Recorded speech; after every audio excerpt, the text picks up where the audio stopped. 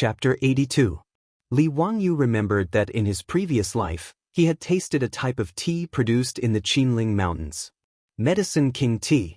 This type of magical tea from the depths of the Qinling Mountains could only be found in the wild. It was said that the Medicine King tea was discovered by Sun Simiao, the Medicine King of the Tang Dynasty, when he was cultivating in the Taibai Mountains of the Qinling Mountains. It was said that when he lived in seclusion in the Taibai Mountains, he often picked a type of tea leaves to make tea. He also introduced it to the mountain people and herbal medicine doctors. Later generations called it the Medicine King tea. According to the Taibai Materia Medica, the Medicine King tea was mild in nature and slightly sweet in taste. It could clear summer heat, nourish the brain, clear the heart, strengthen the stomach, remove dampness, clear the eyes, and regulate the menstrual cycle. Li Wangyu knew that although it was called the Medicine King tea, it was actually not a type of tea. It was a type of plant called Huashi Silver Wintersweet. The Medicine King tea still had a lingering fragrance after being brewed 7 times. It was a rare type of tea. Li Wangyu almost drooled when he thought of this. Drinking tea, he really wanted to drink tea, not the damn tea of the Tang Dynasty. After pondering for a while, Li Wangyu immediately ran out to find the Niu brothers to help him pick the tea. Li Wangyu did not have the ability to go deep into the Qinling Mountains. However, the Niu brothers often went into the Qinling Mountains to hunt. If he asked them to help him pick the tea, there would be no problem. If he could pick the Medicine King tea, he and Su Changqing would have good tea to drink. Thinking of this, Li Wangyu quickened his pace. The Niu brothers were indeed at home. When they heard that Li Wangyu wanted them to help him pick the leaves of a type of plant in the Taibai Mountains, they immediately nodded and agreed without hesitation. Xiaolang, don't worry. Big Brother and I are planning to go hunting in the mountains tomorrow. We can help you pick that leaf from Taibai Mountain while we're at it. Niu Wu patted his chest and agreed without a care. Thank you, brothers. When I come back, I will invite you two to eat at home. Li Wangyu said happily. Pig slaughter rice? Niu Wu could not forget the pig slaughter rice he had eaten that day. Niu Yong glared at his younger brother. Only he could think of such a thing. Li Wangyu was speechless. He had to kill a pig just to treat him to a meal? Even the landlord didn't have any extra food. He hurriedly explained, pig slaughter rice is not something that can be made often, but it is still a delicacy made from pork. Li Wangyu described the appearance of the Medicine King tea again. After confirming that the Niu brothers had remembered it, he left. When the Niu brothers went hunting in the Qinling Mountains, they would usually be gone for about a week. Thinking that he would be able to drink tea after a week, Li Wangyu was filled with anticipation. The next day, as expected, Yang Quan kept his word. Early in the morning, he had people rush over and hand over 10 cattle to Li Wangyu. This once again caused a sensation in Dingzhou village. Li Wangyu was very straightforward. He directly handed the 10 cattle to the old villager. Including the previous one, a total of 20 cattle were all lent to the village for spring plowing free of charge. He only needed the village to send people to help him manage the saline alkali soil. Now, everyone in the village, through the old villager's publicity, knew that because of Su Changqing's request, Li Wangyu used the blueprint of the water wheel in exchange for the village's rent to be reduced by half this year. In addition to the cattle lent to the village for free, as well as Li Wangyu's pig slaughter rice that was still unforgettable. In short, now Li Wangyu's prestige in the village was catching up to the old villager, or even surpassing him. If it wasn't for the old villager stopping them, it was likely that many of the villagers would have gone up to Li Wangyu and kowtowed to thank him. Li Wangyu and Su Changqing were now walking in the village. At any time, there would be villagers enthusiastically greeting them. From time to time, there would be villagers sending fresh mountain goods and river seafood to express their gratitude. The Ox brothers went into the mountains to hunt. Li Wangyu also went to the Gan River and began to guide the villagers who helped him to dig a canal to release water. After being soaked in the river for 2 days, they dug a canal to release water. After the water in the saline alkali soil dried up, they plugged the gap again and released water again. This operation had to be repeated 3 or 4 times to wash out the alkali contained in the soil. Li Wangyu stood on the riverbank and watched everyone work. From the lower reaches of the Gan River, a river boat slowly came up. This was very rare. Because Chang and city was downstream of the Gan River, generally river boats came to the Chang and East Way Bridge Pier. In addition to fishing boats, there were very few river boats carrying goods on the Gan River. Li Wangyu curiously looked and saw a person standing at the bow of the boat waving at him. At a glance, Li Wangyu knew that the fatty Cho Kuan had returned. "Brother Cho, why did you come by boat?" Li Wangyu curiously asked. From Chang and city to Dingzhou village, it took less than 2 hours on horseback, but by boat it took 2 days. "Ah, Xiaolang, thank you so much for the news. My family's Darren asked me to bring you another 100 dan of grain as thanks. Please accept it." Cho Kuan stood at the bow of the boat and shouted, 100 dan of grain? This was a pleasant surprise. Li Wangyu now felt that the more grain, the better. Of course, he would not refuse. With a face full of smiles, he looked at the river boat docking and thought to himself that this time Cho Kuan would not charge him for the meal. "Yes, I am indeed a good person. I am too generous." Li Wangyu shamelessly praised himself in his heart. If Cho Kuan could hear his inner thoughts, he wondered if he would have the impulse to beat him to death. Li Wangyu was still praising himself when he heard the fatty let out a soft cry. "Xiaolang, what are these things that can move on their own?" "A water wheel. It is used to carry water for irrigation," Li Wangyu explained. Cho Kuan did not have time to talk to Li Wangyu. After jumping ashore, he ran to the water wheel and carefully looked it up and down. "This water wheel is amazing. It actually uses water to move it and automatically moves it to carry water. Xiaolang, I'm afraid you didn't create this, right?" Cho Kuan, this fatty, was actually able to see the key to the water wheel's movement. This made Li Wangyu somewhat surprised. Li Wangyu nodded. "Brother Cho has good eyesight." Actually my family also farms. I wonder if Brother Cho can teach this water wheel to my Cho family? Don't worry, I will use grain to exchange for it." Cho Kuan's small eyes blinked a few times and immediately put forward his request. "You want a water wheel?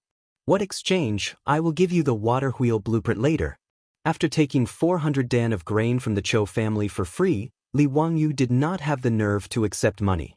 If Yang Quan knew that Li Wangyu gave the water wheel blueprint to the Cho family for free, perhaps he would have the heart to kill him with a knife. After all, he was extorted by Li Wangyu for 10 cattle in exchange for the blueprint. After a conversation, Li Wangyu finally understood that the Cho family was not only a big grain merchant in Chang, but also a big landowner. Their family owned a large amount of land in Hebei and Jiannan provinces. They had built a plantation specifically for growing grain. North China Plain and Sichuan Plain were the main grain-producing areas of the Tang Dynasty. Li Wangyu did not expect the Cho family to have such a big layout. With so much land, the water consumption was naturally huge. Cho Kuan could see the value of this water wheel at a glance, so he proposed to buy the method of making it from Li Wangyu. If the Cho family's plantation was equipped with a water wheel, Cho Kuan estimated that the grain production would increase by at least 10%. Seeing that Li Wangyu was willing to give away the water wheel blueprint, Cho Kuan was overjoyed and repeatedly thanked Li Wangyu for his generosity. Cho Kuan asked someone to help him transport the grain back home. With so much grain, the old housekeeper Li Heng's face was full of smiles. He began to ponder whether or not he should build another granary. Inviting Cho Kuan to sit in the central room, Li Wangyu planned to ask Cho Kuan how his family was going to deal with the locusts that were coming. Chapter 83. Brother Cho, what have you and Mr. Cho prepared these days? It's all thanks to Xiaolang's reminder this time. Cho Kuan said proudly. Cho Kuan took a sip of water and continued, "My father has sent letters to Jiannan and Hebei provinces to ship all the stored food to Chang. In addition, he has transferred funds to buy a lot of food everywhere. My family's treasury has basically been emptied." Li Wangyu didn't expect Cho Yuanliang to be so bold.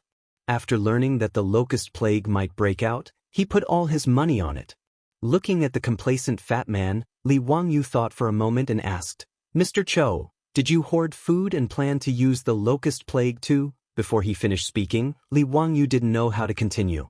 In business, it was understandable that Cho Yuanliang hoarded food to make a fortune, but he felt that it was too low. If that was the case, it was fine if he didn't make friends with the Cho family. Cho Kun suddenly stood up and glared at Li Wangyu. What do you mean, Xiao Lang? My family has been doing business for generations, but they are upright and never do business against their will. Seeing Cho Kun so agitated, Li Wangyu was a little embarrassed. He smiled and touched his nose. Brother Cho, don't blame me. What is Mr. Chow's plan? Cho Kun glared at Li Wangyu with dissatisfaction and sat back down. My family is not hoarding food for profiteering.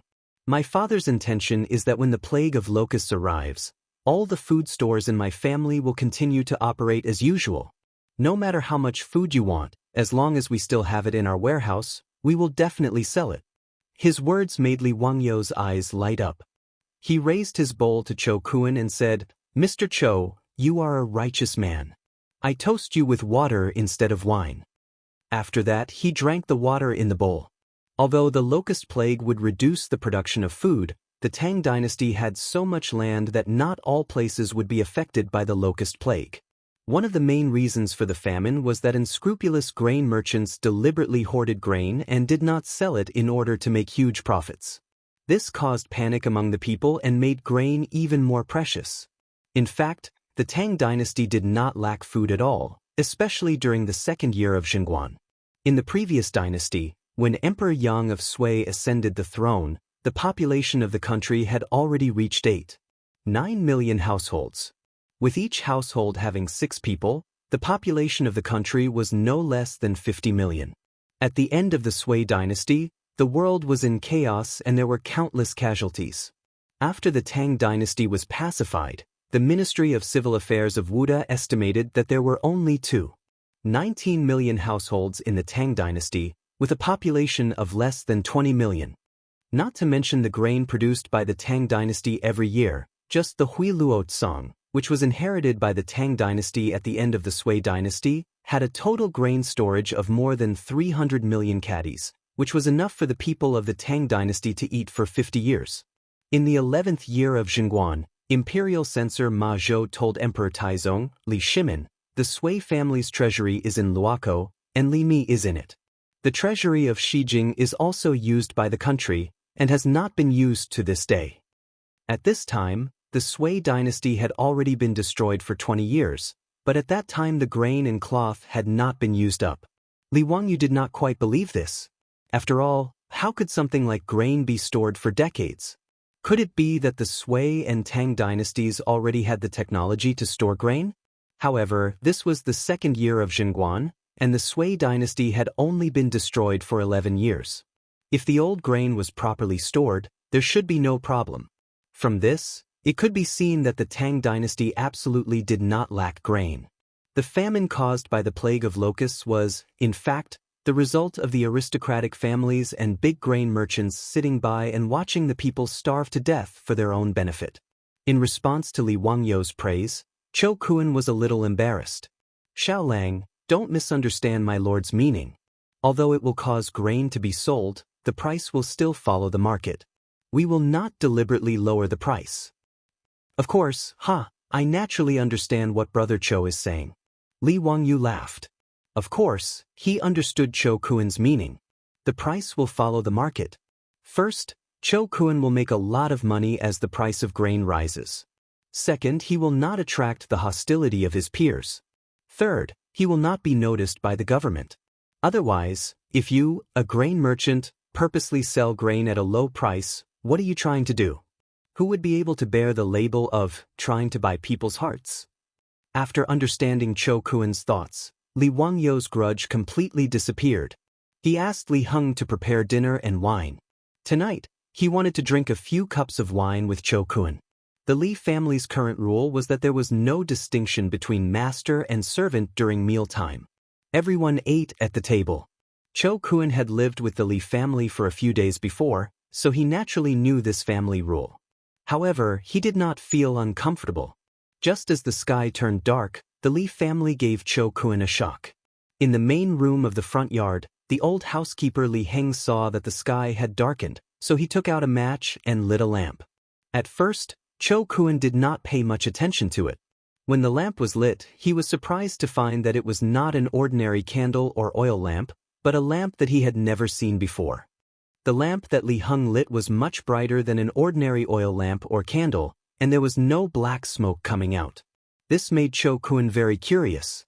"Housekeeper Li, what kind of lamp is this? It's very strange." This is a biogas lamp made by my Langjun. It does not use lamp oil, nor does it emit black smoke. Old me does not know what kind of biogas Langjun uses. In short, this lamp can be lit all night. It is very magical." When Li Heng talked about the biogas lamp, he was full of praise. In his opinion, the biogas lamp was simply the work of the immortals. It was the Li family's heirloom. Therefore, lighting the biogas lamp at home every night was Li Heng's favorite thing to do. Even the little girl Perrin was not allowed to interfere. In fact, the biogas lamp that Li Wangyu made was very simple.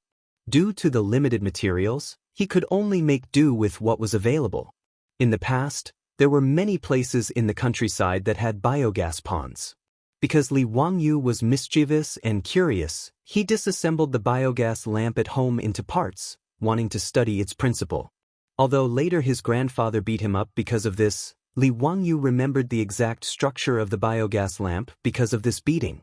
A normal biogas lamp was mainly composed of a nozzle, an ejector, a mud head, a gauze cover, a glass lampshade, and a reflector. However, it was obvious that Li Wangyu could not make these things in the Tang Dynasty. The glass lampshade and reflector were just a dream. In addition, the biogas pond at home was the most simple one, and there was not even a pressurizing device. Therefore, Li Wangyu could only try to simplify it as much as possible. After a lot of effort, he finally made the nozzle and mud head of the biogas lamp. The most important copper wire mesh was made by an old copper craftsman in the county with copper wire. Of course, the glass lampshade outside was not possible. It was replaced by an ordinary gauze lampshade. Even so, such a simple biogas lamp was an amazing thing in the Tang Dynasty. At this moment, Cho Kun seemed to have discovered a new world. He did not even wait for the Li family's delicacies that he was looking forward to the most. Like a curious baby, he followed behind the old butler Li Heng and watched him light up the biogas lamps at home one by one. Every time a biogas lamp was lit up, Cho Kun would shout, "Good," and then move closer to observe carefully. However, the old butler Li Heng looked proud and disdainful, thinking that Cho Kun was simply a farmer who had seen too little. Li Heng's look made Li Wangyu laugh secretly. He clearly remembered that a few days after the biogas pond was built, the cow and horse dung piled up in the biogas pond began to ferment and produce biogas. When Li Wangyu lit the biogas lamp for the first time, Li Heng looked as if he had seen a ghost. It seemed that he was even more unbearable than Cho Kun. Chapter 84. The old housekeeper Li Heng led the fatty Cho Kun to show off the biogas lamps in the house. Satisfied, he went to the kitchen to see if the food was ready. Cho Kun also ran to the kitchen. Now, the Li family's kitchen had been taken over by the little girl Perrin. It must be said that this little girl was very talented in cooking. In just half a month, she learned most of Su Changqing's cooking skills. Especially when it came to the dishes that Su Changqing had made once, she could perfectly replicate them. Therefore, Su Changqing didn't go to the kitchen much now. He would occasionally make a few new dishes. After teaching Perrin, he would wash his hands of it. Speaking of which, the Li family was very small now. With only 4 people, it was indeed a bit difficult to make ends meet. They couldn't even take care of the 20 cattle sent by the county. It was Su Changqing who came up with a solution. After discussing with the old village chief, he placed the 20 cattle in the care of all the families in the village. He made it clear to the old village chief that the cattle could be lent to the village for spring plowing free of charge, but the cattle had to be raised by the Li family. Moreover, once the Li family needed them, they could take the cattle for use at any time. In Li Wangyu's eyes, these conditions were very harsh, but the old village chief was overjoyed. Moreover, there was an endless stream of families in the village who were willing to adopt the cattle. The 20 cattle almost broke the old village chief's doorstep. Li Wangyu could only look up and sigh. They were still too poor. As for the 2 horses, neither Li Heng nor Li Wangyu was willing to send them to the village to be raised. Li Wangyu now also liked riding horses. When he was free, he would take the horses out and ride them around the village. He received all kinds of envious and jealous gazes from the villagers. What Li Wangyu didn't expect was that his beautiful boss also knew how to ride a horse. Moreover, she was much better at it than him. From time to time, the two would ride horses together to relax.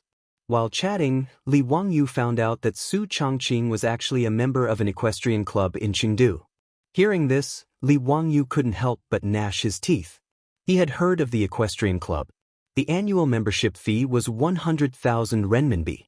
It was simply a scam. And Su Changqing was actually a member of that club. He was too rich. As a department manager, Su Changqing's annual salary was in the 7 digits. Of course, he could afford the equestrian club.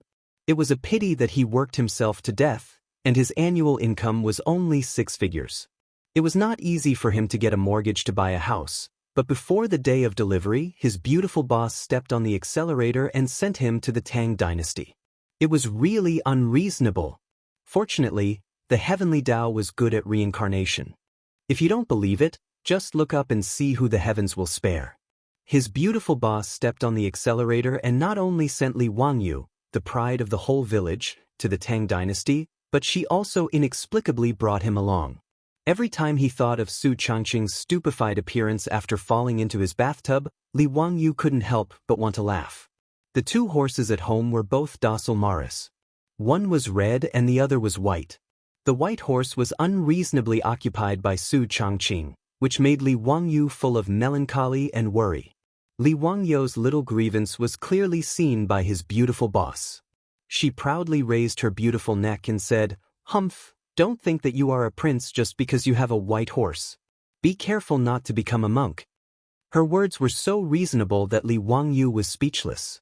In short, Lai Hot was now a family of 4, so he had to do a lot of things by himself. Cho Kuan, who was used to being served by others, was still not used to this. However, the delicious dishes of the Li family made it difficult for him to give up. If Cho Kuan was in modern times, the most suitable occupation for him would definitely be a gourmet, commonly known as a foodie. For a mouthful of food, he actually disregarded his reputation as the young master of the Cho family and shamelessly followed behind the little girl Perrin, just to see what delicious food would be served tonight. Today, the villagers sent freshly caught river fish to the Li family. The little girl directly made fish with pickled cabbage and pickled cabbage. The fragrance that assailed his nostrils made Cho Kuan almost drool. Cho Kuan was very satisfied with the dinner at the Li family. He felt that it was a wise decision to come to Dingzhou village from Chang. Of course, this was not only because the fat man was a foodie, but also because Li Wangyu gave Cho Kuan too many surprises and shocks, which made Cho Kuan feel that his father really had a sharp eye. After not seeing each other for just over 10 days, Cho Kuan found that the Li family suddenly had a lot of differences. Not to mention the magical methane lamp. Even in the kitchen, Perrin fiddled with the bamboo pipe that could produce water by itself, which also amazed him. Ignoring the little girl's supercilious eyes, the fat man excitedly fiddled with the valve on the bamboo pipe for a long time, watching the water flow out and disconnect. He was having a lot of fun. In her heart, Perrin directly labeled Cho Kuan as a fool, but she completely forgot that a few days ago, she seemed to be doing the same thing as the fat man, and the Li family's newly renovated toilet made Cho Kuan completely crazy. At that time, he wanted to relieve himself, so he walked around the Li family's front yard and backyard 3 times, but still couldn't find the toilet. The Li family's backyard originally had a dirty and simple toilet, but Li Wangyu had already had people demolish it. That kind of toilet, not to mention his beautiful boss who was a clean freak, even he couldn't stand it. Considering the convenience of Li Hang, the servants, and the guests in the house in the future, Li Wangyu had the masons change a side room in the front yard into a toilet and shower room. It was also tiled, the same ceramic toilet, and the same hot shower room. Cho Kuan really couldn't find the toilet in the Li family, so he could only ask the old housekeeper, Li Hang, for help. When Li Hang brought him to a side room in the front yard with a look of disdain, Cho Kuan thought the old man had gone crazy. "Why did you bring me into the room if you wanted to relieve yourself?" "Old housekeeper, I want to relieve myself." Cho Kuan thought the old man's ears were bad and didn't hear him clearly.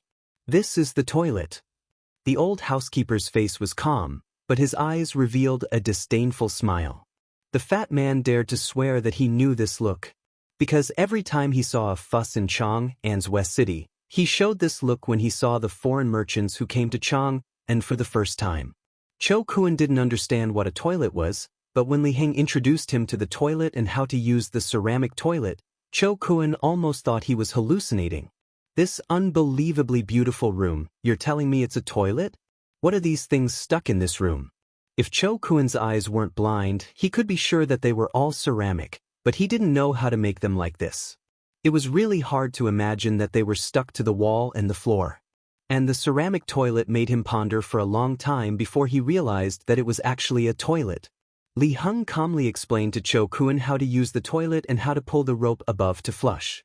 Cho Kuan could only nod his head blankly. When the old butler was satisfied with the lecture and walked out of the bathroom, Cho Kuan finally sat down cautiously. The fat man now began to seriously consider whether he was still a rich man in Chang'an City. Why did he come to the Li family in Dingzhou village? And instead he was more like a farmer, a country bumpkin. Reflecting on his shameful performance today, for the sake of the Cho family in Chang'an City, the fat man felt that he had to remain calm no matter what incredible things he encountered. Well, the Cho family in Chang'an City couldn't lose face in front of him. Just now, the old housekeeper Li Heng's disdainful look made his face burn. But Cho Kuan's calmness didn't last long. When the old housekeeper invited him to take a bath and change his clothes at night, this guy became a country bumpkin again. Chapter 85. Cho Kuan took a river boat for 2 days to come to Dingzhou village, so he naturally had to treat him to a bath. Li Wangyu didn't want to let the fatty use the pool and sauna that he built himself.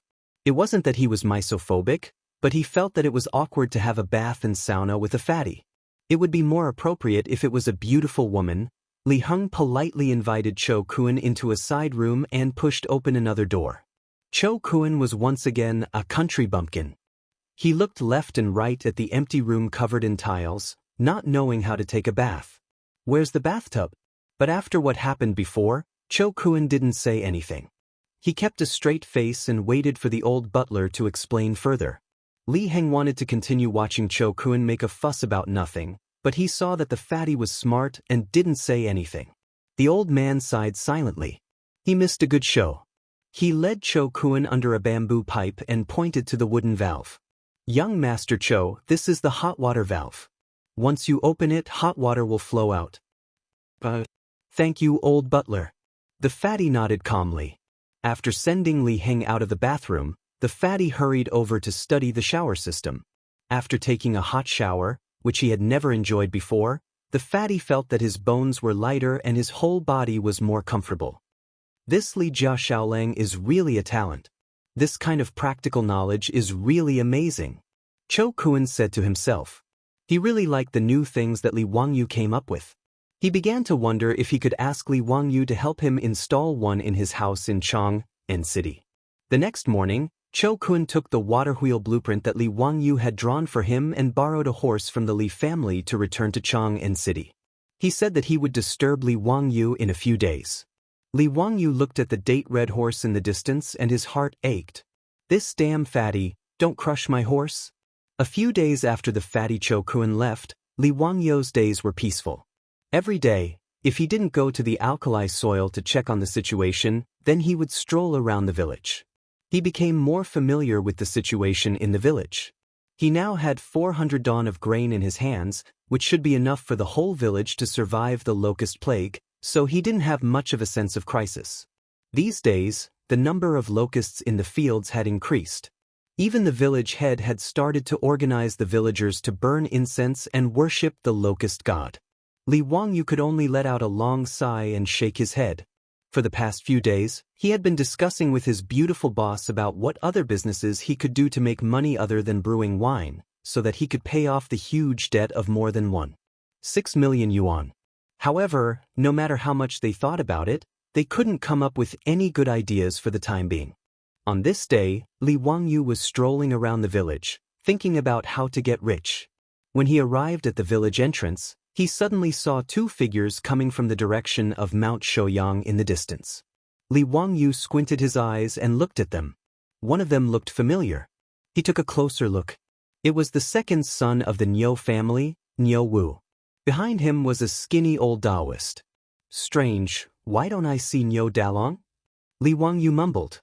As the two got closer, Li Wangyu suddenly realized that Niu Wu's body was stained with blood, and he seemed to be carrying someone on his back.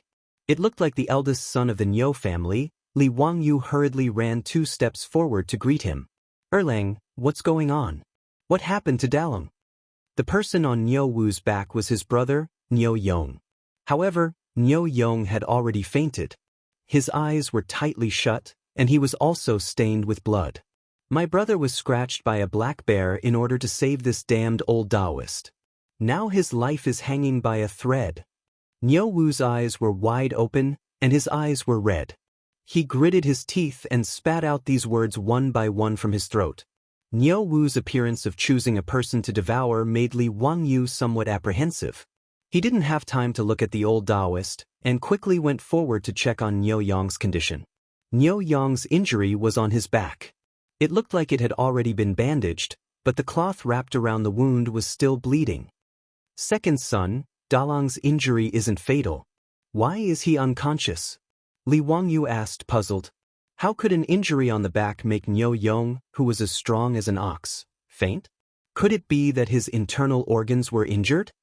I don't know. After my brother was injured, it was this old Taoist who bandaged him. He was fine at that time, but that night, his body became feverish and he fainted. This damned old Taoist actually told me that my brother was probably doomed. So I carried him down the mountain. I had to take him to the county to find a doctor to save his life. Xiao Lang, quickly lend me your horse. Niu Wu's words made Li Wangyu understand Niu Yong's injury.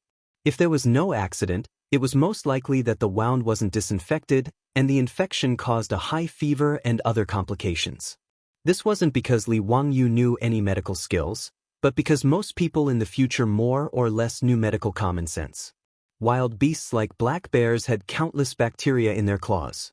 If they weren't disinfected with alcohol or iodine immediately after being scratched, it was easy to be infected by bacteria. In Li Wangyu's opinion, there shouldn't be any common sense in this area of first aid in the Tang Dynasty. Second son, if you believe me, send Dalong to my house. I have a way. Li Wangyu grabbed Niu Wu. Naturally, he wasn't a miracle-working doctor. The reason why he dared to say that he could save Niu Yong was that he remembered Su Changqing's box of cephalosporin capsules. Was there any medicine more effective than cephalosporin in the Tang Dynasty to fight inflammation?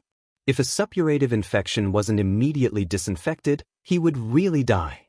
Even if Li Wangyu's heart ached for the one and only cephalosporin capsules, he wouldn't watch Niu Yong, a veteran of hundreds of battles, die in front of him. As for the current doctors in the Tang Dynasty, it would be a miracle if they could save Niu Yong.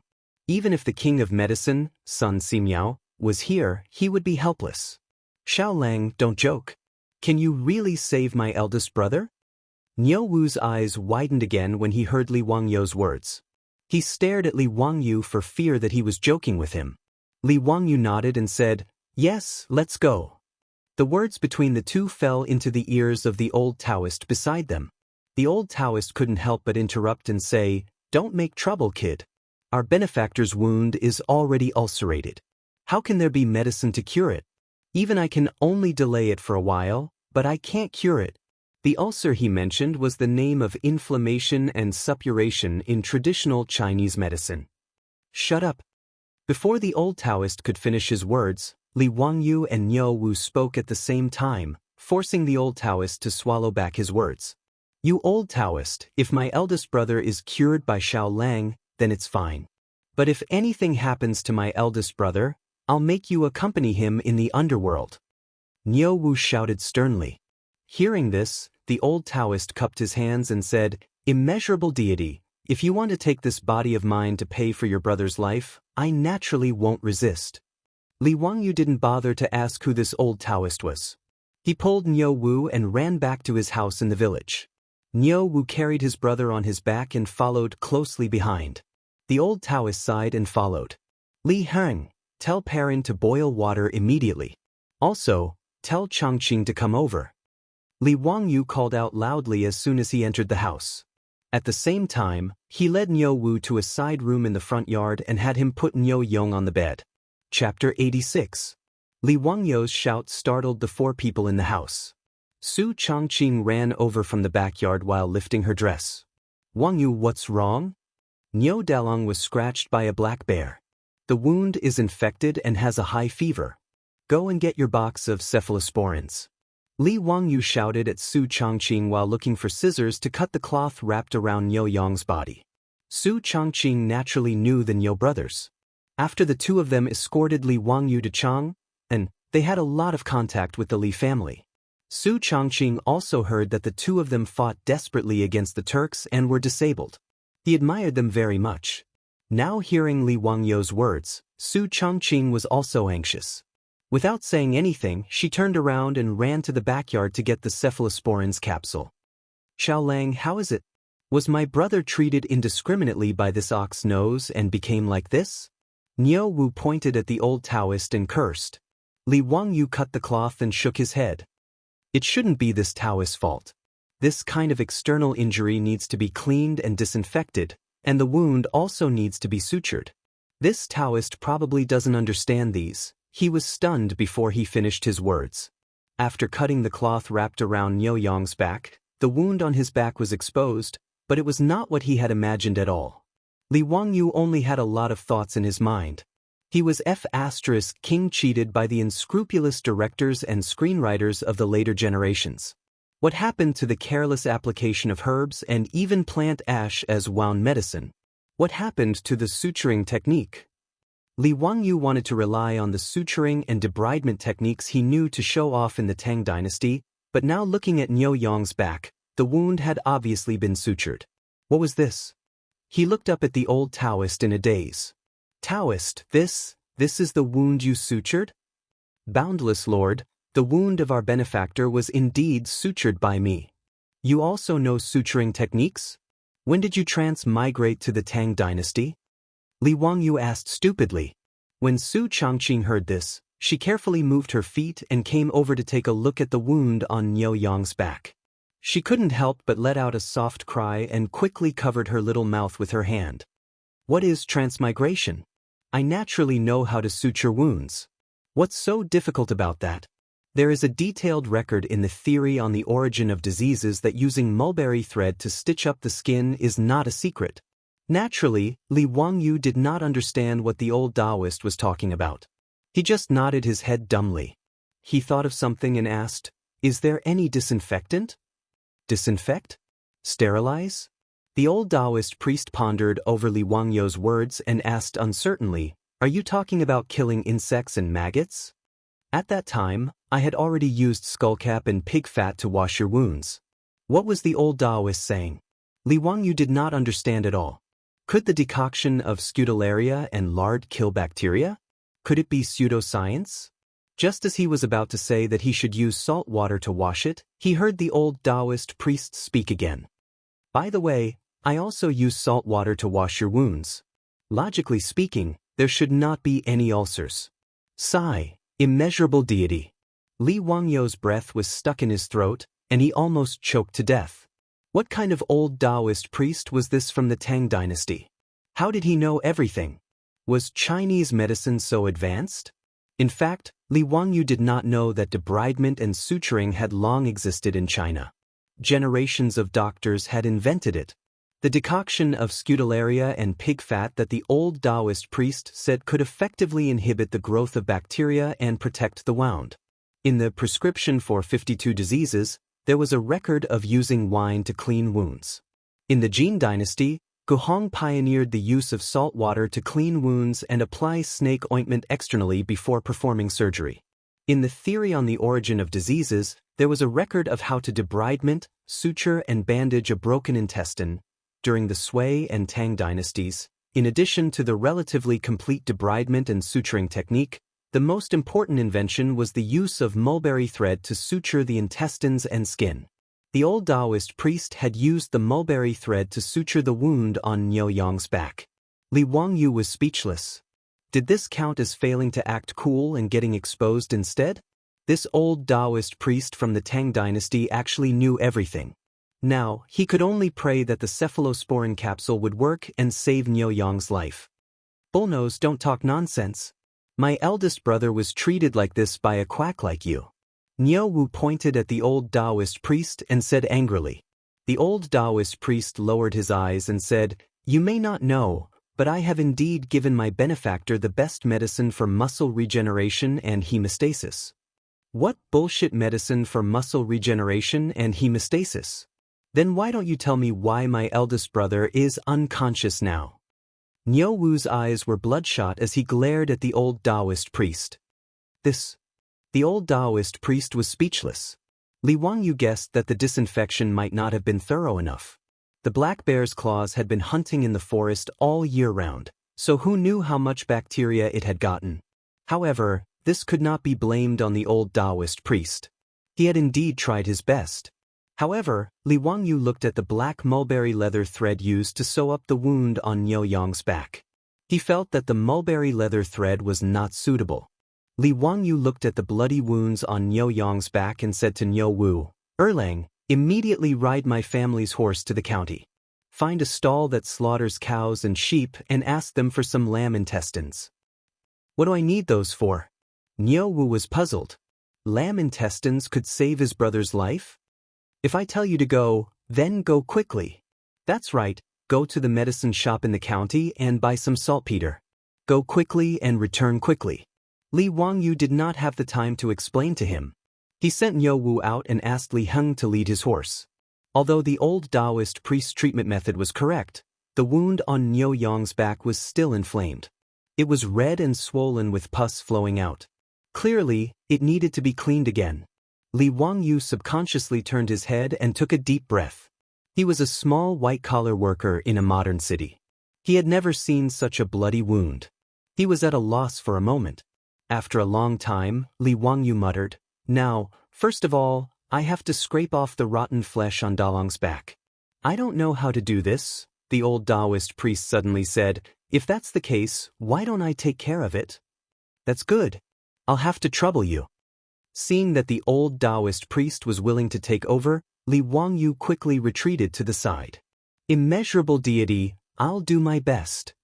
After the old Taoist priest finished speaking, he took out many things from the medicine box on his back. The old Taoist priest did not rush to scrape off the rotten flesh on Niu Yang's back. Instead, he took out silver needles, identified the acupuncture points on Niu Yang's back, and began to prick them. "Taoist priest, what are you doing?" Li Wangyu asked curiously. The old Taoist priest's face was calm. "It's too late to decoct the anesthetic powder now. I'll prick the acupuncture points with silver needles to reduce the pain." "Acupuncture anesthesia?" Li Wangyu was stunned when he heard the old Taoist priest's words. Could it be that the legendary acupuncture anesthesia in traditional Chinese medicine was real? This old Taoist priest actually had such a unique skill? It was said that acupuncture anesthesia was to use the needle to stimulate a certain acupuncture point or certain acupuncture points to achieve the purpose of analgesia. It could be performed without anesthesia. However, these were just legends in later generations. No one had ever seen a hospital that could perform surgery without anesthesia. Li Wangyu looked at Niu Yong curiously.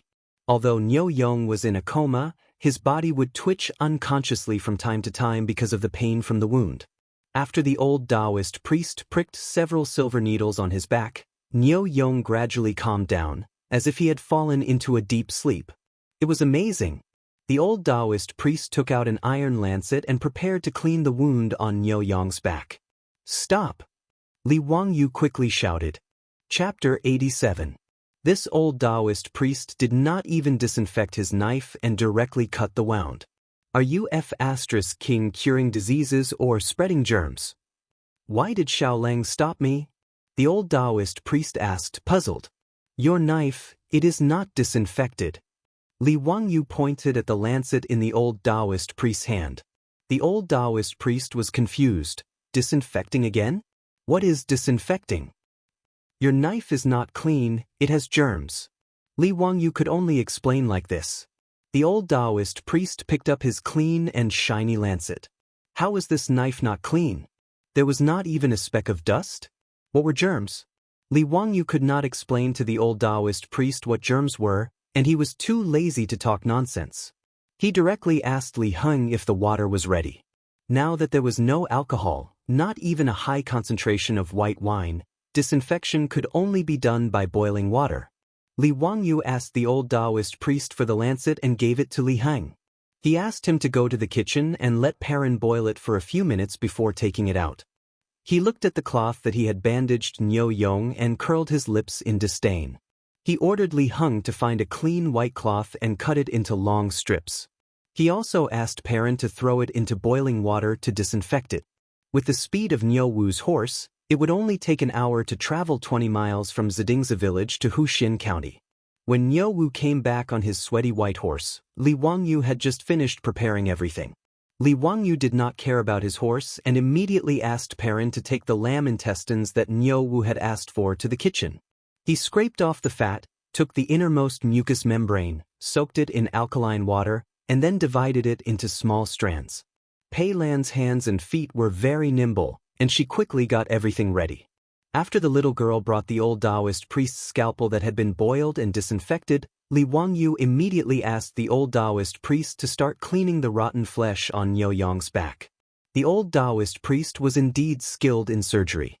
He held the lancet and moved nimbly. He did not mind the pus and stench flowing out of the wound at all. In a few moves, he removed the inflamed and pus around the wound. His technique was very professional. Perrin, is the warm water ready? Lang Jun, it's ready. Should I bring it in now? Okay, remember to add more salt. Since there was nothing else that could disinfect the wound, Li Wangyu could only make do with what he had. He used high-concentration saline to disinfect the wound. When the high-concentration salt water was poured on the wound on Niu Yong's back, even though Niu Yong had fallen into a coma due to a high fever, even though he had the old Taoist silver needle on his back that was used to anesthetize him, he was still in so much pain that he unconsciously let out a low groan and his body kept trembling. Xiao Lang, is my eldest brother all right? Niu Wu's heart ached as he watched from the side. He could not help but ask. He's fine. The high-concentration salt water disinfected the wound. It must be very painful. There's nothing we can do about it.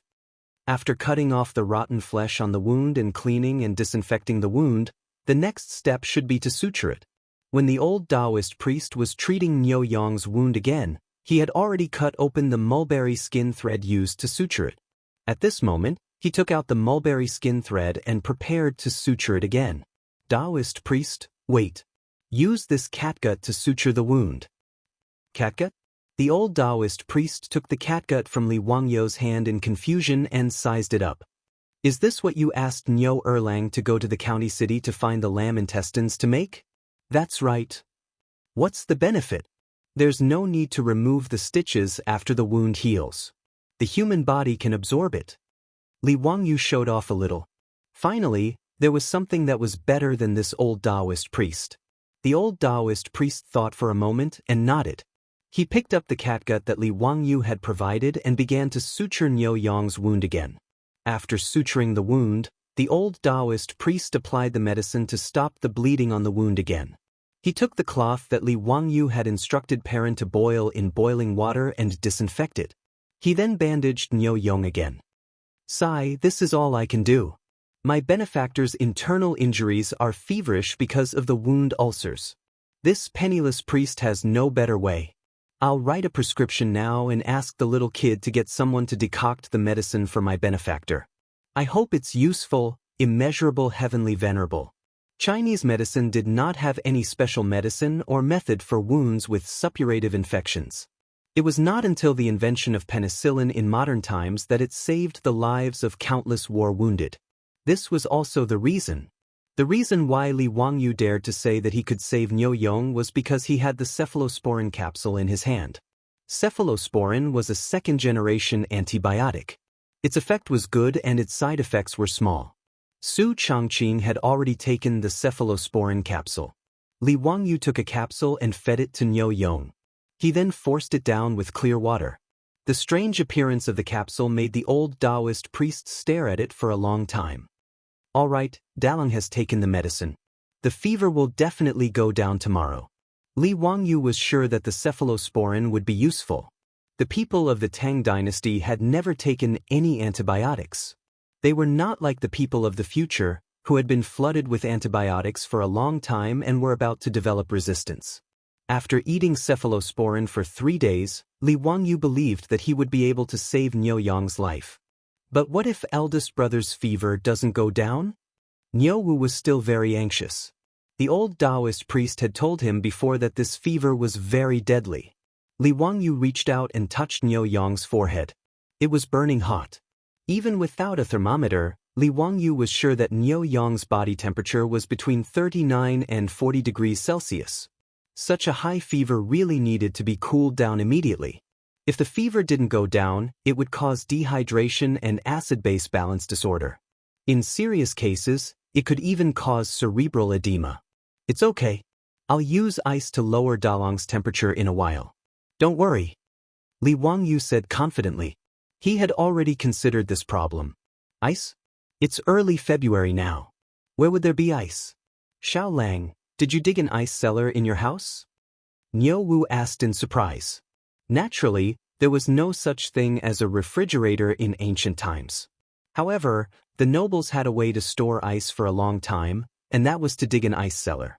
In the Book of Songs, there was a record of chiseling ice in winter for the nobles to use in summer. When the weather was cold and the ground was frozen, a large piece of ice was chiseled from a clean water source. Then, it was placed in a specially dug ice cellar and sealed for preservation. This way, it could be stored until the midsummer of the next year. This method of storing ice was very expensive. Unless one was very rich, they would never be able to afford it. Li Wangyu's house in Huxian had an ice cellar, but now, there was no ice cellar in the old house in Dingzhou village. There's no need to store it. Did you buy the saltpeter I asked you to buy? Naturally I bought it. What's the use of saltpeter? Niu Wu took out a bag of saltpeter and handed it to Li Wangyu. It's used to make ice to lower the temperature of Dalong's body. Li Wangyu's words made Niu Wu and the old Taoist stunned. Saltpeter could be used to make ice? The old Taoist stroked his beard and said, saltpeter is salty, bitter, and cold. It goes to the stomach and large intestine. It expels heat and laxative, moistens dryness, softens and clears heat. It can be used for stagnation, dryness, swollen throat, red eyes, mastitis, and hemorrhoids. But this is the first time this poor Taoist heard that saltpeter can be used to make ice. Kid, don't make trouble. Chapter 88. Fortunately, Li Wangyu had transmigrated to the first year of the Tang Dynasty, so he could show off his ability to make ice with saltpeter. If he had transmigrated a few years later, everyone would have known about it. During the Tang and Song dynasties, people had already discovered that saltpeter would freeze water if it was put into water. However, in the second year of Xinguan, Li Wangyu said that saltpeter could make ice, but no one believed him. Not only did Niu Wu and the old Taoist not believe him, even Li Heng and Perrin shook their heads in disbelief. Only the beautiful boss covered her mouth and snickered. Although Su Changqing was a liberal art student, he had learned basic chemistry. Saltpeter's scientific name was potassium nitrate. When it dissolved in water, it absorbed heat, and when the temperature dropped, the water would freeze. Li Wangyu saw that they didn't believe him, so he didn't say much. He asked Perrin to fetch a large wooden basin and a small cylindrical basin. He poured the water into the wooden basin, poured the saltpeter into the wooden basin, and then poured the water from the copper basin into the wooden basin. Soon, under the astonished gaze of the old Taoist, the water in the wooden basin began to slowly freeze. Then, the water in the copper basin also began to slowly freeze. What kind of magic is this? Niu Wu's eyes widened as he looked at the ice in the basin in disbelief. The old butler's knees almost went soft again.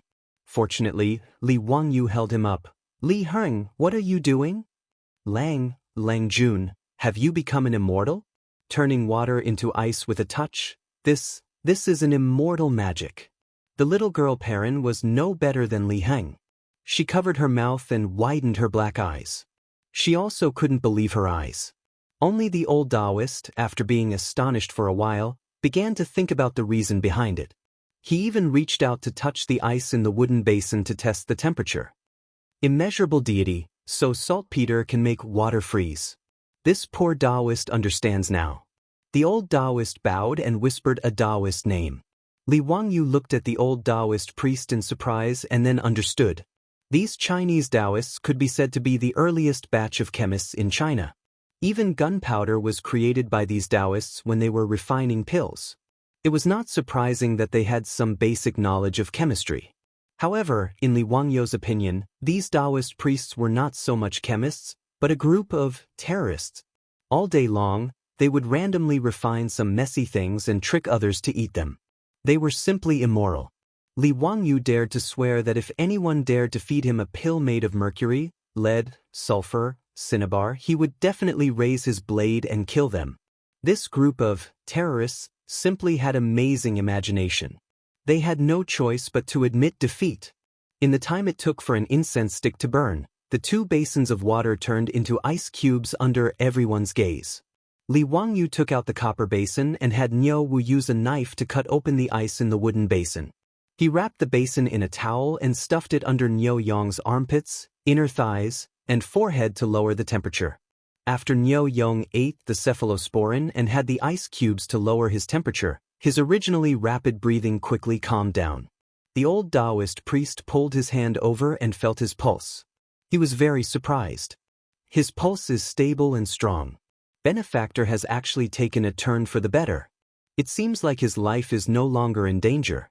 Little child, what medicine did you give Benefactor? It actually has such a miraculous effect? What medicine did he take? Cephachlor capsules. There was only 1 box in the Tang Dynasty. Li Wangyu naturally could not answer like this. He could only smile mysteriously. Miraculous medicine, antibiotics. It's a pity that there's only these. There won't be a second box in 1,000 years. He shook the box of cephalosporin capsules at the old Taoist priest and Niu Wu. There were only 27 cephalosporin capsules in a box. 1 capsule needed to be taken 3 times a day for 3 consecutive days. In other words, this box of cephalosporin could only be taken for 3 courses of treatment. It would be gone forever. Li Wangyu did not feel any heartache when he took out 9 cephalosporin capsules to save Niu Yong's life. He felt that it was worth it. Compared to Niu Yong's life, his sacrifice was not worth mentioning. His words shocked Niu Wu. Niu Wu did not expect that Li Wangyu would take out such a precious medicine to save his elder brother. Xiaolang. Niu Wu, who was 8 feet tall, did not know what to say at this time. He simply knelt down in front of Li Wangyu and kowtowed a few times. His reaction shocked Li Wangyu. He quickly reached out to pull Niu Wu back. However, Li Wangyu's small body could not pull Niu Wu back. He could only reluctantly accept Niu Wu's heavy kowtow. Erlang, what are you doing? Did I, Li Wangyu, save Dalong because of this? Li Wangyu was speechless and rolled his eyes. Why did the people of the Tang Dynasty like to kowtow so much? I can't stand it.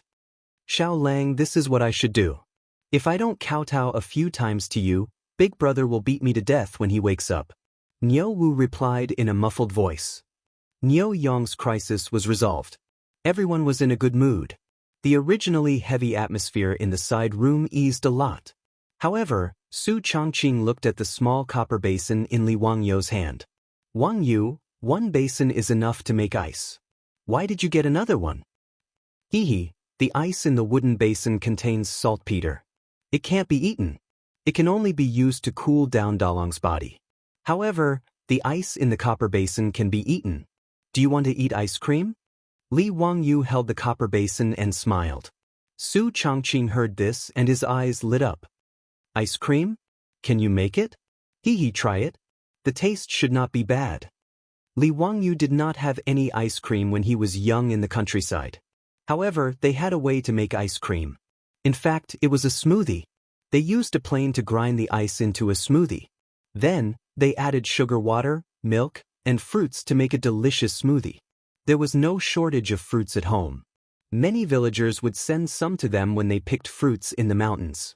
With Shouyang Mountain behind them, there were different wild fruits to pick all year round. As for milk, it was even easier. There was a lot in their kitchen. This milk was produced by the cows that were raised in the farmer's house. Su Changqing had already told the farmers that the milk they squeezed out every day would be sent to their house. Don't think that only the black and white cows produced milk. In fact, cattle also produced milk. It was just that the output was not as much. Moreover, drinking milk was already very popular in the Tang Dynasty. In the murals of the Mogao grottos, there were many scenes of peasant women milking cows. During the Tang and Song dynasties, there were also many famous people who liked to drink milk. Bai Ji was also a milk lover. After grinding the smoothie, mixing the milk, fruit, and sugar water, the first smoothie in the Tang dynasty was ready. Li Wangyu asked Perrin to prepare a small bowl for everyone. Although it was early spring and the weather was still a little cold, no one refused such a delicious and tempting bowl of smoothie. Even Niu Wu temporarily put down his worries about his elder brother and drank the bowl of smoothie in one gulp. Delicious. Xiao Lang, this smoothie of yours is really delicious. The old Taoist was also very interested in the smoothie and nodded repeatedly as he ate. After everyone finished eating, the little girl Perrin took away the bowls and chopsticks. Li Wangyu then bowed to the old Taoist. May I ask for your name? I am Sun Simiao. Chapter 89. The old Taoist priest's words were like a clap of thunder, exploding in Li Wangyu's ears. Sun Simiao? Medicine King Sun Simiao? The ruddy old Taoist priest in front of him was Sun Simiao? Wait, Li Wangyu remembered that Sun Simiao was born in the 7th year of Western Wei's Emperor Yuan Baoju's reign, which was 541 AD. Now it was the 2nd year of Zhengguan, 628 AD. Then wouldn't this old Taoist priest be 87 years old? However, the history books also recorded that Sun Simiao lived for 141 years, so it seemed that this old man was still very young. Li Wangyu suddenly had the urge to kowtow. When he visited Taoist temples in the future, there was often a Medicine King Hall, where the Medicine King Sun Simiao was worshipped. And now, he actually saw the real person. Su Changqing's reaction was not much better than Li Wangyu's. He was also stunned and looked at the old Taoist priest. Son, Taoist priest's son, how old are you this year? Li Wangyu wanted to confirm whether this old Taoist priest was the legendary Medicine King Sun Simiao.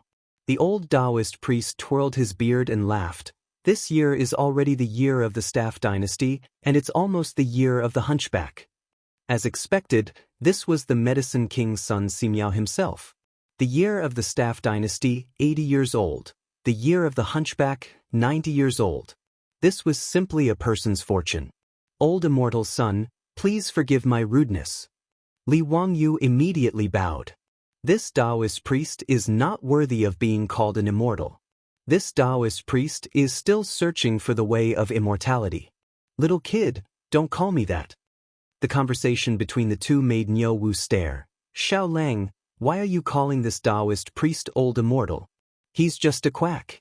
My elder brother was almost killed by him. Li Wangyu was speechless. This idiot.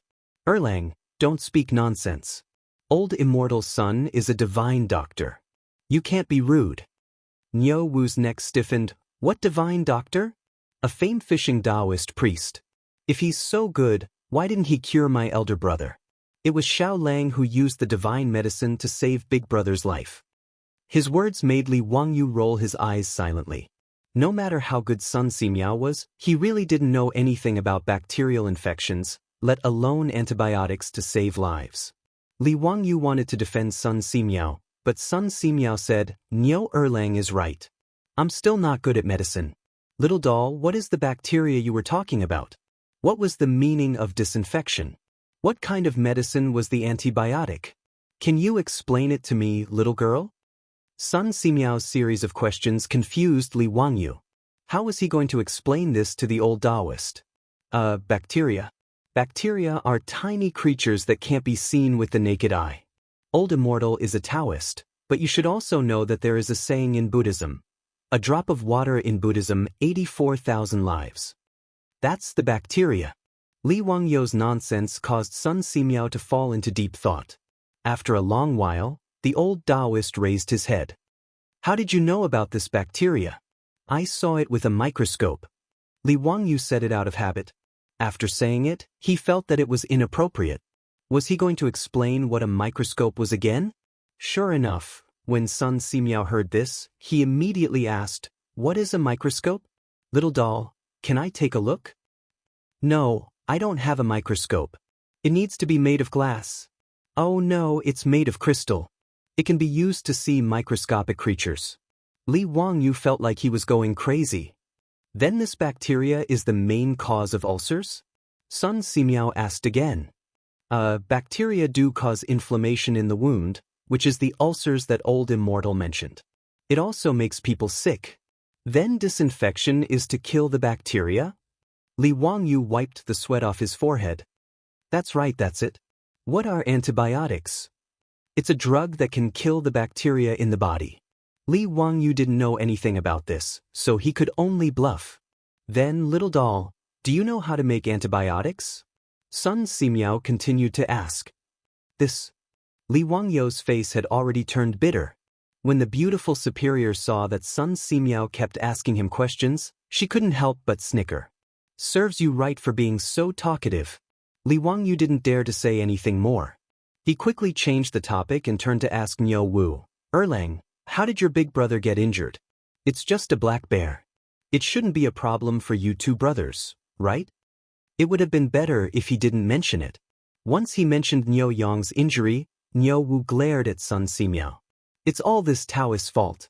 Big brother was scratched by the black bear because he was trying to save him." Niu Wu began to tell Li Wangyu about Niu Yang's injury. It turned out that Li Wangyu asked the two brothers to help him pick tea leaves in the Qinling Mountains. After entering the Qinling Mountains, the two brothers went straight to Taibai Mountain. They found the plant that Li Wangyu described. Just as they were picking the tea leaves, the old Taoist appeared. Sun Simiao also went to pick the tea leaves.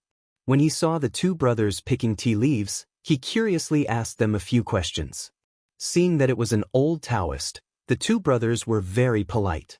They even asked the old Taoist how to pick the tea leaves. Just as the three of them were talking, an accident happened. A black bear rushed out of the forest and pounced on the old Taoist. The black bears in the Qinling Mountains usually didn't take the initiative to attack humans.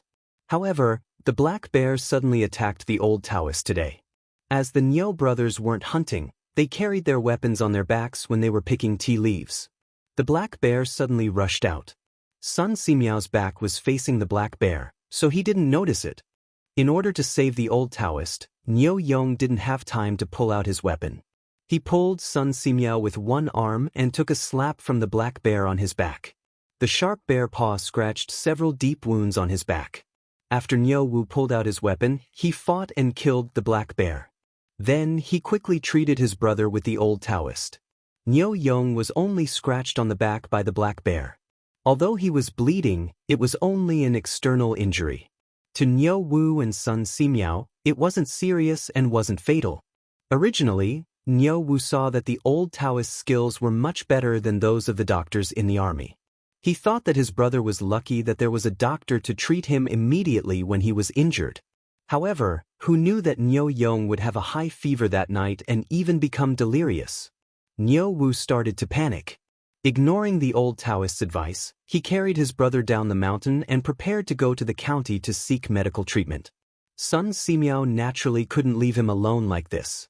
He could only follow them down the mountain. Moreover, he had confirmed Niu Yong's injury. The wound was already ulcerated. It was incurable. Sun Simiao was also puzzled. The wound had already been treated. Logically speaking, it shouldn't be like this. After listening to Li Wangyu's explanation today, the old Taoist seemed to understand something.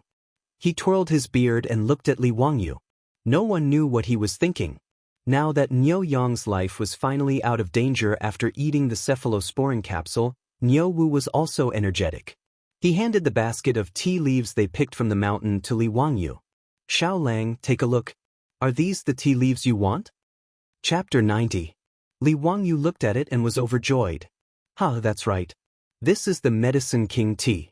Thank you so much." "You don't have to thank me. You saved my brother's life."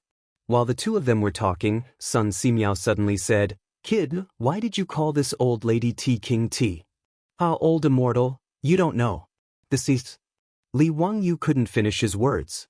"Damn, The tea was called Medicine King tea because the Medicine King's son Ximiao found it when he lived in seclusion in Taibai Mountain. How could he answer this question in front of Sun Ximiao? How could he answer this question? I'm waiting online. It's urgent. Sun Ximiao was called the Medicine King in the Ming and Qing dynasties. How could he answer this damn question? This tea, well, it's good for the body. Maybe it was given by the Medicine King. That's why I called it Medicine King tea. Sun Ximiao didn't care about Li Wangyou's messy explanation. He picked up a leaf of Medicine King tea and said, I also found this tea woman in Taibai Mountain. It can relieve summer heat, improve the brain and heart, strengthen the stomach, remove dampness, improve eyesight, and regulate menstruation. It's both a tea and a medicine. I didn't expect you to know it. Well, I found it by accident. So I asked the Niu brothers to pick some for me to try. The tea woman's fresh leaves can't be drunk directly. Since you like this tea, I have some tea leaves here. I'll give them to you. Sun Ximiao took out a small bag of tea leaves from his medicine box and handed it to Li Wangyu. The Medicine King tea made by Sun Ximiao himself. How much would it be sold in the future? Li Wangyu was overjoyed. He thanked Sun Ximiao and took it with both hands. Perrin, boil the water. Before Li Wangyu said anything, the beautiful boss had asked the little girl to boil the water. She had been longing for this tea for a long time. Li Wangyu instructed the old housekeeper to help Niu Wu take care of the sickly Niu Yong, and invited Sun Ximiao to take a seat in the central room. After the water was boiled, a few cups of Medicine King tea were brewed. Li Wangyu took a deep breath of the tea and felt that it was more mellow and fragrant than the Medicine King tea he had drunk in his previous life. The tea was golden yellow in color. It tasted slightly sweet and bitter in the mouth, but it also had a refreshing fragrance. His lips and teeth were filled with the fragrance of tea. The beautiful female boss also took a sip. Her eyes were curved into crescents, full of joy. She likes tea and coffee, but she hasn't had tea for a long time since she came to the Tang Dynasty. Old immortal son, are you still planning to return to Mount Taibai?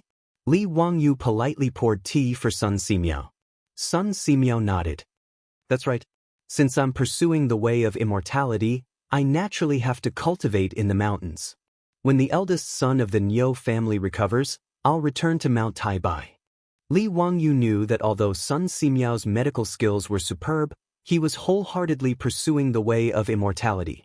The reason why Sun Ximiao's medical skills were superb was mainly because he believed that in order for a cultivator to ascend and become an immortal, they had to cultivate virtue and accumulate kindness. The more kindness they accumulated, the higher their immortal rank would be. Sun Ximiao had chosen the way of immortality to help the world and the people. Li Wangyu looked at the old Taoist with white hair and a ruddy complexion, and his heart began to beat faster.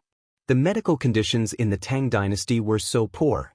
If either he or his beautiful female boss had a headache or fever, who would they go to for treatment? The Luoyuan medical workers in the county?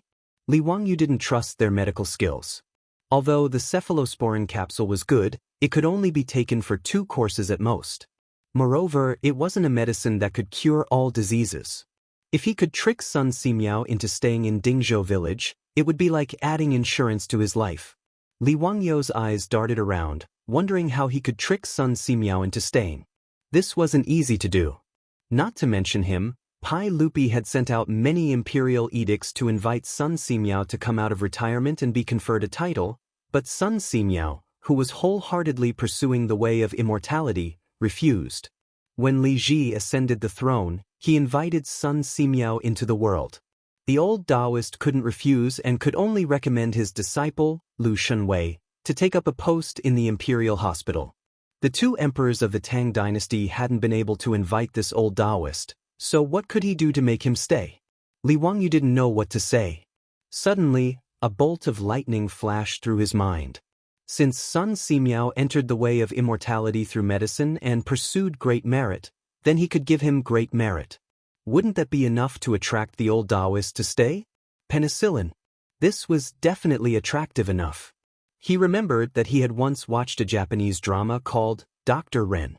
In the drama, a modern Japanese doctor traveled to the Edo period of Japan and made penicillin himself.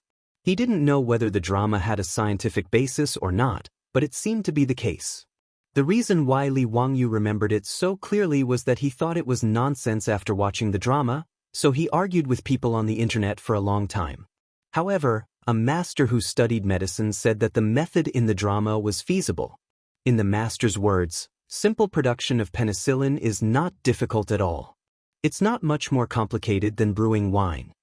Well, Li Wangyu was just a liberal arts student in a second-tier university.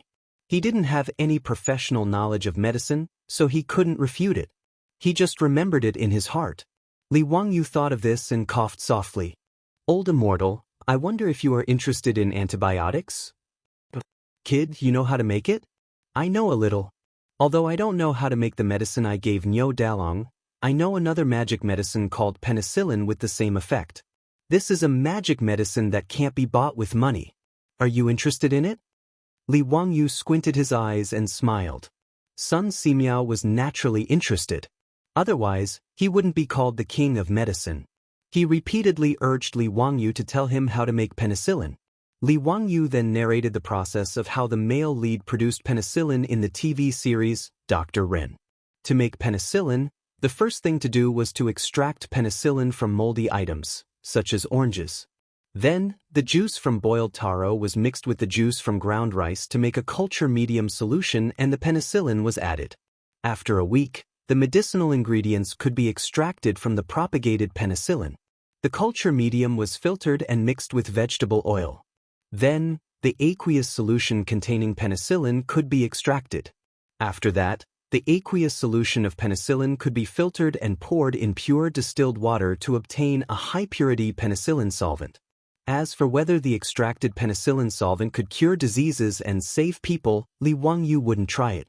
Even if he was beaten to death, he wouldn't want to try this kind of crude penicillin. Li Wangyu's big lie had fooled the king of medicine, Sun Simiao. What kind of effect does this penicillin have? Sun Simiao was very interested. Tuberculosis, diphtheria, anthrax, heat, poison, phlegm, and blood stasis can be effectively treated.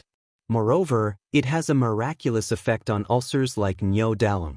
Li Wangyu's words made Sun Simiao's eyes light up. Tuberculosis was a terminal disease in ancient times. How could he not be interested in Sun Simiao, who walked the path of medicine? Seeing that Sun Simiao really began to lower his head and think, Li Wangyu immediately stopped talking. Fooling the king of medicine really gave him a sense of accomplishment. Chapter 91. Li Wangyu wanted to persuade Sun Simiao to leave the mountain and stay in Dingzhou village. Naturally, this did not escape Su Changqing's eyes. However, the beautiful boss gave Li Wangyu a look of approval.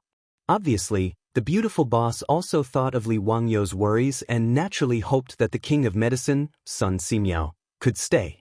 In the Tang Dynasty, who else could be more reliable than Sun Simiao? If the old Taoist could stay in Dingzhou village, it would be a pleasant surprise.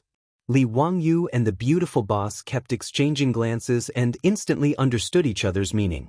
Old immortal son, do you abstain from certain foods? Li Wangyu asked carefully. After all, Sun Simiao was a Taoist and he did not know if he was a vegetarian. I don't abstain from meat and fish, but I don't eat cows, dogs, wild geese, and black fish. Sun Simiao answered casually. Li Wangyu nodded in understanding. He knew that Sun Simiao was a Taoist of the righteous sect. Not eating cows, dogs, wild geese, and black fish was a rule set by the righteous sect's Taoist ancestor, Zhang Daoling. The reason he didn't eat beef was because his mount when he left Hangu Pass was the Azure Bull. In a sense, the Azure Bull was also a holy spirit of Taoism. Dogs represented loyalty, wild geese represented chastity, and black fish represented filial piety. Therefore, although the righteous sect's Taoists did not abstain from meat and fish, they did not eat these four things. While Sun Simiao was still thinking about the problem of penicillin, Su Changqing had already left and went to the kitchen. Sister Changqing, are you going to make lunch? I'll do it. You accompany Lang Jun to drink tea. Perrin saw Su Changqing enter the kitchen and immediately rushed to cook. Su Changqing reached out and pinched the little girl's face. She smiled and said, "No need. I'll cook myself today. Perrin, go find the old housekeeper and ask him to help kill the rooster at home. Also, Bring the bacon sausages made with pig rice last time.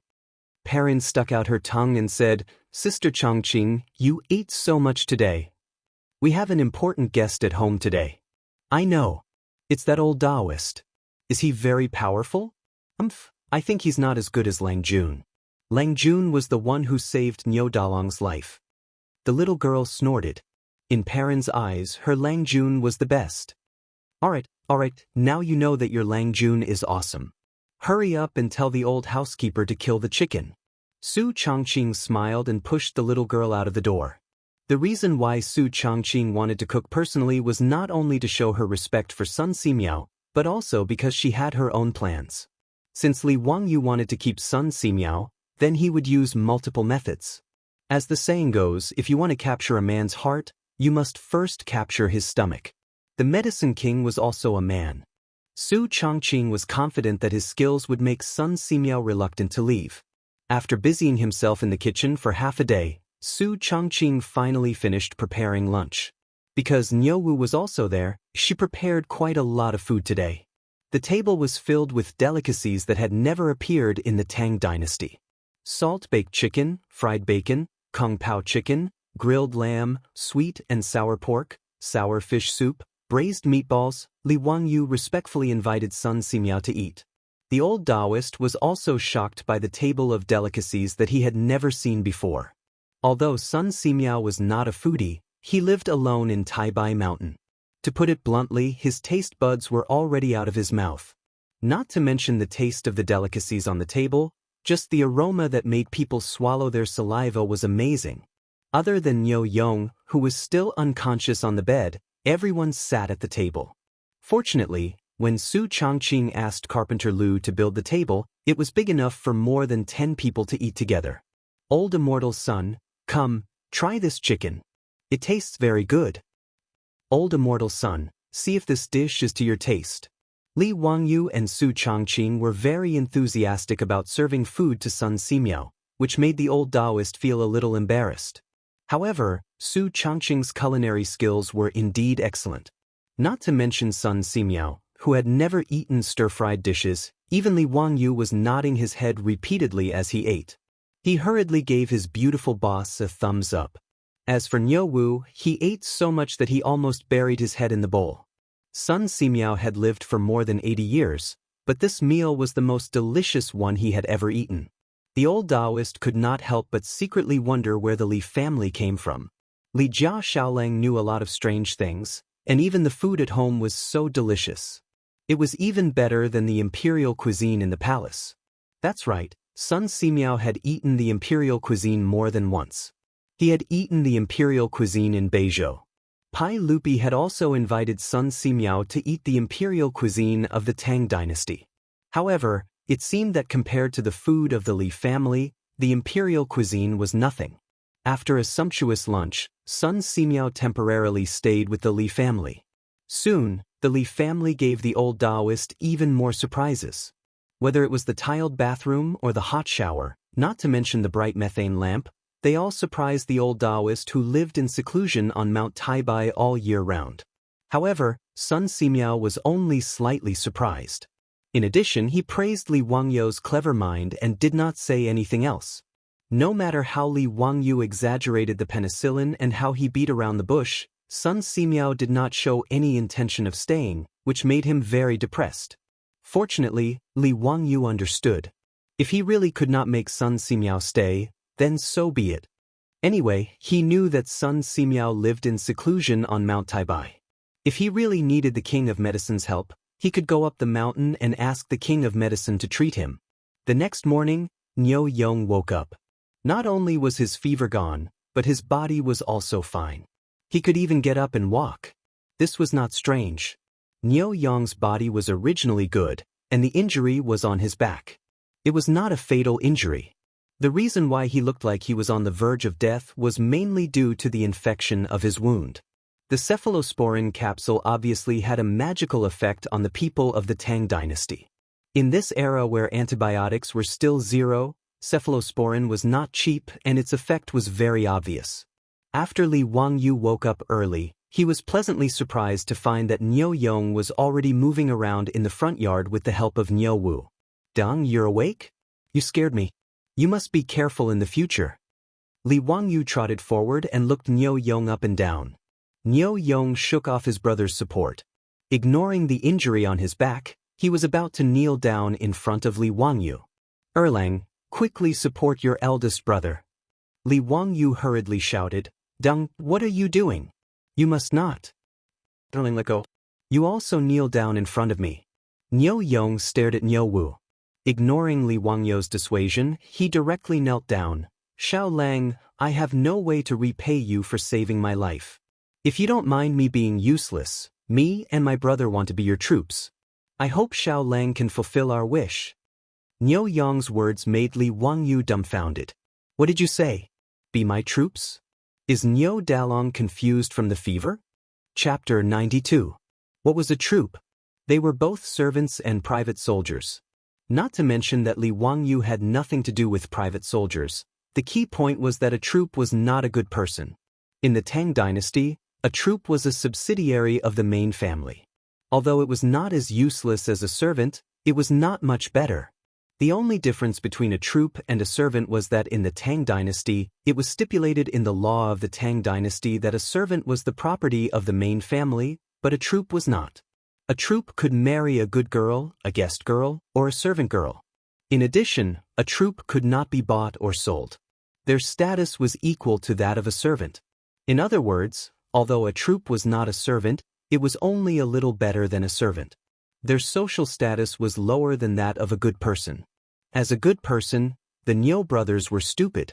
They wanted to join the Li family and become a troop? Li Wangyu could not help but look at himself up and down. Could this 16-year-old thin body emit some kind of aura? Dang, what nonsense are you talking about? Why do you want to be a troop? Although you and I have not known each other for a long time, I respect my two elder brothers. It is my duty to treat your illness. Dang, get up quickly. Don't mention this again. Erlang, persuade your elder brother. He is probably sick and confused. Of course, Li Wangyu would refuse the Niu brothers' proposal.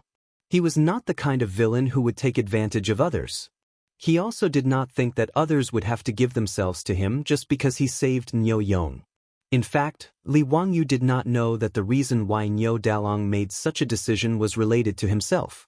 Yesterday, in order to persuade Sun Simiao to stay, he bragged that the cephalosporin capsule and penicillin were the only magic medicine in the world.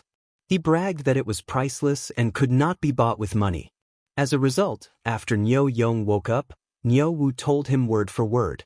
Niu Yong was a person who would rather starve himself and take the prey he hunted to help his fellow soldiers. How could he accept such a big favor for nothing? In his opinion, how could his life be exchanged for such magic medicine? Therefore, Niu Yong didn't discuss it with Niu Wu and decided on his own, to be part of the Li family and protect the Li family. As for Niu Wu, he had always listened to his eldest brother since he was young. Even though he was in his 30s now, he was still the same. Of the two brothers, their parents passed away early. As the saying goes, an elder brother is like a father. Niu Wu was basically brought up by Niu Yong. Originally, only one of the two brothers could be selected as a prefectural soldier. In order to not leave his brother, Niu Wu used all kinds of methods to get someone to take him in, and he became a government soldier with his brother. And because Niu Yong had lost an arm to save him, Niu Wu felt even more guilty in his heart. Towards his elder brother's words, he was completely obedient and did not disobey in the slightest. His elder brother said that he wanted to be a member of the Li family's troop, but Niu Wu didn't feel any resentment at all. In his opinion, there was nothing wrong with being part of the Li family's troop. Li Jia Xiaolang was gentle and capable. As the head of the family, he was simply perfect. Moreover, the Li family's food was simply too delicious. Niu Wu had lived for more than 30 years, but he had never eaten anything more delicious than the Li family's food.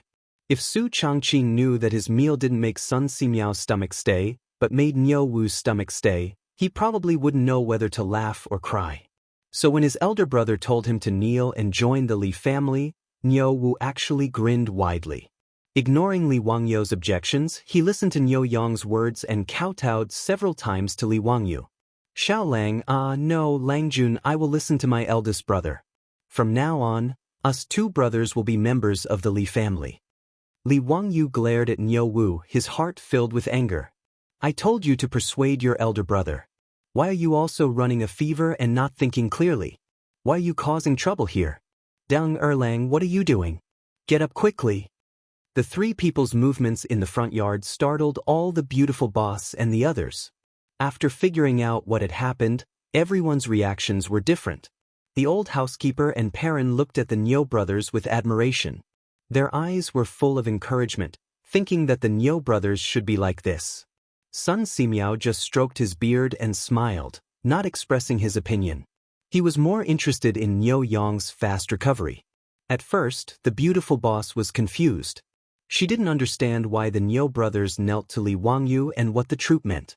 After she quietly asked Perrin about the meaning of the troops, she was completely stunned. As a modern person, she, like Li Wangyu, found it hard to understand that someone would be willing to become a vassal in order to repay a debt of gratitude. To put it bluntly, it was equivalent to selling oneself to their family. Li Wangyu also couldn't accept it, but no matter how he persuaded, the Niu brothers didn't get up. Li Wangyu was also speechless. He simply ignored the two idiots and went back to the backyard. Big brother, Xiaolang, oh no, Langjun, he left. What should we do now? Niu Wu saw Li Wangyu leave and was also a little anxious. Niu Yong looked at Li Wangyu's back and said with a determined expression, Erlang, help me up. Let's go. Big brother, your injury hasn't healed yet. Let's talk about it after you recover. There's no hurry. Niu Wu persuaded. Are you going or not? Niu Yong stared at him. Niu Wu immediately cowered and helped his brother up. Niu Yong didn't care that his back injury hadn't healed. He said goodbye to the old housekeeper Li Heng and left. Niu Wu helped his brother out of the Li family's gate. Seeing the two leave, Li Heng shook his head in disappointment. He only cared about the prosperity of the Li family. Someone offered to be his troop, but the young master refused. Thinking of this, he couldn't help but sigh. He felt sorry for his Longjuan's stubbornness. After the Niu brothers left, Sun Simiao also said his goodbyes. Alone, he carried the medicine box and returned to Taibai Mountain. This made Li Wangyu and Su Chongqing feel a wave of melancholy. It was really regrettable that they did not manage to keep the king of medicine. Suppressing his disappointment, Li Wangyu ordered Perrin to deliver medicine to the Niu brothers. The cephalosporin capsules had to be taken 3 times a day for 3 consecutive days. Niu Yong still hadn't taken his medicine today. In the end, the little girl came back quickly and said that the Niu family's door was locked. She asked the neighbors and said that the two brothers didn't come home. Niu Yong was still injured. Where could they have run to? Li Wangyu was also a little anxious. He didn't ignore their ridiculous request in the morning, so the two brothers ran off to do something stupid, right? He took out the white horse at home and rode it to search all the fields in the village. He didn't see the Niu brothers. He asked a lot of familiar villagers. Some said that they saw Niu Erlang help Dalong out of the village, but they didn't know what they were going to do. Li Wangyu felt that something was wrong, but because he couldn't find the Niu brothers, he could only give up. In the end, later that day, the Niu brothers returned to the Li family again. The old village chief also came with them. Something that made Li Wangyu and Su Chongqing flabbergasted happened. Chapter 93. The Niu brothers and the old village chief entered the door together, holding a document issued by the county government in their hands. The old village chief was asked by the Niu brothers to be a witness. Deng Erlang, what are you holding? Li Wangyu asked, puzzled. A document issued by the county government. I, Niu Yong and Niu Wu, volunteered to become members of the Li family. We have already registered with the county government. Today, the old village chief is here to be a witness. Niu Yong's words shocked Li Wangyu. The two brothers actually went to the county government to complete the formalities because Li Wangyu did not agree. He suddenly stood up, grabbed the document in Niu Wu's hand, and looked at it carefully. It was indeed a document issued by the county government.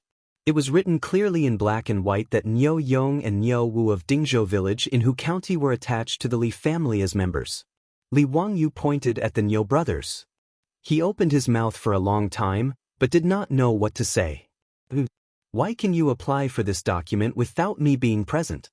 Isn't the county government messing around? Li Wangyu did not understand how the Niu brothers got the document. Hey, Lang Jun, isn't it because you are familiar with Registrar Liu? My brother and I told him that it was you who asked us to go to the county government to apply for the document. He naturally nodded and agreed. Lang Jun didn't need to show up, so he helped us with the document. Niu Wu's words almost made Li Wangyu vomit blood. Damn, isn't this taking the back door? The Niu brothers actually used his name to take the back door and turn themselves into members of the Li family. How can this be justified? Li Wangyu rubbed his swollen forehead and rolled his eyes. I can write a document for you. I will handle it with Registrar Liu. Before he could finish his words, Niu Yong used his only arm to pull out a dagger from his waist. He knelt down on one knee and said, Langdon, if you really want to do this, then my brother and I will be too ashamed to face anyone. Let's just die in front of you today. Take it as returning my life to you. Niu Yong's words gave Li Wangyu and Su Changqing a fright. What was he trying to do? Why did they have to commit suicide if they didn't accept them as part of the troops? Li Wangyu was so anxious that he stomped his feet. He rushed to Niu Wu and roared, Erling, what are you standing there for? Quickly take away your big brother's saber. Hearing this, Niu Wu actually grinned. Following his brother's example, he pulled out a dagger from his waist and knelt down on one knee. Lang Jun, I can't listen to you on this matter. If you don't agree to let us become part of the Li family's troops, we won't have the face to walk out of the Li family alive today. Seeing the actions of the Niu brothers, the old village Xing did not try to persuade them. Instead, he said to Li Wangyu, Xiao Lang, the Niu brothers know how to repay kindness. This is what they should do. Just accept them. Otherwise, they won't be able to face anyone in this village. Li Wangyu glared speechlessly at the old village Xing. Why were you adding to the trouble? After the old village Xing finished speaking, he didn't say anything else. He happily stood to the side to watch the show. Phew. Put down the saber. I agree, okay? Li Wangyu was at his wit's end. Why did he run into these two stubborn people? He was afraid that if he really refused, the two brothers would really stab the saber into his chest. Li Wangyu had a thorough understanding of the straightforward personalities of the men from Guangzhou. After Li Wangyu finished speaking, Niu Yong and Niu Wu's eyes lit up. You mean what you say? Less nonsense. Hurry and put away the saber. Perrin, go get this bastard's medicine. He hasn't taken his medicine today. Li Wangyu was speechless. He turned and walked toward the rear courtyard. Sooner or later, I'll be angered to death by these two people. Li Heng, arrange rooms for the Niu brothers. Li Heng and Perrin smiled and agreed. They started to help the Niu brothers settle in. The old village Xing congratulated Su Changqing and said a few more words to the Niu brothers. He then turned and went home. In the old village Sheng's view, the Niu brothers being part of the Li family's troops was not a disgrace to them. Given the ability that Li Jia Xiaolang had shown, the old village Sheng was old and shrewd. Although he had not read many books, he had long determined that this child's future was limitless. Although the Niu brothers were good people in Dingzhou village, their lives were poor. The two brothers were in their 30s and hadn't even found a wife. Rather than this, they might as well join the Li family's troops. The old village Xing dared to use his head to guarantee that Li Jia Xiaolang would not treat the two brothers unfairly. After Li Wangyu was forced to compromise and accept the Niu brothers packed their things and moved into Lai Hot that day. They didn't want the shabby house they had in the village. In any case, they didn't have any valuable belongings. Li Wangyu said that he disliked the two, but in reality he was very happy. There were only 4 people in this family. The old were old and the young were young. He and Su Changqing didn't have much ability to protect themselves. Although the people in the village were simple and honest, it was hard to guarantee that there wouldn't be people from outside the village who would have bad thoughts after learning about the Li family's prosperity. The Niu brothers were strong and powerful. They were also the kings of soldiers in the army. Although they were disabled, ordinary men were not their opponents. As for the Niu brothers' character, he was not worried at all. They would rather starve themselves and send food to their dead and disabled comrades. If he didn't trust such people, who else could he trust? After the Niu brothers settled down in the front yard, Su Changqing immediately sent them food and asked about their well-being. The two were very moved. Su Changqing was able to become a department manager at such a young age not only because of her high education, but also because she was quite handy in dealing with people. Since the Niu brothers had become the Li family's troops, she naturally had to take out the magnanimity of the hostess and brush up the Niu brothers' loyalty. That's right, the beautiful boss had also played the Romance of the Three Kingdoms series and had a deep understanding of how to brush up loyalty. However, it was clear that her actions were in vain. Since the Niu brothers were Guanzhong men and had recognized a master, their loyalty was definitely at the max level. In reality, the beautiful boss's current status in the Li family was a bit awkward because she appeared as Li Wangyou's cousin. However, Li Heng and Perrin, the two elders of the Li family, knew that their Mr. Xiao Lang didn't have a distant cousin. However, if they said that she was the person their Lang Jun wanted to marry, Li Heng and Perrin both felt that the age difference between the two was too big. Secondly, they didn't know where this woman came from. In short, Li Heng and Perrin were now pretending to be confused. No one would say anything about Su Changqing's identity. To outsiders, they would only say that she was their Langjuan's distant cousin. However, this excuse also caused a lot of trouble in the future. This is a story for the future, so let's not talk about it for now. Li Wangyu ran into trouble again, and this trouble made him feel quite conflicted. Cho Kun came back from Chang'an City. Not only did he come back, but he also brought a gift to Li Wangyu to thank him for giving the water wheel blueprint to the Cho family. However, this gift gave Li Wangyu a headache. Chapter 94. The gift that Cho Kun brought for the Li family was something that Li Wangyu would never have expected. For pretty maids. This was the present that damn fatty gave to Li Wangyu. If his beautiful superior hadn't fallen into Li Wangyou's bathtub, he would have been very happy to accept this gift. He would have even quietly asked the fatty if he had blonde-haired and blue-eyed prostitutes. As a normal man in his 20s, having these pretty maids to serve him was of course a good thing.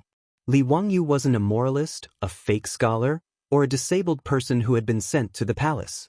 Whoever dared to say that they didn't like it was absolutely hypocritical to the extreme. But right now, he didn't dare to reveal a trace of liking. Ever since the fatty Cho Kun brought the 4 specially selected maids into the Li family's door, his beautiful superior didn't reveal a trace of a smile on her face. From time to time, her cold gaze would wander around Li Wangyou's body, making him shudder. If he had to blame someone, he could only blame the damn fatty for not knowing how to speak. If he had said that they were sent to the residence to be rough maids, then it would have been fine. This guy opened his mouth and said, "These 4 maids are all virgins and are very clean. If Xiao Lang likes, they can warm your bed at night."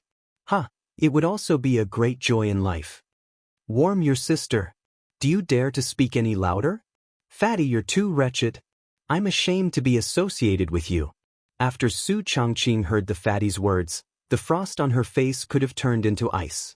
Under the influence of her aura, not to mention Perrin, even the old housekeeper wisely shut his mouth and didn't say a word. Li Wangyu was extremely annoyed by this, and his heart was constantly galloping. Su Changqing, you're not this father's girlfriend, nor are you my wife. What right do you have to look at me like that? If you look at me again, do you believe that I won't eat you tonight? Of course, as a coward, these were all just Li Wangyou's psychological activities. At this moment, he sat on the chair with a serious expression and looked straight into the fatty's eyes. "Brother Cho, I appreciate your good intentions, but please take these 4 maids back." After saying this, Li Wangyu felt a stab of pain in his conscience. The 4 maidservants sent by the fatty were all around 14 to 15 years old. Their appearances were decent and could be considered delicate and pretty. According to Li Wangyou's understanding from the memory of the previous owner of this body, such a female servant in Chang'an City would cost at least dozens of copper coins to buy. After he finished speaking, he glanced at the fatty, thinking, "It's good that you're so kind as to give me these 4 maidservants. I'll definitely happily accept." His beautiful boss's gaze made him feel uneasy, so how could he dare to open his mouth and say yes? "Xiao Lang, that won't do. These 4 maidservants were specially chosen by my master for you. I know that you, Xiao Lang, are a sentimental person.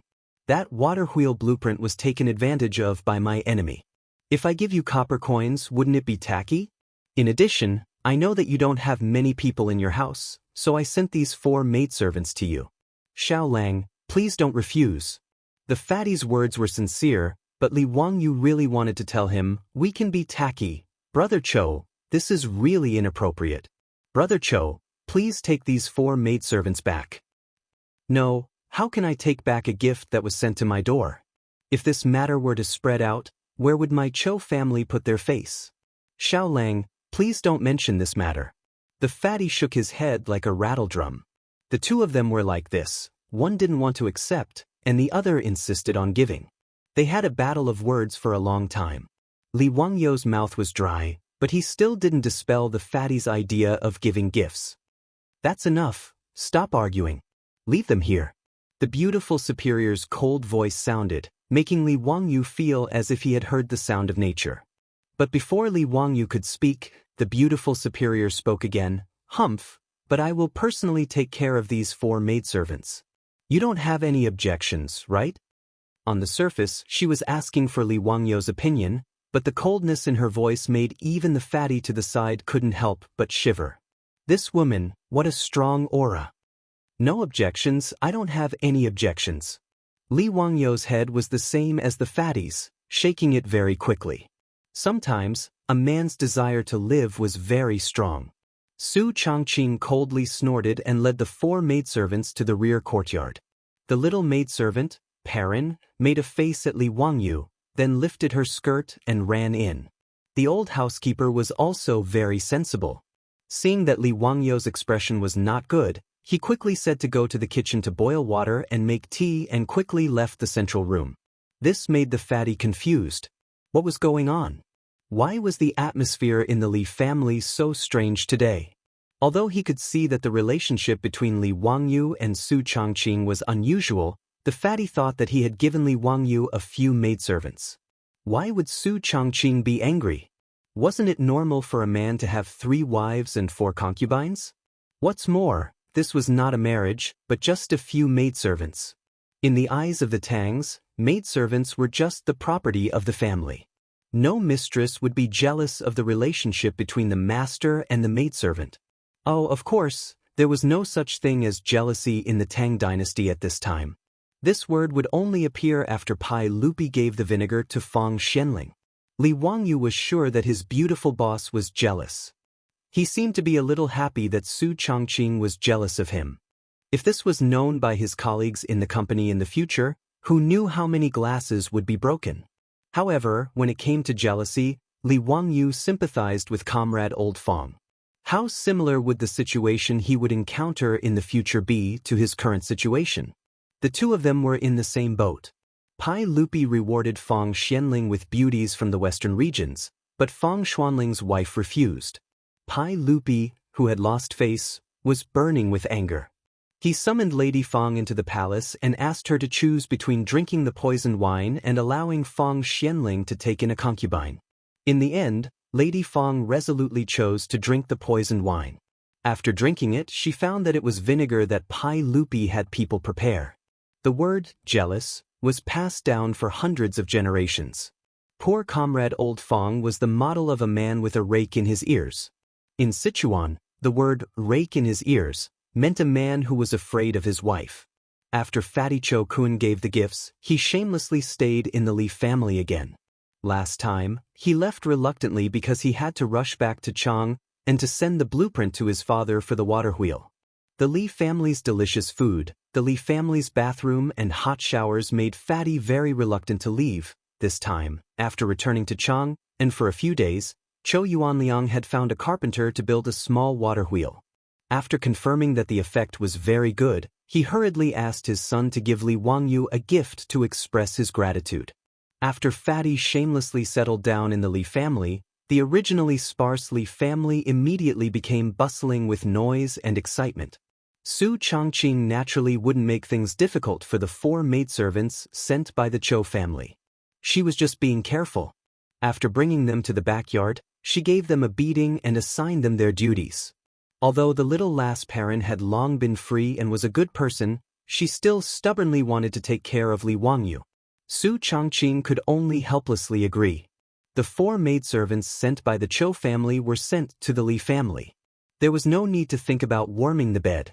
Cutting grass, feeding the horses, cleaning, washing clothes, and cooking, these were the daily tasks.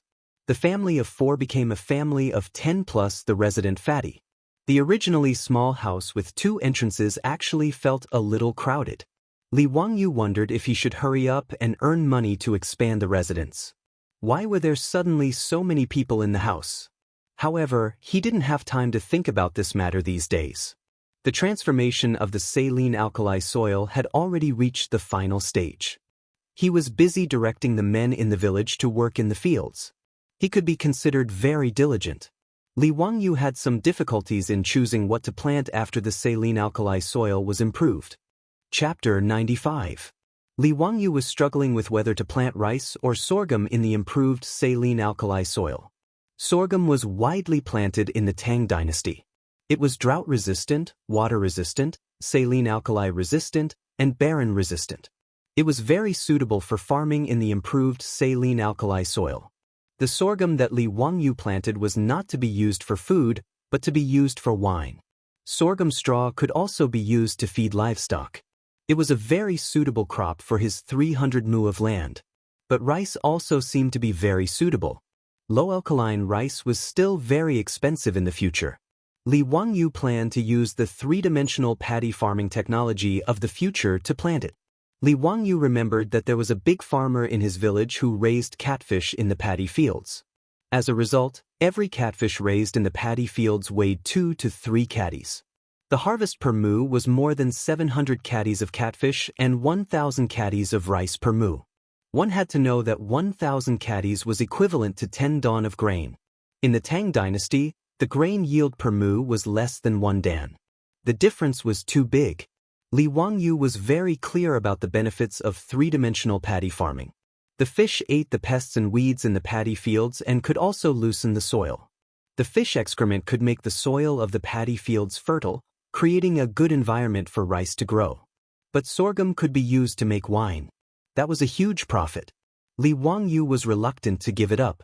What was even more painful was that no matter what he planted, he could not avoid the locusts that were coming.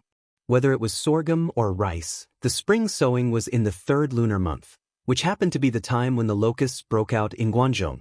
If he planted sorghum and rice seedlings at this time, wouldn't he be giving food to the locusts? In a few days, the locusts would eat up all the crops in his 300 mu of land. But if he did not plant them, he could not prove to Yang Quan that the improved saline alkali soil had been completed. This made Li Wangyu even more difficult. His beautiful boss did not grow up in the countryside, nor did she live in the countryside. She had no suggestions in this regard. On this day, Li Wangyu squatted by the riverbank and looked at the fields without any care for his image. This saline alkali soil had already been washed and soaked 3 times, and was in the process of transplanting. In other words, good soil from other places was transported and spread over the original saline alkali soil. The 20 oxen of the Li family had already been hitched to the carts, and were continuously hauling the soil from afar, dumping it on the ground. After that, they would fertilize the soil to increase the fertility of the soil. Then, the 300 mu of land could officially be cultivated. Li Wangyu, who grew up in the countryside, was born with an unusual love for the land. A total of 300 mu of land belonged to him, so he had to come to the edge of the field every day to have a look. The more he looked at this piece of land, the more Li Wangyu liked it. In the end, he slapped his thigh and decided to plant rice. As a small landlord with aspirations, Li Wangyu wanted to show the people of the Tang Dynasty what 3-dimensional farming was. By the way, not only can you raise fish in the rice field, you can also raise ducks. Li Wangyu was shocked. He felt as if he had forgotten something. He began to think carefully. What was it that had to do with the duck? Ducks? A vague memory of his previous life came back to him. He remembered reading a report that an insect research institute in Guangdong had done an experiment, and a large number of ducks were introduced to the farmland to hunt locusts. As a result, 2,000 ducks devoured all the locusts on thousands of mu of land. Thinking of this, Li Wangyu couldn't help but slap his own head. This pig brain, why didn't he think of this earlier? Just ducks? With ducks, they could fight against locusts, and at least the crops in Dingzhou village could be saved. So what if it was a plague of locusts? Let's see if there are more locusts or more ducks. Thinking of this, Li Wangyu directly jumped on the back of the horse and rushed to the county. If he wanted to buy a large number of ducks, he had to find the chicken and duck vendors in the county. If there were not enough ducks in the county, Li Wangyu was ready to go to Chang and to buy ducks. The county market in Tianhu County was quite lively. After the news of Li Wangyu buying a large number of ducks spread out, the chicken and duck vendors in the county market all gathered around. Li Wangyu calculated the copper coins and gold at home. There were about 150 strings of coins left. He left 50 strings of coins for the family's working capital, and the rest of the money was ready to buy ducks. Li Wangyu bargained with several chicken and duck vendors in the county and agreed on the price. An adult duck was 30 copper coins, and a duckling was 5 copper coins. After calculating, Li Wangyu could buy thousands of ducks. With so many ducks, it should be enough to protect the fields in Dingzhou village. Because of the large number, these chicken and duck vendors also needed time to collect ducks. So Li Wangyu made an appointment with them.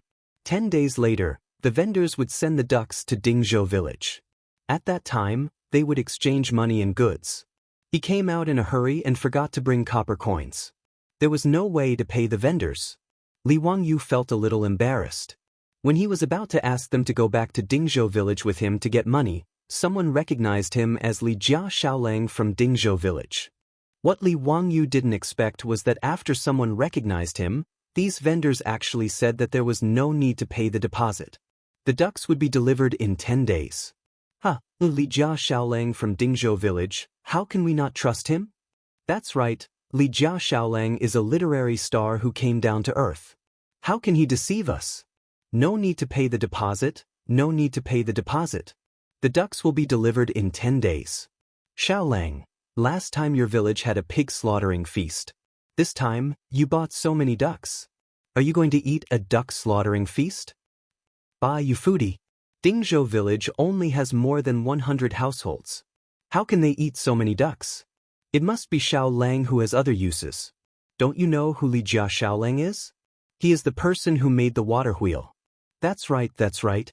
I specially went to Dingzhou village to see that water wheel. TSK, it's amazing. It doesn't need any manpower and it automatically carries water. I heard that Yang Mingfu has begun to recruit craftsmen to promote this water wheel in the county. Li Xiaolang has done a good deed for us. Our village's chief also said that he wants to burn incense for you, Xiaolang. When these words were said, Li Wangyu's face turned black. Are they thanking me or cursing me? Is there anyone who would burn incense for a living person? In short, the conversation in the market was getting more and more crooked. Some people had already begun to discuss whether the Li family's ancestral grave was emitting smoke. Li Wangyu could only quickly ride his horse and run away. No matter which dynasty, no matter if it was 1,000 years ago or not, the Chinese people's ability to gossip was still so valiant. He couldn't help but admire it. However, Li Wangyu was still somewhat happy in his heart. Hearing so many people praise him, it showed that they had a good eye. The only regret was that no one praised him for being handsome. After settling the matter of purchasing the ducks, Li Wangyu rode back to the village. He still had to communicate with his beautiful boss and the village chief. Otherwise, when thousands of ducks were delivered to the village in 10 days, would he have to raise them himself? Chapter 96. Li Wangyu forgot to inform Su Chongqing that the ducks could kill the locusts. He hurried off to the county to purchase the ducks. After returning to Dingzhou village, Li Wangyu hurried to report this to his beautiful boss. The family's finances were now managed by his beautiful boss. If Li Wangyu wanted to spend money, he had to inform Su Chongqing first. Regarding this, the old butler kept shaking his head. He thought Li Wangyu was too useless as the head of the family. How could he let a woman manage the family's finances?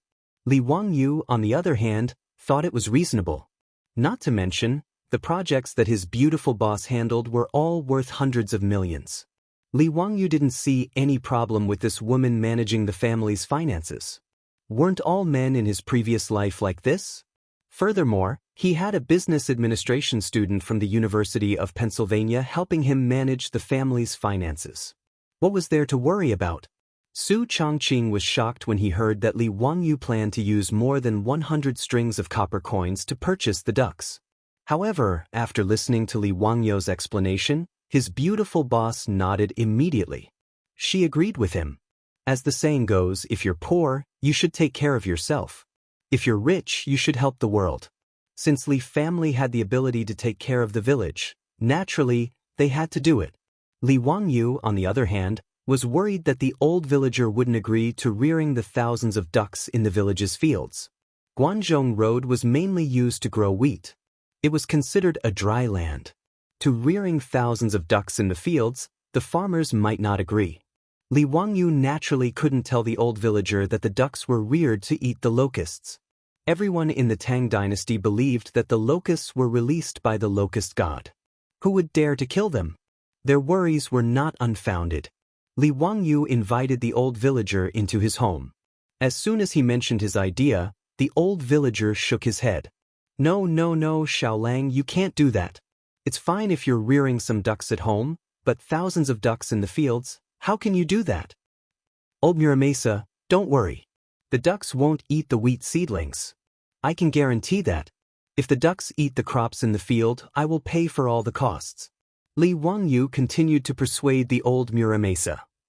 Xiaolang, how are you going to feed these thousands of ducks? How can there be so much food to feed the ducks during the spring plowing season?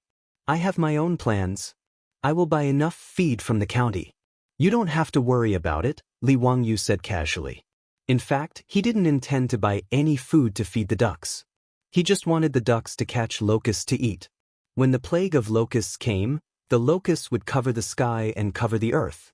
Even the ducks might not be able to eat all of them, so there was no need to worry about starving. That won't do either. There are thousands of ducks. Who are you going to let loose for you? During the spring plowing season, even half-grown boys had to work in the fields. Who would take care of the ducks for you? Without anyone watching over them, were they going to let thousands of ducks run amok in the fields of the village? That would be terrible. No. Xiaolang, what you are doing is ridiculous. Li Wangyu thought about it. The old Muramasa's words made sense. It was impossible for thousands of ducks to be taken care of without anyone watching over them. Besides, there must be a duck shed and someone to take care of the ducks. The spring plowing season was the most important thing. Even the emperor of the Tang Dynasty had to pay attention to it. He really couldn't spare anyone to take care of the ducks for him. This wasn't transforming the saline alkali soil. He could just transfer some strong men to do it for a while. He did do it a little hastily. But if it weren't for the locusts, Li Wangyu wouldn't be so nervous. The most annoying thing was that he knew that ducks could kill locusts, but he couldn't persuade the old Muramasa with this reason. This made Li Wangyu very depressed. It wasn't easy to be a Lei Feng in the Tang Dynasty. In fact, the problem of the duck shed was easy to solve. He could take an acre of land from the saline alkali soil and build a duck shed. It was enough to accommodate 3,000 to 4,000 ducks. In 10 days, the masons and carpenter Lu in the village should be enough to help him build the duck shed. The key was the problem of manpower to take care of the ducks. This was the most important thing. If he wanted to use these thousands of ducks to kill locusts, they must be free-range. They must be driven to the fields to eat during the day and driven back to the duck shed in the evening. This required a lot of manpower. During the spring plowing season, where could he find people to take care of the ducks for him? While he was worrying, Li Wangyu suddenly remembered Zhao Xiaonyang, the girl who sold the pigs to him. There were a lot of girls of her age in the village. In the village, it was the men and boys who worked during the spring plowing season. Girls like Zhao Xiaonyang didn't seem to be busy with the spring plowing. The women of the Tang Dynasty didn't have the habit of going out to work. Li Wangyu felt that if he could organize the girls in the village to take care of the ducks for him, the problem would be solved. Old Muramasa, what do you think? There are a lot of unmarried girls like Zhao Xiaonyang in the village. Why don't you let them take care of the ducks for me? I'll pay them. 3 copper coins a day. How about that? What? Xiaolang, do you have a lot of money? You'll pay a girl 3 copper coins a day? Just help you look after the ducks? The old villager was shocked by Li Wangyu's words and suddenly stood up. Li Wangyu was shocked by the old man's action. What was he going to do? Old Muramasa, can you find someone to help? If it's not enough, we can negotiate. He didn't think that the villagers of the Tang Dynasty worked hard all year round, but their per capita income was actually less than the usual, about 800 copper coins. Zhou village couldn't even catch up with the per capita income of the Tang Dynasty. Otherwise, Yang Quan wouldn't have agreed to reduce part of the rent so easily. He proposed to ask the girls in the village to take care of the ducks for him. 3 copper coins a day, more than 1,000 copper coins a year, which was a lot of copper coins. How could the old Muramasa not be surprised? Li Wangyu didn't feel that the price was too high. Instead, he felt that it was too low. After all, breakfast in Shang and city cost more than 10 copper coins a person. 3 copper coins a day to ask someone to take care of the ducks for him was really a little apologetic. The old Muramasa was panting and staring at Li Wangyu. After a long while, he asked, Xiao Lang, how many girls are you going to find to take care of the ducks for you? Li Wangyu estimated that in 10 days, he would be able to buy at least 4,000 ducks. It shouldn't be a problem for one person to take care of 200 ducks. 20 people. It doesn't matter if it's more or less. That's 60 copper coins a day. Xiao Lang, you have to think carefully. The old Muramasa still wanted to persuade him. In his opinion, it was too wasteful. No problem. Old Muramasa, help me contact them. Let them come to me in 10 days. The old Muramasa's lips trembled, but he didn't continue to object. The matter of raising ducks in the village field was settled. He couldn't object. Who wouldn't pay a girl 3 copper coins a day to take care of the ducks? Li Jia Xiaolang also said that if the ducks damaged the crops in the field, he would be responsible for the compensation. He was not afraid that the farmers in the village would disagree. Seeing that Li Wangyu insisted, the old Muramasa left and went to help him find suitable candidates to take care of the ducks. After the old Muramasa left, Li Wangyu and Su Chongqing looked at each other and saw the helplessness in each other's eyes. The labor cost of the Tang Dynasty was really low. In fact, Li Wangyu was not unwilling to pay more. However, if he gave too much, it might not be a good thing. As the saying goes, a small amount of rice owes a debt of gratitude. Li Wangyu was really worried that rashly offering high salaries to the girls in the village would cause some unnecessary trouble. Dingzhou village suddenly became lively because Li Wangyu suddenly wanted to raise ducks. Chapter 97. In the view of the farmers, only an idiot wouldn't be willing to pay their daughters 3 won a day to help with the ducks. Although Zhao Inyang had earned about 8 strings of copper from selling the 2 pigs to Li Wangyu, she had raised those 2 pigs for almost 2 years. In order to raise the pigs well, she and her mother had to wake up early and work late every day to gather pigweed and feed the pigs. It was very tiring. If it wasn't to sell to Li Wangyu, but to other pork merchants, the 2 pigs would at most be sold for 5 strings of copper.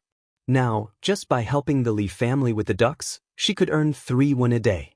Her annual income was always more than enough to support the family. This matter caused Dingzhou village to boil over. The villagers who received the news almost stepped on the threshold of the old village chief's house to make it lower. Anyone who had an unmarried daughter would come over after the farming season to chat about daily life. In a roundabout way, they brought up the idea of having their daughters help the Li family with the ducks. Even when the old village chief's wife and daughter-in-law went to the river to wash clothes, they would be harassed by many of the village's wives. The meaning behind their words was that their daughters were honest and diligent. Fortunately, the men of Guangzhou were very open-minded and did not cause any unpleasantness over this matter. Even so, it was a headache for the old village chief. In the end, the old village chief prioritized taking care of the disabled families of the old soldiers in the village. In addition, he picked out a few honest and diligent servant girls to make a total of 20 people. While the old village chief was busy helping Li Wangyu choose where to herd the ducks, Li Wangyu was not idle. Because it was confirmed that the 300 mu of wasteland was going to be used for rice farming, then the first thing to do was to plan the fields. The biggest difference in rice farming was that they had to dig fish ditches and ponds in the rice fields. For every 2 mu of rice field, they had to dig a cross-shaped fish ditch in the rice field. These fish ditches had to be 2 meters wide and 1 meter deep to store water and raise fish. Right now, there were about 40 people in the village helping Li Wangyu manage the saline alkali soil. After the 300 mu of wasteland had been washed and soaked and fertilized, it had completely changed. Any farmer could tell that the saline alkali soil had really been improved and turned into a good land for planting crops. Oh my God, this saline alkali soil has actually become a treasure. When the old village chief said that Li Jia Xiaolang wanted to manage this saline alkali soil, I thought that Xiaolang's brain was damaged. Li Jia Xiaolang is really capable. I heard that this piece of land was given to Xiaolang by the county for free, isn't it? I have to say, scholars are indeed different. They even know about such things. In the future, no matter what, I have to tighten my belt and let my child go to school to learn how to read. Look at this water wheel. In my opinion, the county only gave 10 cows and took away Xiaolang's water wheel blueprint. That's not generous enough. They should at least give him 20 more cows. Several farmers squatted on the ground and looked at Li Wangyu not far away. Their eyes were full of admiration and envy. Speaking of which, since Li Wangyu came to Dingzhou village, these farmers who were illiterate had changed their catchphrase to let the children go to school. This was a small contribution from Li Wangyu. Xiaolang, what are you going to plant on this piece of land? Wheat or sorghum? It's almost time to start farming. A farmer asked Li Wangyu. Li Wangyu pointed to the field and gestured to them. I want to plant rice. I need several brothers to help me dig some ditches in the field. He pointed to the field and told the farmers how to dig ditches. What? Xiaolang, are you joking? We know about planting rice. There are also irrigated fields nearby for planting rice. But why do you want to dig such deep ditches? Isn't this a waste of land? That's right. I've been farming for most of my life, but I've never heard of digging so many ditches in a good piece of land. Xiaolang, are you sure you didn't make a mistake? This is too much of a waste of land. According to the way you dig, you'll dig 10 to 20% of the land. Isn't this a sin? As soon as Li Wangyu finished speaking, the group of farmers exploded. One after another, they tried to persuade Li Wangyu not to mess around. Li Wangyu just smiled at everyone's persuasion. However, he stubbornly asked everyone to listen to him and dig like this. He had his own uses. Seeing Li Jia Xiaolang being so stubborn, these farmers could only shake their heads and sigh. They felt that Li Jia Xiaolang, who was smart all his life, was stupid this time. He definitely did something stupid. Li Wangyu didn't explain this. It was very difficult to let the people of the Tang Dynasty understand what modern three-dimensional farming was. It was better to wait until the final results came out and then let them be shocked. In fact, Li Wangyu wanted to persuade the farmers of Dingzhou village to plant rice with him. However, after thinking about it, he decided to wait until after the autumn harvest and his harvest came out. When there was a ready-made example in front of the villagers, he didn't have to worry that they wouldn't learn from him next year. With the water wheel carrying water for irrigation, coupled with three-dimensional rice farming, Li Wangyu believed that in less than 2 years, Dingzhou village would become a land of fish and rice. At that time, it would be really beautiful. After 7 or 8 days, all the ditches in the rice field were dug. These days, the people from the surrounding villages who came to see the water wheel also pointed at Li Wangyu's rice field and burst into laughter from time to time. Obviously, they all expressed their disdain for digging a good piece of land into a mess. Even the farmers of Dingzhou village felt that they couldn't raise their heads. How could there be such a prodigal son in their village? What a sin! The old villager also argued with Li Wangyu for a long time because of this, hoping that he wouldn't mess around. A good 300 mu of land, after being dug like this, became about 240 mu. Not only did the old villager not understand, but Li Heng and the Niu brothers also didn't understand. Fatty Cho Kun even thought that Li Wangyu was sick to come up with such an idea. Fatty Cho Kun's family mostly planted rice in Jianan Road. He had never seen someone dig a good piece of rice field like this. However, no matter how they persuaded, Li Wangyu insisted on his own opinion. Li Heng and the others couldn't persuade Li Wangyu, so they wanted to ask Su Changqing to persuade him.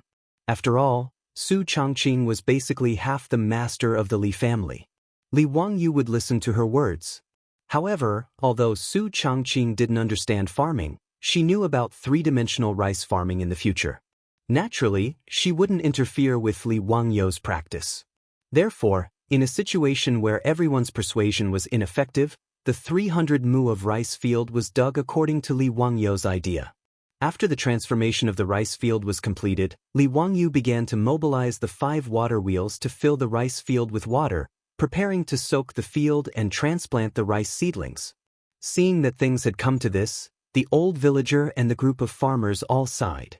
However, in less than 2 days, something even more unacceptable happened. This time, the old villager directly became angry with Li Wangyou. Chapter 98. Because Dingzhou village does not grow rice, naturally there is no seedling breeding. Li Wangyou rode to the surrounding villages and bought enough rice seedlings for 300 mu of paddy fields. When it was time to transplant the rice seedlings, Li Wangyou actually asked the farmers to throw the seedlings into the paddy fields and then straighten them with their hands. This made the old villager angry. China was founded on agriculture, and since ancient times, agriculture has been valued. Rice seedling transplants must not be treated carelessly. Although 300 mu of paddy fields now belong to the Li family, Li Wangyou's excessive request made the old villager dare to go against Li Wangyou. Li family kid, aren't you messing around? Although I have never planted rice before, I know how to plant rice seedlings. How can you mess around like this? Li Wangyou was speechless. The reason why he asked the farmers to throw the seedlings was of course because he had his reasons. Throwing seedlings to plant rice seedlings did not need to manually transplant seedlings one by one. Instead, it needed to go through the process of throwing seedlings to the ground. The seedlings were thrown with soil, and the seedlings were buried shallowly into the soil. Throwing seedlings was an advanced rice planting method in the future. It saved time and effort, and the seedlings' survival rate was high. After throwing seedlings, the seedlings would basically take root in 1 or 2 days, and new leaves would begin to grow in 3 days. The most important thing was that the yield per mu of paddy fields using throwing seedlings was about 10% higher than the yield per mu of paddy fields using hand transplants. But in the Tang Dynasty, in the eyes of the old villager, Li Wangyou asking the farmers to throw seedlings to plant rice seedlings was simply messing around. Old villager, I'm not messing around. This way the yield of rice will be higher. Li Wangyou still wanted to persuade this stubborn old man. Xiaolang, it's fine if you do other things, but you absolutely can't do farm work like this. This old man has been farming for his entire life. If I may be so bold as to say this, you will be punished by the heavens if you act so recklessly. Li Heng and the others also tried to persuade Li Wangyou, but Su Changqing just covered her mouth and snickered. She did not say anything to help Li Wangyou. The beautiful boss was not stupid. She knew that although Li Wangyou was right, traditional views were not so easy to change. Especially in an agricultural society like the Tang Dynasty, people would be criticized for randomly changing their farming methods. Previously, Li Wangyou had forced people to dig a ditch in the field, which had already caused a lot of discussion among the villagers. At this time, if they followed his method, the old village head would probably run to the county government to complain in anger. In this regard, Li Wangyou could only look up at the sky and sigh. Sure enough, it wasn't necessarily a good thing to be the only one sober when everyone else was drunk. Forget it, he couldn't be bothered to argue with the old villagers. It was just a matter of increasing the production by 10%. If the stalemate continued, the old village head would be angered to death, and the losses would outweigh the gains. Therefore, Li Wangyou sighed and nodded. He agreed to follow the old village head's suggestion and use the traditional method of transplanting rice seedlings. Seeing that Li Wangyou accepted the old village chief's protest, everyone immediately cheered. The farmers began to take a handful of seedlings and plant them in the fields. Old village head, I'll listen to you for other things, but for these 2 mu of fields, how about you let people do what I said and use the method of throwing seedlings to plant? When he said this, the old village head was about to blow his beard and glare. However, the old man thought about it again. Forget it, this land originally belonged to the Li family. Since he had refuted Li Jia Xiaolong's face today, the young man felt that he had lost face and wanted to use these 2 mu of fields to regain a little bit of face. Then let him be happy. Thinking about this, the old village head nodded and agreed with a smile. In his view, this was just a young man throwing a small tantrum. On the contrary, the old man felt that although Li Wangyu was smart, in the end he still had the heart of a young man. Not only did the old village head think this way, but Li Heng, the Niu brothers, Chou Kuan, and even the farmers who helped to plant the seedlings also thought this way. A few of the farmers laughed and threw the seedlings toward the 2 mu of paddy field to make the little Lang Jun happy. The seedlings of the 2 mu of rice fields were planted using the method of throwing seedlings. The rice fields next to the 2 mu of rice fields were planted with the traditional method of transplanting seedlings. Li Wangyu secretly shook his head. This method of plucking and transplanting seedlings with one's face to the yellow soil and back to the sky was really time-consuming and laborious. Forget it, let's wait until the autumn harvest. When the rice fields began to be transplanted, Li Wangyu began to think about the matter of raising fish in the rice fields. Since ancient times, people in China had the habit of eating fish. The so-called fresh character was half fish and half sheep, which was called fresh. However, because of the limitations of fishing technology, it was not easy to eat fish in ancient times. In the 24 Filial Piety, there was even a story about lying on ice to find a carp. It could be seen that eating fish was not easy. The illusion of fish and bear paws in the Mencius Annals showed how high the status of fish was in the lives of ancient people in China at that time, on par with bear paws. Moreover, the Tang people loved to eat fish, especially raw fish slices. The sashimi of later generations in Japan was actually learned from the Tang Dynasty. Slices referred to the practice of sashimi. Large-scale artificial fish farming started after the Tang and Song dynasties. In the Song dynasty, the 4 major fish farming systems formed a scale and system. At that time, artificial fish farming was called planting fish technique. However, it was very troublesome for Li Wangyu to plant fish, because there were no seedlings for sale in the Tang dynasty. In this regard, Li Wangyu could only buy all kinds of small fish from the fishermen fishing on the river at a high price, as well as fish with eggs, and put them in the rice fields. He was not picky about the species of fish. He wanted whatever fish the fishermen caught. Catfish, spotted silver carp, white carp, crucian carp, carp, and eel were all acceptable. When Li Wangyu was collecting the fish, the old villager finally understood why there were so many ditches in the rice fields. Xiao Lang, you want to plant fish in the rice fields? Yes, that's right. The old villager shook his head. How can you plant fish in the rice fields? Aren't you afraid that the fish will eat the rice seedlings? No, they won't. Don't worry, the old villager. Planting fish in the rice fields can also increase the yield, Li Wangyu replied confidently. Artificial fish farming was not popular among the people in the Tang dynasty at this time. The old villager did not know much about it, so he did not pursue it further.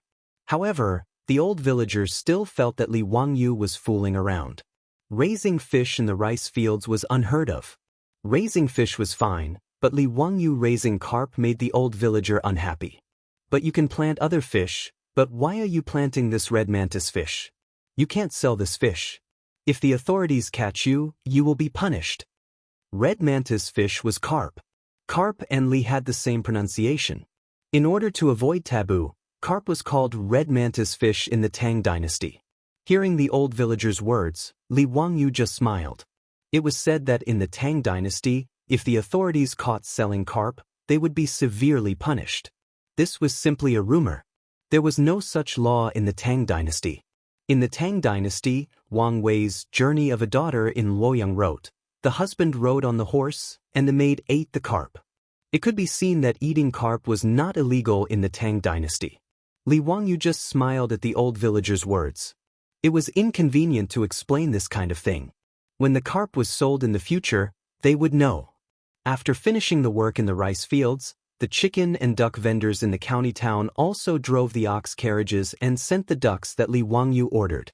Chapter 99. Thousands of ducks were delivered, making Dingzhou village lively again. The men, women, elderly, and children who had finished their farm work all gathered around the duck shed to watch the excitement. Li Wangyu asked the Niu brothers to move the 2 boxes of copper coins directly to the duck shed and settle the accounts with the chicken and duck vendors on the spot. These chicken and duck vendors transported a few hundred ducks at most, and a few dozen at least. Su Chongqing helped to count and pay the money. The 20 duck girls selected by the old village chief were busy herding the ducks into the duck shed. The 2 boxes of shiny copper coins attracted the attention of the villagers who were watching the excitement. A total of 100 strings of copper coins. All the copper coins in Dingzhou village added together might not be that much. Everyone was a little dizzy. TSK, so many copper coins. Li Jia Xiaolang is so capable. Spending so much money to buy ducks, what does Li Jia Xiaolang want to do? I'm afraid that all the ducks in the surrounding villages were bought by the Li family. Zhao Xiaonyang, who sold pigs to Li Wangyu, was also selected by the old village chief to help herding ducks. Several women in the village surrounded Zhao Xiaonyang with envy in their eyes.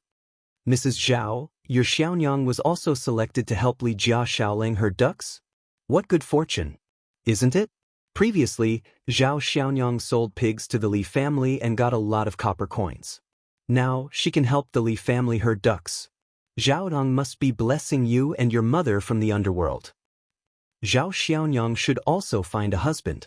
Mrs. Zhao, you have to check carefully. You can't just randomly betroth Zhao Xiaonyang to someone. If you ask me, it's better to marry into the village. He can take care of you, your mother. This was the idea of marrying into the Zhao family with a son who had not yet been engaged. Mrs. Zhao just smiled happily at this. She looked at her daughter busily herding ducks with a face full of satisfaction and pride. More and more cattle carriages came, and the riverbank suddenly became very lively. Thousands of ducks quacked, and from time to time, some would scurry around, causing the female duck herders to sweat profusely. They used bamboo poles to chase away the disobedient ducks. From time to time, the disobedient ducks would cause the maidservants to be in a sorry state, causing the crowd in the village to burst into laughter from time to time, causing the maidservants to blush. After working for half a day, they finally gathered all the ducks into the duck shed and paid for the goods. There were a total of 2,300 adult ducks, 3,500 ducklings, and a total of 86 copper coins. The goods and the money were cleared, and both parties were happy. After sending off the peddlers, Li Wangyu began to instruct the duckling girls on how to tend the ducks. There were a total of 40 duck sheds, and each girl was responsible for 2 of them. These ducks were first raised in the 300 mu rice paddy field. Once they were familiar with the duck shed, the 20 female ducks would drive them to the field to eat their own food. The village had more than 2,000 mu of land, which was enough for the ducks to eat their fill.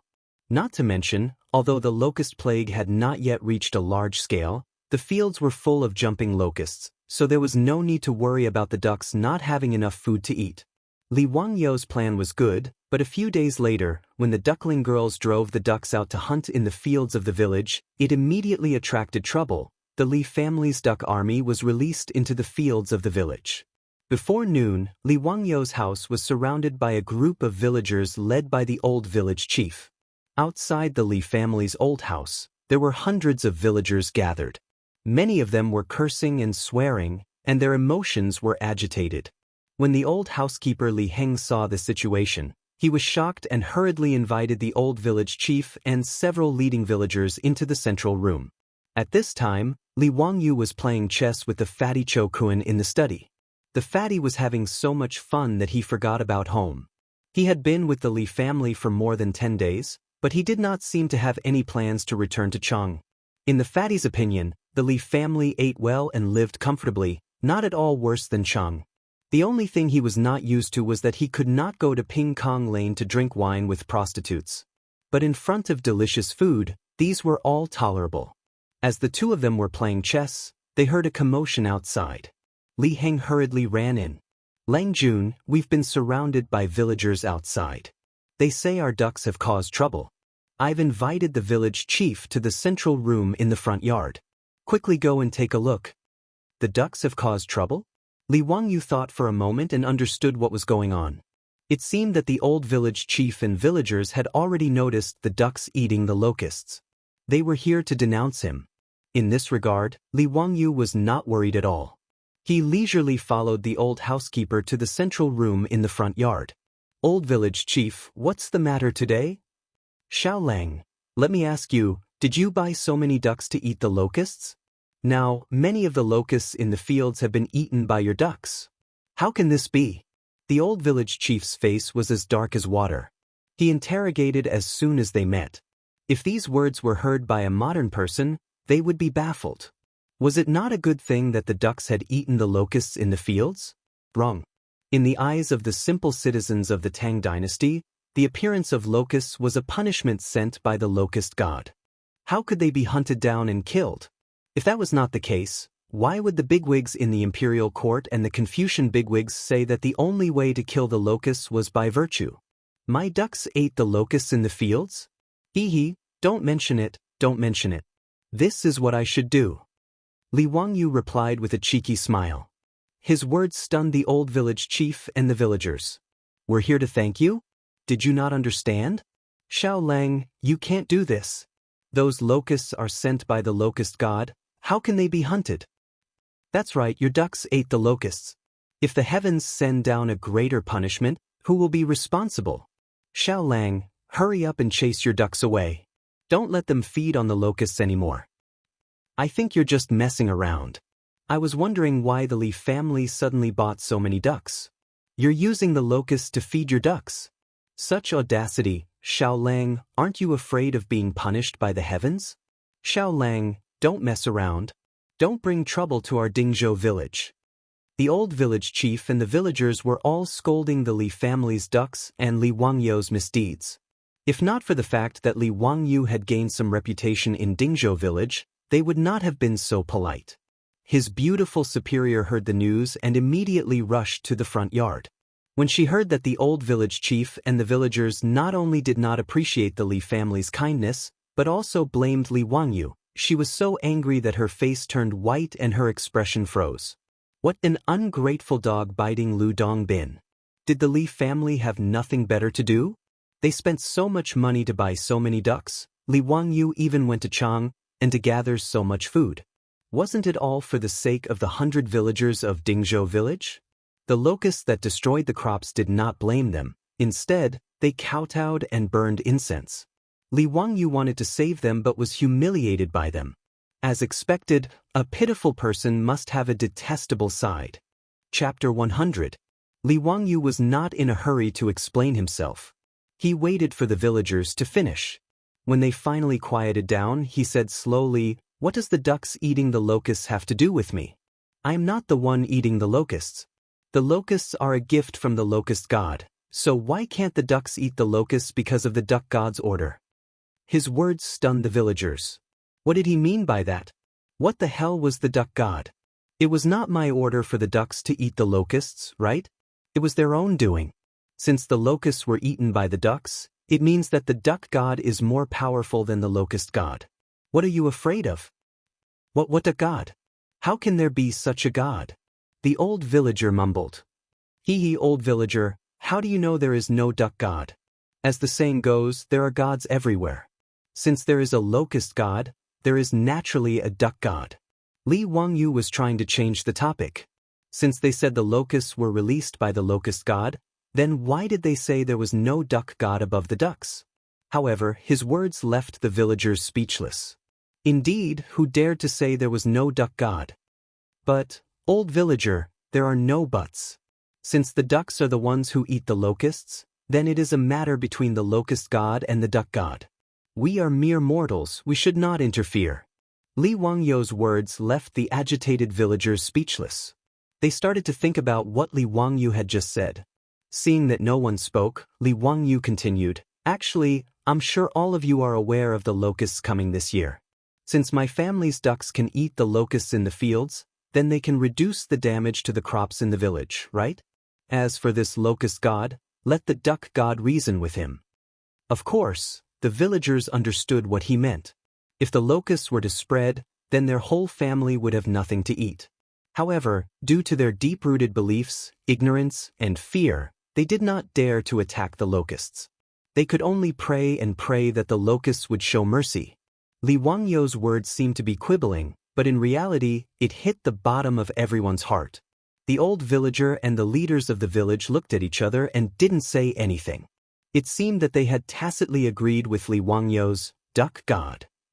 If any family in the village is unwilling to do so because they are afraid of being blamed by the locust god, feel free to tell me. Tomorrow I will instruct them not to drive the ducks to his family's fields. Is that okay? Li Wangyou added another stab. Li Wangyou wouldn't insist on being a good person if he didn't want to and used this opportunity to criticize the Li family. The old village head and the other farmers were not stupid. If they really didn't allow the Li family's ducks to enter their fields to hunt for locusts, then other people's fields would be preserved while their own family would be left without a single harvest, and they could only go out to beg for food. No one would say anything about this, right? After the villagers tacitly agreed with Li Wangyou about the duck god, they said their goodbyes and left. At the same time, there were still several hundred farmers gathered outside the Li family's home. Many of them were agitated, and they were loudly criticizing Li Wangyou. The Niu brothers stood guard at the door with awkward expressions. On one hand, they agreed that Li Wangyou's decision was ill-considered, but on the other hand, they didn't want to hear the complaints of these farmers. No matter what, they were now part of the Li family. No matter what decision Li Wangyou made, the brothers would support him unconditionally. When the old village head and the other farmers came out, the farmers gathered around them. "Villager, how is it? What did Li Xiaolang say?" "This is big news. The Li family's ducks have consumed the locusts. What if the locust god blames them for this?" "Villager, we can't allow the Li family to do as they please. The Li family has to give us an explanation for this or we will complain to the county government. They will suffer retribution for offending the locust god." Seeing the clamor, the old village head raised his hand to signal for silence. When the crowd finally quieted down, he coughed lightly and repeated what Li Wangyou had said. That is what Li Xiaolang meant. Since he didn't order the ducks to eat the locusts, then naturally, the duck god will be responsible. If any family is unwilling, please explain to the Li family that tomorrow, the Li family's ducks will not go to their fields. When the old village head mentioned the duck god, he couldn't help but cough. It was a little awkward to say, "duck god," out loud, but he couldn't care less about that now. After all, as Li Xiaolang said, since everyone believed in the locust god, then the duck god was not unreasonable. As soon as the old villager finished speaking, all the villagers were stunned. Duck god? Locust god? This duck-eating locusts had something to do with the gods? Soon, some of the smarter farmers understood the crux of the matter. Since they didn't dare to kill the locusts, then the ducks catching the locusts and eating them didn't seem to have anything to do with them. If that was the case, then it should be a good thing that they could protect their crops from the locusts, right? Since this is a matter between the duck god and the locust god, then we shall not interfere. Village head, how about this? The Li family's ducks are free to come and go as they please. Many of the people who understood these principles silently stood out and bowed towards the Li clan's gate. Then, they silently turned around and left. Soon, most of the farmers who gathered in front of the Li family's gate had left.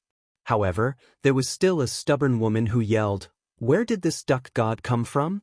This is Li Xiaolang's nonsense. No, we can't let the ducks enter our fields." Before she could finish her words, the man beside her slapped her in the face. "You wastrel!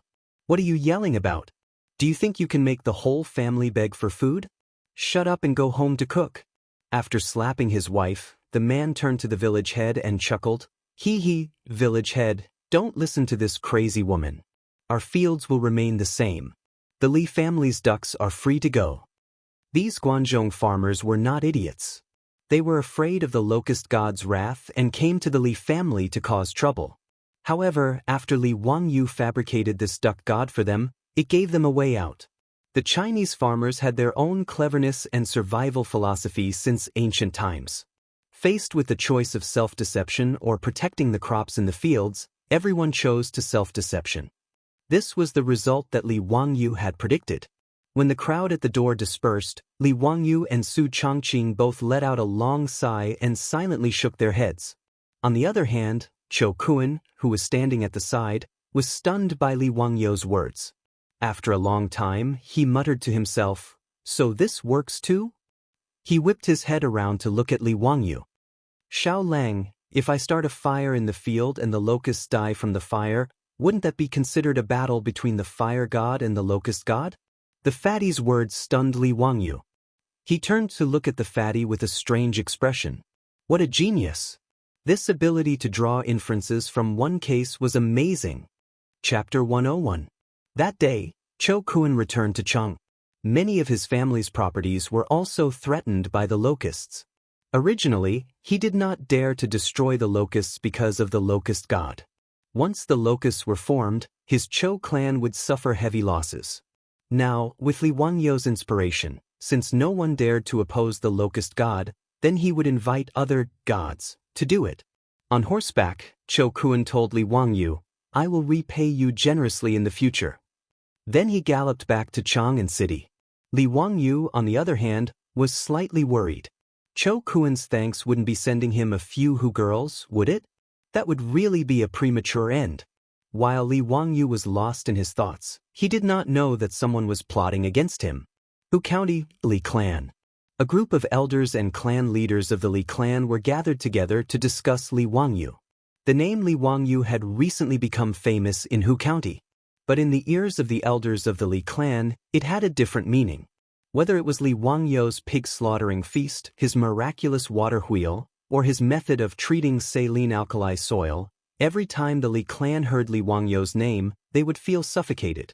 Especially when they went to the county government to sue Li Wangyou, and Yang Quan's doggerel judgment slowly spread through Hu County through the mouths of the bailiffs. It made the Li clan even angrier. And the young man they had chased out of the clan had used such a method to make a name for himself. Now, in Hu County, many of the noble families were privately laughing at the Li clan for being blind. They had chased such a Qilin out of the clan. They must have been blinded by lard. Every time Li Wangyou's fame grew, the elders of the Li clan felt as if their faces had been slapped, making them hate Li Wangyou even more. This group of elders from the Li clan of Hu County hated Li Wangyou to the bone.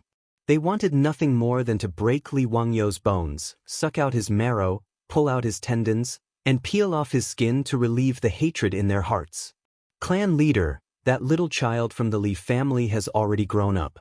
In the future, if he were to become an official and half a nobility, then our Huxian Li clan won't be able to survive. Isn't that so? This kid is not easy to deal with. We have to be careful. Li Zhou, that bastard, is quite capable of giving birth to a son. I heard that the county gave him 300 mu of saline alkali soil for free, and all of it was transformed into fertile land. TSK, 300 mu of paddy fields. Isn't that so? That little bastard even built some water wheel. The county also gave him 20 oxen for plowing. I also heard that the little bastard went to Chang and brought back several hundred dan of grain. His house is almost full. If it were up to me, we shouldn't have been so merciful. We should have just killed him for disobedience. There are no outsiders in his house, so who would dare to cause trouble for us? Don't forget that our Li clan is a relative of the imperial clan. This was a vicious and merciless elder who directly wanted to take Li Wangyou's life. The old clan leader of the Li clan slapped the table. Enough! What's the point of saying this now? Who among you has a way to deal with this kid? Everyone was speechless for a moment. This Li Wangyou had already been removed from the clan. If they wanted to use the clan's name to suppress him, then it would be impossible. While the group was frowning, one of the elders suddenly rolled his eyes and revealed a cunning smile. This old man has an idea. I wonder if it will work? Let's hear it. The elder lowered his voice and whispered the idea he had just come up with to the others. Is this plan going to go against the heavens? Some of the elders hesitated. The other elders were also somewhat hesitant. They felt that this method was not appropriate. If word of it got out, they would lose face. The old clan leader's expression was also uncertain. In the end, he slammed the crutch in his hand. A man is harmless to the heart of a tiger, but a tiger is harmful to the heart of a man. If we don't act decisively, we will be met with disaster. We can't wait for that little bastard to grow up. Otherwise, he will become a disaster for our Li family in the future. Li Wangyu naturally didn't know that he had become the target of a group of gluttons. He didn't have any feelings for the Li clan of Hu County and had long since put it to the back of his mind. Today, he had just brewed himself a pot of king medicine tea and was chatting with his beautiful superior when he saw the old steward Li Heng walk in with an angry expression. Li Heng, what happened? Lang Jun, the Li clan of Hu County sent people here. They want Lang Jun to move the old master's grave. Li Heng's face was full of anger. What? Move the grave? Based on what? Li Wangyu jumped to his feet when he heard this. The ancients attached great importance to the dead. As the saying goes, the dead are the most important and should be buried in peace.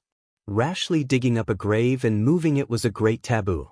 If Li Wangyu did this, he would be reprimanded for being unfilial and would be cursed behind his back. The Li clan of Hu County, they wanted to slap Li Wangyu's face. Li Heng's old face swelled red. The Li clan said that Lang Jun and the old master's names have already been removed from the clan. You shouldn't bury the old master in the Li clan's ancestral grave and ruin their feng shui. They dare. Li Wangyu slammed the table and said angrily, "Tell Niu Yong and Niu Wu to throw out the Li clan's people. If they dare to come again, just throw them out." Li Heng agreed and prepared to tell the Niu brothers to kick them out. However, he was stopped by Su Chongqing. "Wangyu, let's ask the old village chief first." Su Chongqing advised. The matter of the clan's graveyard is not small. The Li clan's ancestral grave is in Dingzhou village. The old village chief should know the key to this. It's not too late to make a decision after asking. Li Wangyu took a deep breath and calmed himself down. He turned to Li Heng and said, "Help me ask the old village chief to come here." Not long after, Li Heng brought the old village chief back. Li Wangyu greeted the old village chief and didn't say anything. The old village chief spoke first. "Xiao Lang, do you have a grudge against the Li clan of Hu County?" Li Wangyu was stunned. He thought for a moment and shook his head. "No, there is no grudge. It's just that they wanted to expel me from the clan, so there was a small conflict." The old village chief shook his head and said to Li Wangyu, "Xiao Lang, Li Gong's grave must not be moved. This is not only a matter of your Li family's face, but also a matter of feng shui. As the saying goes, the poor don't change the door, the rich don't move the grave. Little Lang, you've made the Li family prosper with each passing day. How can you casually move eunuch Li's grave?" Feng shui? Li Wangyu was a little stunned. He didn't believe in feng shui. Moreover, what did the Li family have to do with feng shui? Was it because Li Zhou's grave was well buried that Li Wangyu traveled 1,000 years and came to the Tang Dynasty? His beautiful boss asked, "Old village chief, the Li clan forced us to move the grave. What's their explanation?" "Well, if you want to be serious, the Li clan does have the right to make you move the grave. After all, Li Gong was buried in the Li clan's ancestral grave. Now Xiao Lang and Li Gong have been expelled from the clan. If they want to force you to move the grave, you can't stop them." The old village chief's words made Li Wangyu's heart cold. Was there no other way for the Li clan to force him to move the grave? The old housekeeper, Li Heng, had a look of despair on his face as he knelt down before Li Wangyu. "Lang Jun, why don't you go and beg Madame Li? The old master's grave cannot be moved." Chapter 102. Li Heng's words made Li Wangyu and Su Chongqing look at each other in silence. "Forget it. I'll go see the Li clan's people and see what they want." Li Wangyu walked towards the front courtyard. In the main room of the Li clan's front courtyard, a young man with an arrogant expression was waiting impatiently. When he saw Li Wangyu appear, he let out a cold snort. "Umph, Li Wangyu, you're quite arrogant. You made me wait for so long." Li Wangyu thought for a moment and remembered that this person was the eldest grandson of the Li clan's head, Li Ge. This Li Ge relied on his status as the eldest grandson of the Li clan to be arrogant and despotic. He was considered a tyrant in Hu County. What made Li Wangyu's teeth itch when he saw this guy was that his previous owner was too weak. Even when Li Zhou was still alive, his previous owner didn't dare to provoke this Li Ge. The two of them had studied together in the clan school. This bastard relied on the fact that he was older than Li Wangyu and was the eldest grandson of the clan to bully Li Wangyu's previous owner. What was even worse was that this Li Gui relied on his status as the eldest grandson of the Li clan to do many disgusting things in Hu County. It couldn't be said that he kicked out widows' doors or dug up graves, but it wasn't far off. After all, the Li clan was a relative of the imperial family. Although they didn't have any official positions, even Yang Quan, the boss of Hu County, didn't want to offend them. Last time, if it weren't for Yu Shernan's support in the lawsuit against Li Wangyu, Yang Quan might not have stood on Li Wangyu's side so easily. Li Gui, what exactly is your Li clan trying to do? Just say it. Li Wangyu couldn't be bothered with this hedonistic son of a rich family. It was only the beginning of March, but Li Gui pretentiously opened his folding fan with a swish and waved the fan in his hand in a self-confident manner. Of course, I want you to move your dead father's grave away. Your Li family is no longer a member of our Li clan. There is no reason to bury him in our Li clan's ancestral grave. Li Gui, shut up. Even if my family's Darren isn't a member of the Li clan, he's still a Guanglu Darren who was conferred the title of Guanglu Darren by His Majesty. How could someone like you humiliate him? Do you believe that I will send you to the authorities immediately? Li Wangyu angrily rebuked. Li Gui knew that he had said something wrong and immediately shut his mouth. Li Zhou had offended Pai Lupi and was removed from his position. However, after Li Zhou's death, Pai Lupi was very kind and conferred him a posthumous title. Originally, Li Zhou was a secondary class, rank 3, supervisor of Huxian. After his death, Pai Lupi directly conferred him a secondary class, rank 2, Guanglu Darren. Of course, this was only a posthumous title. Li Wangyu was still a nobody and wouldn't receive any benefits. Perhaps the only benefit of a posthumous title was that the standard of Li Zhou's grave would be raised a little. A rank 3 tomb had a height of 12 feet for 50 steps. A rank 2 tomb had a height of 12 feet for 60 steps. In front of the grave, one could erect a stone tablet, a glass head, a tortoise, a stone beast, and so on. That was all. These were all written laws in the Tang Dynasty. No one could casually violate these laws. Otherwise, they would be beaten 100 times.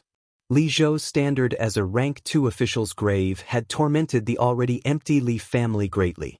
Most of the family's remaining property had been used to build a rank 2 official's grave. This was also one of the reasons why Li Wangyu's family was so poor after transmigrating. However, no matter what, Li Zhou was a rank 2 official of the Tang Dynasty. Even if it was a posthumous title, it wasn't something that Li clan's eldest grandson could humiliate. If Li Wangyu went to the county government to sue Li Gui, it would be quite troublesome. Seeing that Li Wangyu wasn't speaking, Li Wangyu coldly snorted and sat down. It's impossible for my family to move the grave. Your Li clan should give up on this idea. Speak, what conditions does your Li clan have? You don't want to move the grave? That's fine too. Hand over your Li family's 300 mu paddy field, 20 cattle, the blueprint for the water wheel, and the few hundred dan of grain in your family. In addition, promise to give the Li family 500 strings of copper coins every year. Then, you don't have to move Li Zhou's grave. Li Gui wasn't polite at all and directly demanded an exorbitant price. His words almost made Li Wangyu laugh out of anger. Li Gui was treating him as a soft persimmon that he could do whatever he wanted. Scram. Li Wangyu replied with this one word. For a glutton like the Li family, there was nothing to talk about. Li Wangyu was scolded by Li Wangyu. Then he suddenly stood up and gloomily said, Li Wangyu, I'll give you 3 days to think about it. If you don't move the grave in 3 days, our Li family will forcibly send people to dig it up. You dare? Li Wangyu angrily said. Hehe, then let's wait and see. Li Gui threw down these words and turned to leave. Li Wangyu clenched his fists. He wanted nothing more than to order the Niu brothers to beat him up. Niu Wu was so angry that he wanted to roll up his sleeves and beat him up. Fortunately, Niu Yong still had some calmness. He held onto his younger brother tightly and didn't let him do anything rash. Forcing the Li family to move the grave was the vicious plan that the Li clan's elders came up with. In the eyes of the Li clan's elders, The reason why Li Wangyu could suddenly make a name for himself as a Noda was completely because Li Zhou's grave was well buried. It might even have robbed the Li clan's feng shui. In the old saying, it was because Li Zhou's grave was smoking green smoke that a young man like Li Wangyu could come up with so many things in just half a month. In the eyes of these elders, if Li Zhou's grave hadn't robbed the Li clan's feng shui, then the water wheel and the saline alkali soil should have all belonged to the Li clan. Even that bastard Li Gui felt that this should be the case. If he moved Li Zhou's grave and moved the remains of his family's elders, then it would be his turn to become famous in Hu County. He didn't even need to think about it. With his ignorant and incompetent brain, he was older than Li Wangyu by several years and was still studying in the clan school. Even if his ancestors' graves were smoking green smoke, he still wouldn't be able to invent a water wheel. The Li clan didn't expect Li Wangyu to agree to this condition. They were determined to force Li Wangyu to move the grave. This way, not only would they vent their anger, but they would also be able to steal a piece of good feng shui land. As for whether or not forcing someone to move the grave would violate the laws of heaven, the Li clan leader and elders didn't even consider it. This group of people had already been provoked by Li Wangyu to the point that their eyes were red. They couldn't control their jealousy. As long as Li Wangyu didn't agree to their conditions, they would immediately send people to dig up the grave and move the coffin in 3 days. Even if Li Wangyu gritted his teeth and agreed to all of their conditions, the Li clan would put forth new and more demanding conditions. In the end, they would still force Li Wangyu into a corner. After Li Gui left, Su Changqing and the old village chief, who had been listening to the two's conversation from the back of the central room, walked out. They all had worried expressions. After the Li family's name was removed from the clan, asking the Li family to move the grave away from the Li clan's ancestral grave was indeed a difficult matter to deal with. Even if they went to the county government to file a lawsuit, even if Yang Quan wanted to side with Li Wangyu, he wouldn't be able to say no to this matter. The Li clan had made an extremely sinister move. Chapter 103. Su Changqing looked worried. Wangyu, what should we do now? Although to her and Li Wangyu, feng shui was nonsense. However, the Li family from Hu County had come out to provoke them. If they obediently moved the graveyard away, then the Li family would really lose all of their face. Moreover, the prestige that Li Wangyu had painstakingly built up in Dingzhou village would go down the drain because of this. More importantly, Li Wangyu would bear the name of being unfilial. Li Wangyu dared to bet that if he didn't agree to the Li clan's conditions, the Li clan would immediately spread rumors to everyone that he was an unfilial son for abandoning his father's corpse for a bit of family property, causing his deceased father to not be able to rest in peace. Although Li Wangyu had no intention of pursuing an official career, in the current Tang Dynasty, filial piety ruled the world. If he bore the name of being unfilial, then it would really be difficult for him to move forward. It had to be said that the Li clan's plan was really vicious. If he agreed, then the Li family would never have a day of peace.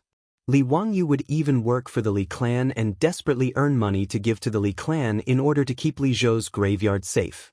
If he didn't agree, then not only would Li Zhou's graveyard be moved away, but he would also be splashed with a basin of dirty water. I don't know. Let me think about it. There must be a way. Li Wangyu scratched his head. The Li clan's move was really too disgusting. The Li clan's ancestral graves were all buried outside Dingzhou village, on a hillside facing south at the foot of Shouyang Mountain. On the hillside of Noda, only the Li clan's ancestral graves were buried here. This belonged to the Li clan's family graveyard. Li Wangyu didn't know when the hillside facing the sun became the Li clan's ancestral grave, but the Li clan of Huxian was also a branch of the Longxi Li clan. They migrated from Longxi to Dingzhou village 100 years ago. But when he thought about the location of the Li clan's ancestral grave, Li Wangyu felt a little strange. Although he didn't understand feng shui, he knew that the feng shui of the hillside facing the sun should be good. It wasn't far from Dingzhou village, so why didn't other people's ancestral graves there? Old village chief, when did the Li clan's ancestral graves belong to the Li clan? The Li clan was originally a small clan in Dingzhou village.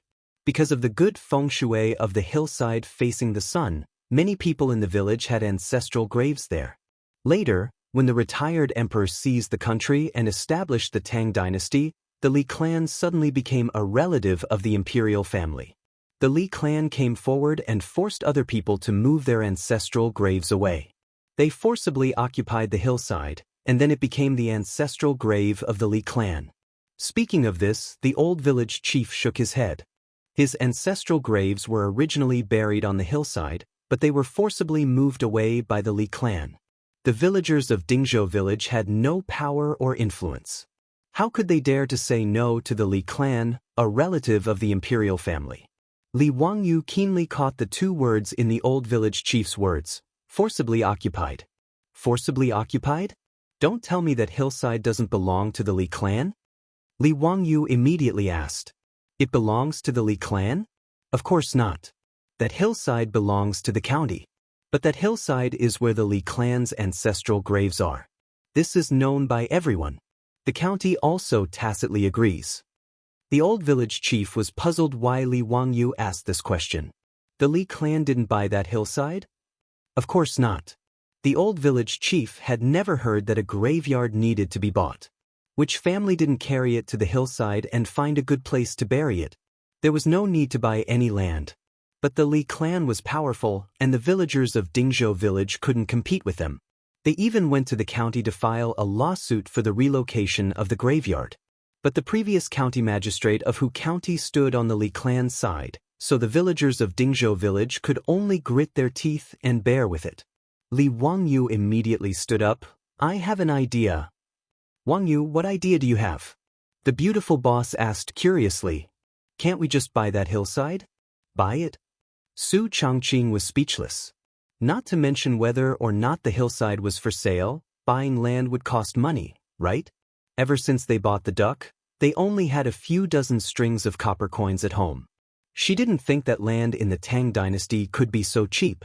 Li Wangyu didn't explain much and ran out after saying, I'll go to the county yamen and find Yang Mingfu to buy land. He ran to the backyard to get the horse, and Niu Wu quickly followed. Usually, when Li Wangyu went out, Niu Wu would follow behind him as a bodyguard, and Niu Yong would stay at home to guard.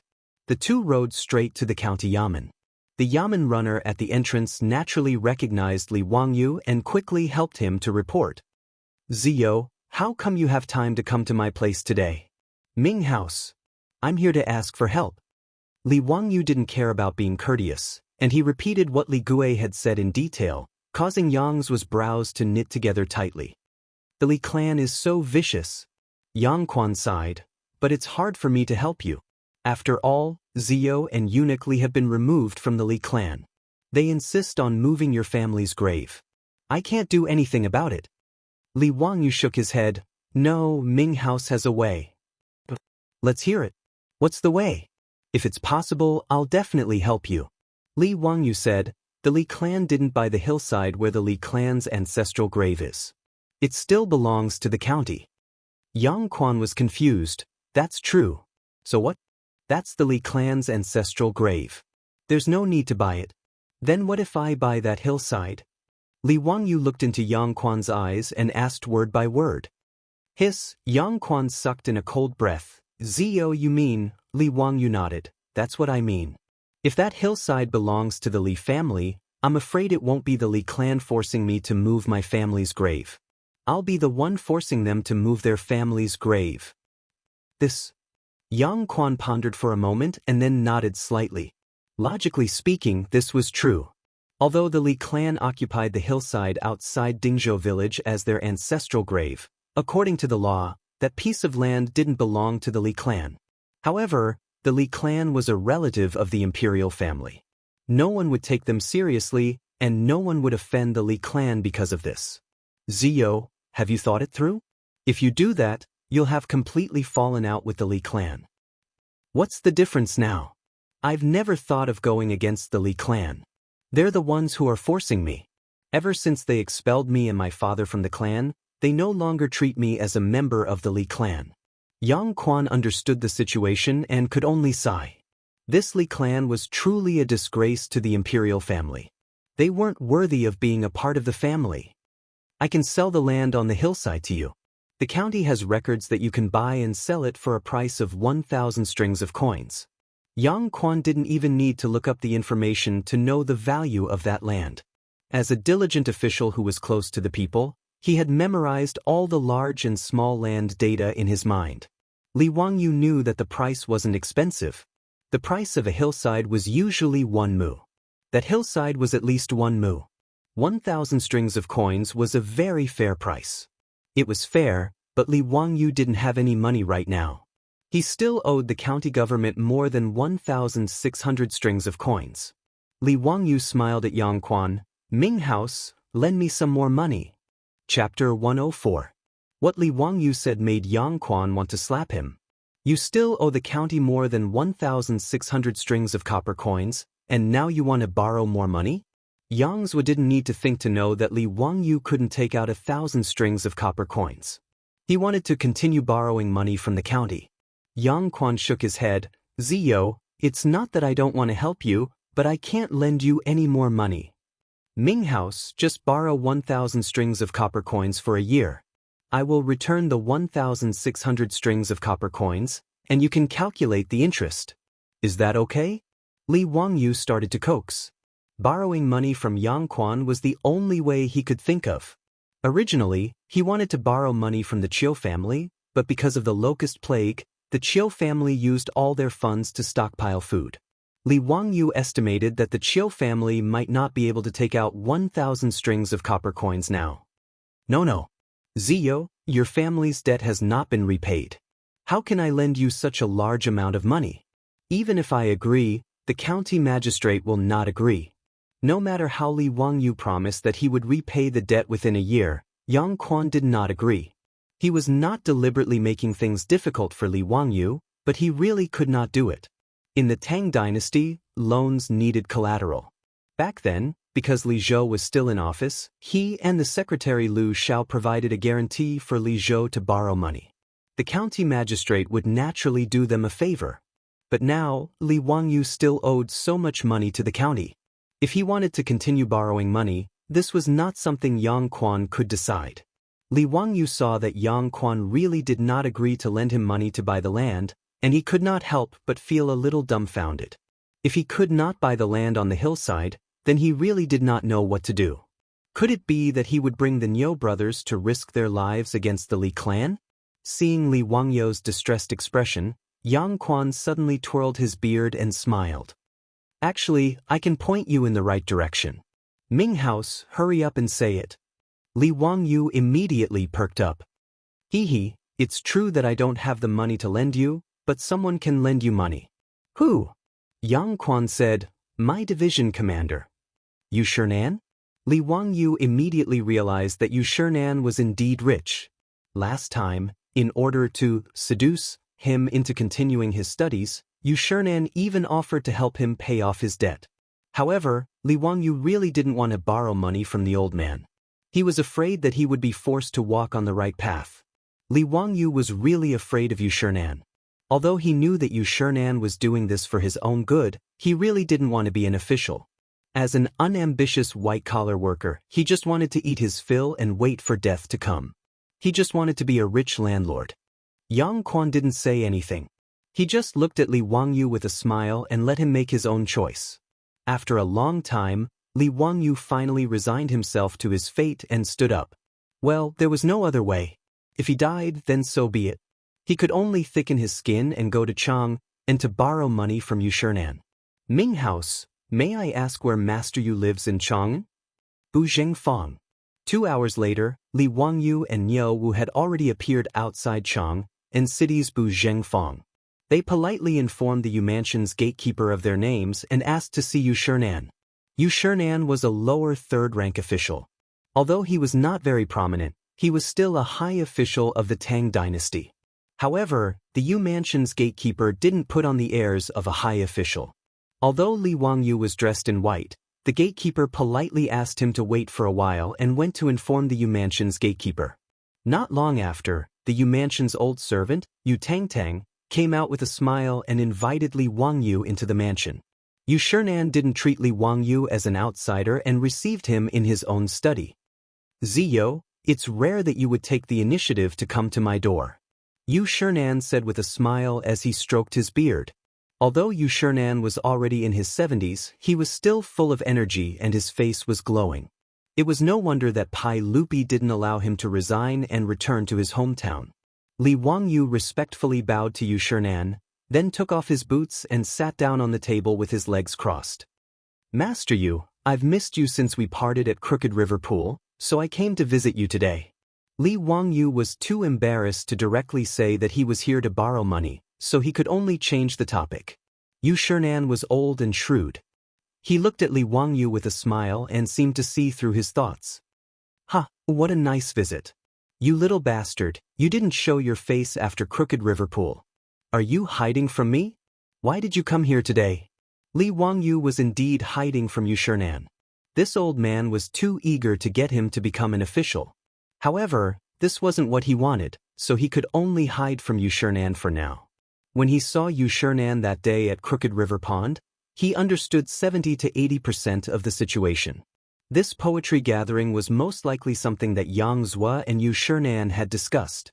They wanted him to use this opportunity to make a name for himself. Li Wangyu naturally appreciated the old man's good intentions, but he was afraid that Yu Shernan would force him to become an official, so he didn't dare to visit. If he hadn't been forced into a corner today, Li Wangyu wouldn't have walked right into the trap. Hee, Master Yu, what are you talking about? I really missed your earnest teachings. This tea is personally made by the old immortal, Sun Simiao. It's good for the mind and heart. It's both medicine and tea. It's very hard to come by. I'm here to deliver this tea to you, Master Yu, as a gift. Li Wangyu hurriedly handed over the Medicine King tea that Sun Simiao had made. This was something he had specially asked Niu Wu to fetch for him after he had borrowed some money from Yu Shernan. It was to be a gift to Yu Shernan. Is that so? Then many thanks, Ziyu. I'll accept this tea. Ziyu, is there anything else? If there's nothing else, you can go back. I still have work to do. Seeing that Li Wangyu wasn't telling the truth, Yu Shernan smiled and chased him away after receiving the tea. Li Wangyu was dumbfounded. This old man didn't play by the rules. After receiving his Medicine King tea, he wanted to chase him away. Where was the old man who had encouraged him to study? Shouldn't he have encouraged him, then offered to help him pay off his debt, then persuaded him to study? After that, he would explain his predicament to Yu Shernan. Only then would he be able to borrow money? Now he was chasing him away after just a few words? Master Yu, you're not being kind. Li Wangyu stammered for a long time, then awkwardly said, Master Yu, I came here today to ask for a favor. I knew you wouldn't come here for no reason. Speak, what is it? Hee, I want to borrow money. How much? 1,000 strings of cash. Li Wangyu's words made Yu Shernan freeze. 1,000 strings of cash wasn't a small amount. What's the matter? To buy land. Since he had already spoken, Li Wangyu didn't hide anything from the old man. He honestly told him about the Li clan's visit today. He also explained that the only way he could get his hands on the land was to buy the mountain slope. When Yu Shernan heard this, he was so angry that he slammed his hand on the table. Despicable and shameless. Utterly shameless. I'll definitely report this to His Majesty and have him discipline these scum of the imperial clan. Li Wangyu was afraid that the old man would be angered to death, so he hurriedly tried to comfort him. After Yu Shernan finally calmed down, he suddenly looked at Li Wangyu with a smile. Ziyu, I can lend you money, but you have to agree to one condition. Chapter 105. When Li Wangyu heard this, he became alert. This old man wouldn't be digging a hole for him again, would he? He carefully asked, Master Yu, what's the condition? It's simple. This year's spring imperial examinations, you can participate in the imperial examinations. You just need to pass the imperial examinations. Yu Shernan mischievously winked at Li Wangyu. What the hell? Participate in the spring imperial examinations? Pass the imperial examinations? Old man, are you crazy? Li Wangyu was shocked by Yu Shernan's ridiculous condition. What did Yu Shernan mean by this? Not to mention whether or not he was willing to participate in the spring imperial examinations, he didn't even have the qualifications. Since he wasn't a student from the capital or the county academies, Nor was he a high scholar who passed the county examinations. What kind of imperial examination would he be participating in? Master Yu, are you sure you're not mistaken? I'm neither a high scholar nor a high scholar. It's fine. As long as Zio is willing to participate, I can still help you get a spot as a high scholar. Yu Shernan smiled. Li Wangyu said, but I didn't submit. Yu Shernan said, with my recommendation, why would you need to submit? Those few poems of yours will be considered as submitted. Li Wangyu struggled. Master Yu, I'm still in the cutting off of decline. The Tang Dynasty believed in filial piety. Children were not allowed to participate in the imperial examinations within 3 years of their parents' death. I will plead for you. Yu Shernan was unmoved. Li Wangyu was completely dumbfounded. What did this old man mean? Did he really want to force him to participate in the imperial examinations? He began to weigh whether or not he should borrow the money. Before Li Wangyu could understand the meaning behind Yu Shernan's words, Yu Shernan suddenly stopped smiling and looked at Li Wangyu sternly. Zio, I know you don't want to be an official. Originally, I didn't want you to waste your time like this. However, when Su Qing told this old man about your actions in the past half a month, this old man had a whole new level of respect for you. Yu Shernan stood up and took a scroll from the bookshelf. He opened it and saw the blueprint of the water wheel. Zio, it's not easy for you to create such an item that benefits both the country and the people. Since you have no intention of pursuing an official career, this old man will not force you.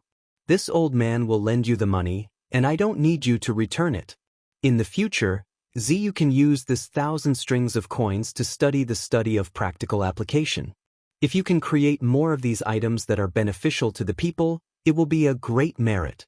Yu Shernan's words moved Li Wangyu. It turned out that he was just joking when he said that he wanted him to participate in the imperial examination. He stood up and bowed respectfully to Yu Shernan. Master Yu, I will definitely return the money within a year. As for Master Yu's instructions, I will do my best to fulfill them. Master Yu, please rest assured. Yu Shernan laughed and waved his hand. This old man is already 70 years old this year. How many years do I have left to live? Why would he need so much money? Ziyu, don't say anything more. You'd go get some gold for Ziyu. More than 30 gold ingots weighing 5 taels were placed on the table. Li Wangyu was once again moved by Yu Shernan's generosity. When he first met Yu Shernan, this old man was still riding in a shabby carriage. The clothes he wore were also very thrifty. They weren't silk or satin, nor were they inlaid with gold or jade. Now, just because he created a water wheel, he was giving him 1,000 strings of coins without blinking an eye. Li Wangyu bowed deeply again. I will definitely remember Master Yu's teachings. After bidding farewell to Yu Shernan, Li Wangyu led Niu Wu back to the Hu County Yamen. On the spot, Yang Quan and Registrar Lu Xiao helped Li Wangyu with the transfer of the land. The land deed was issued, and from now on, the land belonged to the Li family. Many thanks to Ming House. Many thanks to Registrar Lu. However, the matter of me buying this land, please keep it a secret for me for the time being. After Li Wangyu received the land deed, he smiled and cupped his hands towards the two of them. How could Yang Quan and Lu Xiao not understand Li Wangyu's intentions? This kid was holding back his evil intentions to teach the Li clan a lesson. Ziyu, the Li clan is still a relative of the imperial family. Where it's possible to make mistakes, one should be lenient. It's best not to go too far. Yang Quan advised. Li Wangyu rolled his eyes. Of course I won't provoke the Ming house. However, if the Li clan is arrogant and despotic, then don't blame me for being impulsive. Yang Quan and Lu Xiao looked at each other, but didn't say anything. This Hu County Li clan truly disgusted the two of them. 3 days passed in the blink of an eye.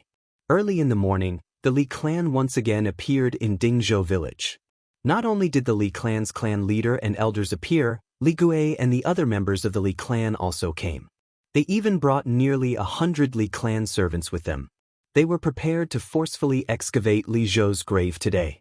Li Wangyu led the Niu brothers to block the entrance of the village. Li Jia Xiaolang, have you thought it through? Do you agree to our conditions? The Li clan leader asked with a mocking expression. In their opinion, Li Wangyu wouldn't be able to escape this calamity no matter what. Regardless of whether he agreed to their harsh conditions or refused, they would be able to play this disobedient brat to death in the palm of their hands. Li Wangyu, what do you think? Are you unwilling to part with the money? That's fine. Dig out your dead father's coffin and bury him somewhere else. Ha! Li Guo laughed loudly in the crowd. Tiske, this Li Zhou is really pitiful. He gave birth to an unfilial son, and even in death he can't rest in peace. Do you think it's so easy to take advantage of the Li clan? You actually want to bury Li Zhou in our Li clan's ancestral grave. The old clan leader is kind and benevolent. He only asked for a small amount of money from your family. It's really too cheap for your family. Why aren't you thanking him? It's fine if you don't want to part with the money. Then let your dead father's corpse be exposed in the wilderness. Before Li Wangyu could say anything, a group of Li clan members impatiently opened their mouths and began to humiliate Li Wangyu and the long-dead Li Zhou. Their words made Li Wangyu's face even more ashen. Even the Niu brothers behind him were so angry that they clenched their fists and the veins on their necks were bulging. As expected of a group of blood-sucking Taotais with no sense of shame, Li Zhou had done his best for the clan when he was alive, but after his death, he was treated like this. This Li clan of Hu County really deserved to die. Li Wangyu coldly snorted, "Let's see who dares to touch my clan's lord's grave." Ha! This is the biggest joke in the world. You and Li Zhou have already been expelled from our Li clan. How can Li Zhou still be buried in our Li clan's ancestral grave? Naturally, we need to move the grave. Even if the heavens are broken, our Li clan is still in the right. How can a little child like you stop us? The Li clan elder immediately retorted. That's right. If you don't agree to our Li clan's conditions, then today, Li Zhou's grave must be moved away from our Li clan's ancestral grave. Ignorant brat, who do you think you are? Do you think we won't move it just because you say so? If you don't agree to our Li clan's conditions today, we will definitely dig up this grave. The Li clan leader raised his hand to stop the clansman's clamor. Li Jia Shaolang, this old man will ask you one more time. Those conditions, do you agree or not? Niu, tell me, it's broad daylight. How can there be someone who hasn't woken up yet? Li Wangyu ignored him and smiled at Niu Wu. Perhaps it's because his daydream is too beautiful and he doesn't want to wake up. Niu Wu immediately agreed. The two's words caused the Li clan to become furious. The Li clan leader's eyes flashed with a cold light. He prepared to order his clansmen to force their way into the village and dig up the grave on the hillside behind the village. The Niu brothers naturally wouldn't give way. It looked like a conflict was about to break out. However, they saw that Dingzhou village was suddenly in a hubbub of voices. The old village head was leading a group of villagers and rushing out, blocking the Li clan's path. Chapter 106. Behind the old village leader, there were no less than 100 farmers. They were all holding hoes, shovels, and other farming tools. They blocked the entrance of the village and glared at the Li clan people. Whoever dares to touch Li Gong's tomb, we Dingzhou village, will fight with him. Get out. Dingzhou village does not welcome you. The Li clan has already moved out of the village. What are you doing back here? Whoever dares to touch Li Gong's tomb, I will crush his balls. The sudden appearance of the farmers surprised Li Wangyu.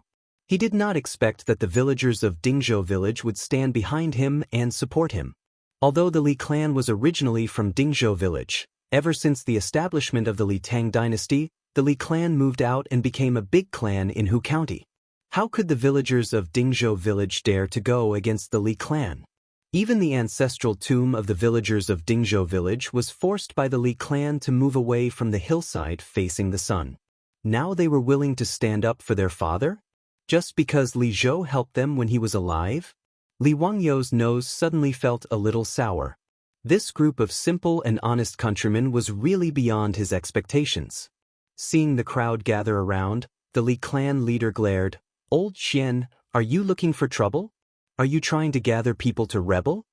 The old village leader walked to Li Wangyu's side and said to the Li clan leader in a clear voice, "Li Gong helped Dingzhou village when he was alive. If you want to humiliate the Li family, you have to ask if we agree first. You're going against the heavens. You farmers, are you trying to rebel? The Li clan leader slammed the crutch in his hand on the ground. The clan elders also spoke out, "How dare you? Our Li clan is a relative of the imperial family. What do you farmers want?"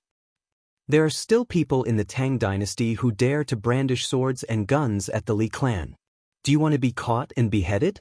Li Zhou and his son have already been expelled from the Li clan. Moving the graves is a matter of course. No matter what, the Li clan is in the right. What are you trying to do? Although the Li clan had brought more than 100 servants, the Li clan leader and clan elders knew that they wouldn't be able to gain any benefits if they were to fight. Thus, they didn't plan on fighting.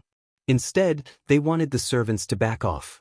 Their words made the old village chief and the others speechless for a while.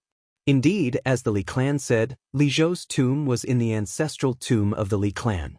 They had no reason to stop the Li clan. Don't talk so much nonsense. In short, don't even think about digging up Li Gong's tomb today. Otherwise, we'll fight with you. The old village chief didn't plan on being reasonable. Good. I want to see if this world is still the world of the Li clan. Li Gue, have someone ride to the county government immediately. Have Yang Mingfu bring the bailiffs here to deal with these unruly people. The Li clan leader roared at Li Gue.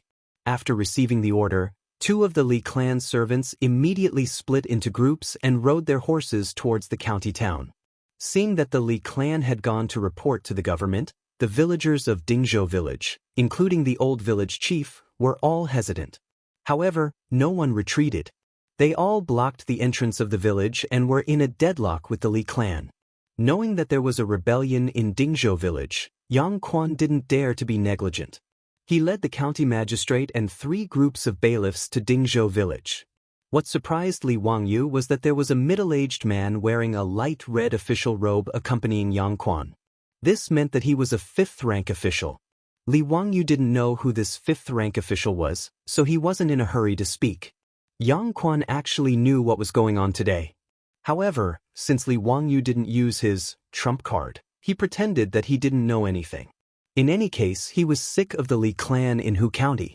However, he couldn't do anything because of the Li clan's status as a clan relative. The only thing that made him feel uneasy today was the 5th-rank official beside him, Chang, and County Magistrate Chui. The capital of the Tang Dynasty, Chang, was divided into 2 counties, East and West Chang, and Wanyan. The county magistrates of these 2 counties were all 5th-rank officials. This was like the mayor of the imperial capital of China. Although he was still a mayor, his rank was equal to that of a provincial governor.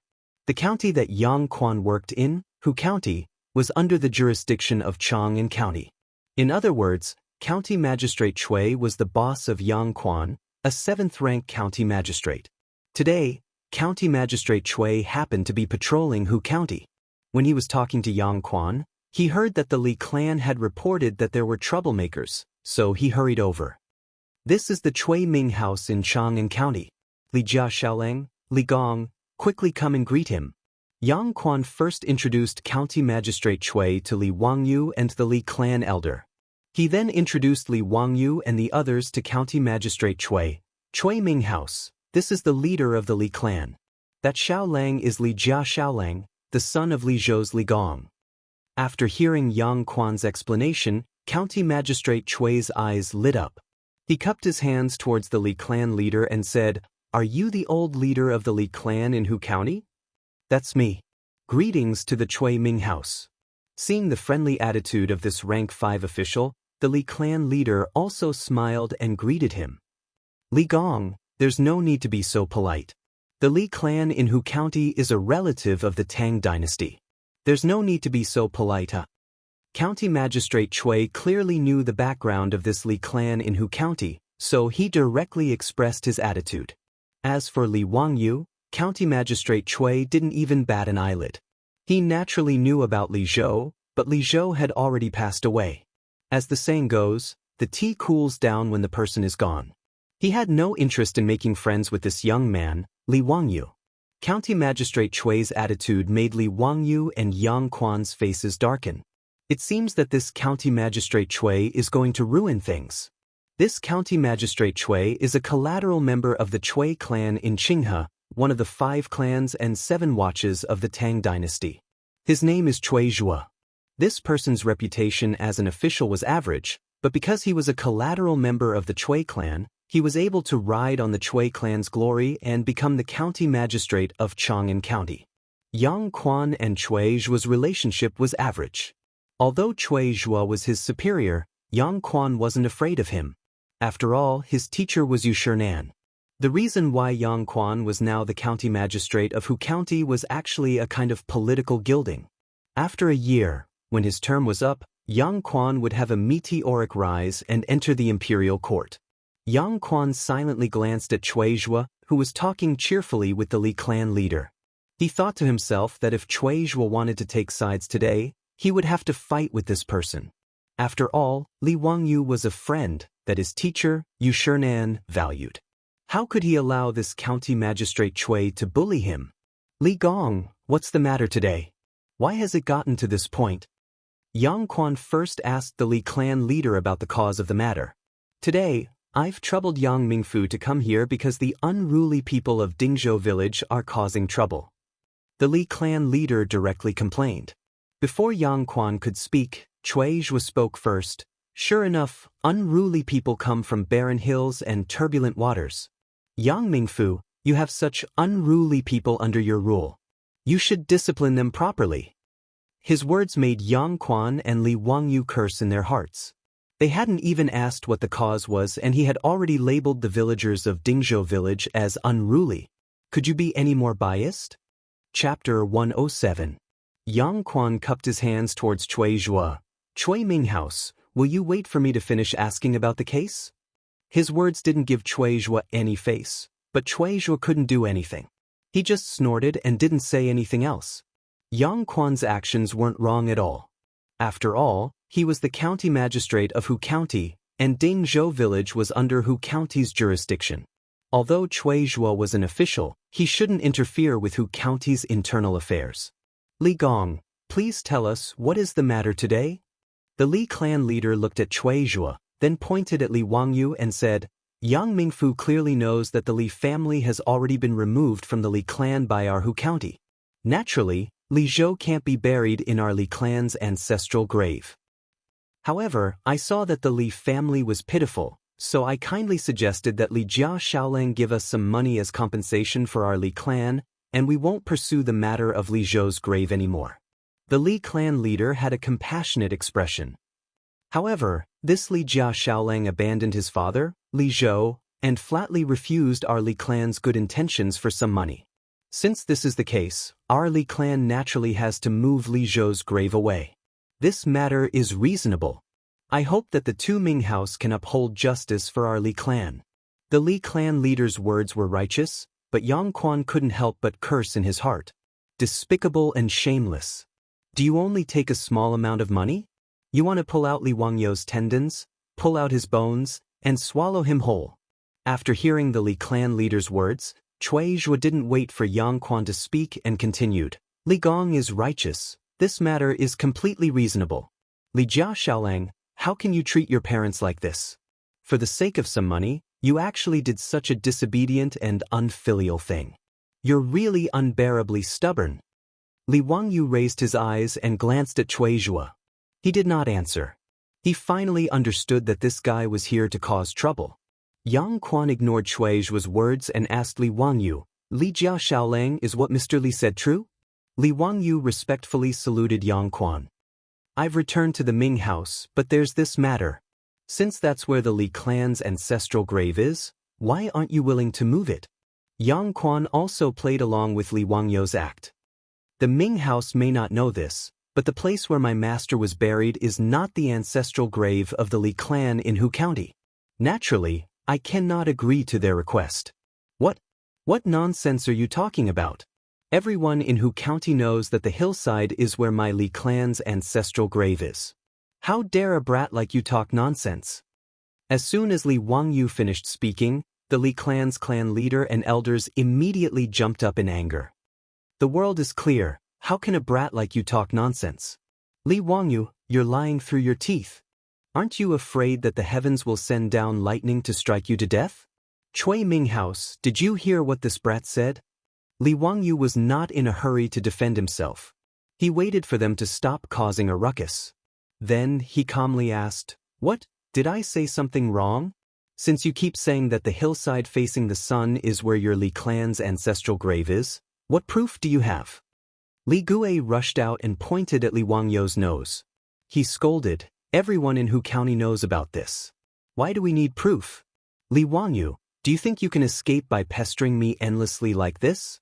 But if I don't dig up your damn father's grave today, I'll crawl back to Hu County." Then you can crawl back now. 20 li isn't a short distance. Li Gue, take your time. If you don't crawl, then you're a bastard. I'll say it here today. Don't you dare touch a single blade of grass or tree in my master's grave. Li Wangyu replied disdainfully. Li Gue, the eldest grandson of the Li clan in Hu County, had never been humiliated like this before. Cui Zhuo coldly snorted. What a glib tongue. Twisting words and forcing logic. Hu County's Li clan's ancestral grave is here. Even this county knows about this. How dare a brat like you argue? Li Wangyu, did you hear that? Even the Cui Ming house knows about this. What else do you have to say? Li Wangyu immediately took advantage of the situation and shouted at Li Wangyu. Li Wangyu was not moved by Cui Zhuo's words. He calmly replied, "The hillside facing the sun outside Dingzhou village has always been the ancestral grave of every family in Dingzhou village. When did it become exclusive to the Li clan? Bullshit. Since the founding of the Tang Dynasty, that hillside has been my Li clan's ancestral grave. Do you have proof?" Li Wangyu asked. These words stunned the group of Li clan members. They had used their status as clan relatives to forcefully claim it. How could they have proof? However, Cui Zhuo ignored his status and spoke again. What a glib tongue. However, no matter what you say, your family's elders are still buried in Hu County's Li clan's ancestral grave. Since you and your family's names have already been removed from the Li clan of Hu County, you should naturally move the graves. His words, which directly sided with Madame Li, caused an uproar among the villagers of Dingzhou village. Some people in the crowd even scolded him with the words, "Dog official." Cui Zhuo heard this and immediately glared at the village chief and the villagers. "You bunch of unruly people, do you want to rebel?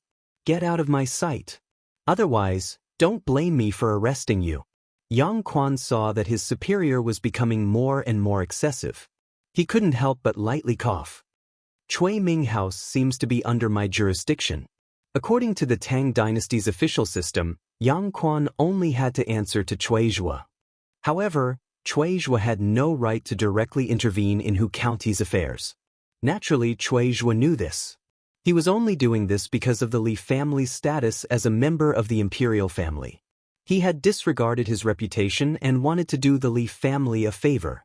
Seeing that Yang Quan actually didn't give him face in front of everyone, Cui Zhuo's expression immediately became ugly. However, he also knew that Yang Quan's teacher was Yu Shinan, a big shot that he couldn't afford to offend. Thus, he suppressed the anger in his heart and temporarily restrained himself. Yang Quan saw that Cui Zhuo was silent and turned to the Li clan leader. "Mr. Li, Li Jia Xiaolong's words are somewhat reasonable. That hillside doesn't belong to the Li clan. Why don't you give me some face and drop the matter of moving the graves?" The graves must be moved today. Yang Quan's words not only didn't make the Li clan leader and elders give up on the idea, but they also became more aggressive. "Even if we go to the Zongjing temple, there's no reason to let Li Zhou continue to be buried in my Li clan's ancestral grave. The graves must be moved today." The Zongjing temple was an official office in the Tang Dynasty that specialized in managing the affairs of the royal family. All members of the royal family with the surname Li, regardless of their status or blood relationship with the emperor, were within the jurisdiction of the Zongjing temple. They managed the genealogy records of the royal family, clan, and relatives, and guarded the royal tombs. Because Taoism was the national religion of the Tang Dynasty, the Zongjing temple also managed Taoist priests and monks. Therefore, if the Li clan wanted to complain, they would have to go to the Zongjing temple. After Li Wangyu's name was removed from the genealogy records, the Zongjing temple naturally cancelled his records as well. In response to the Li clan's clamor, Li Wangyu only smiled. Since you keep saying that my Darren is buried in your Li clan's ancestral grave, then do you have the title deed? When Li Wangyu said this, the Li clan was stunned. What the hell was a title deed? Chapter 108. Without waiting for the Li clan member to speak again, Li Wangyu took out a land deed from his bosom. The hillside facing the sun outside Dingzhou village is clearly my Li family's land. When did it become your Li clan's ancestral grave? You're simply distorting the truth.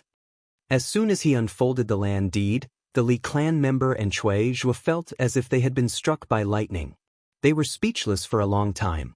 When the Li clan leader saw the land deed in Li Wangyu's hands, his hands began to tremble. When did you get this land deed? Impossible, this is absolutely impossible. Cui Zhuo sneered from the side. 8,000 mu of mountainous land is worth at least 1,000 strings of cash. How could a young man like you afford it? Absurd. Tell me the truth, who forged this land deed? His words were like a life-saving straw for the Li clan members, and they immediately began to echo his words. That's right, it must be a forged land deed. This boy's current net worth is at most 300 mu of paddy fields, 20 cattle, and 100 strings of cash. How could he afford this mountainous land? Forging a land deed is punishable by imprisonment and flogging. This Li Wangyu is simply crazy.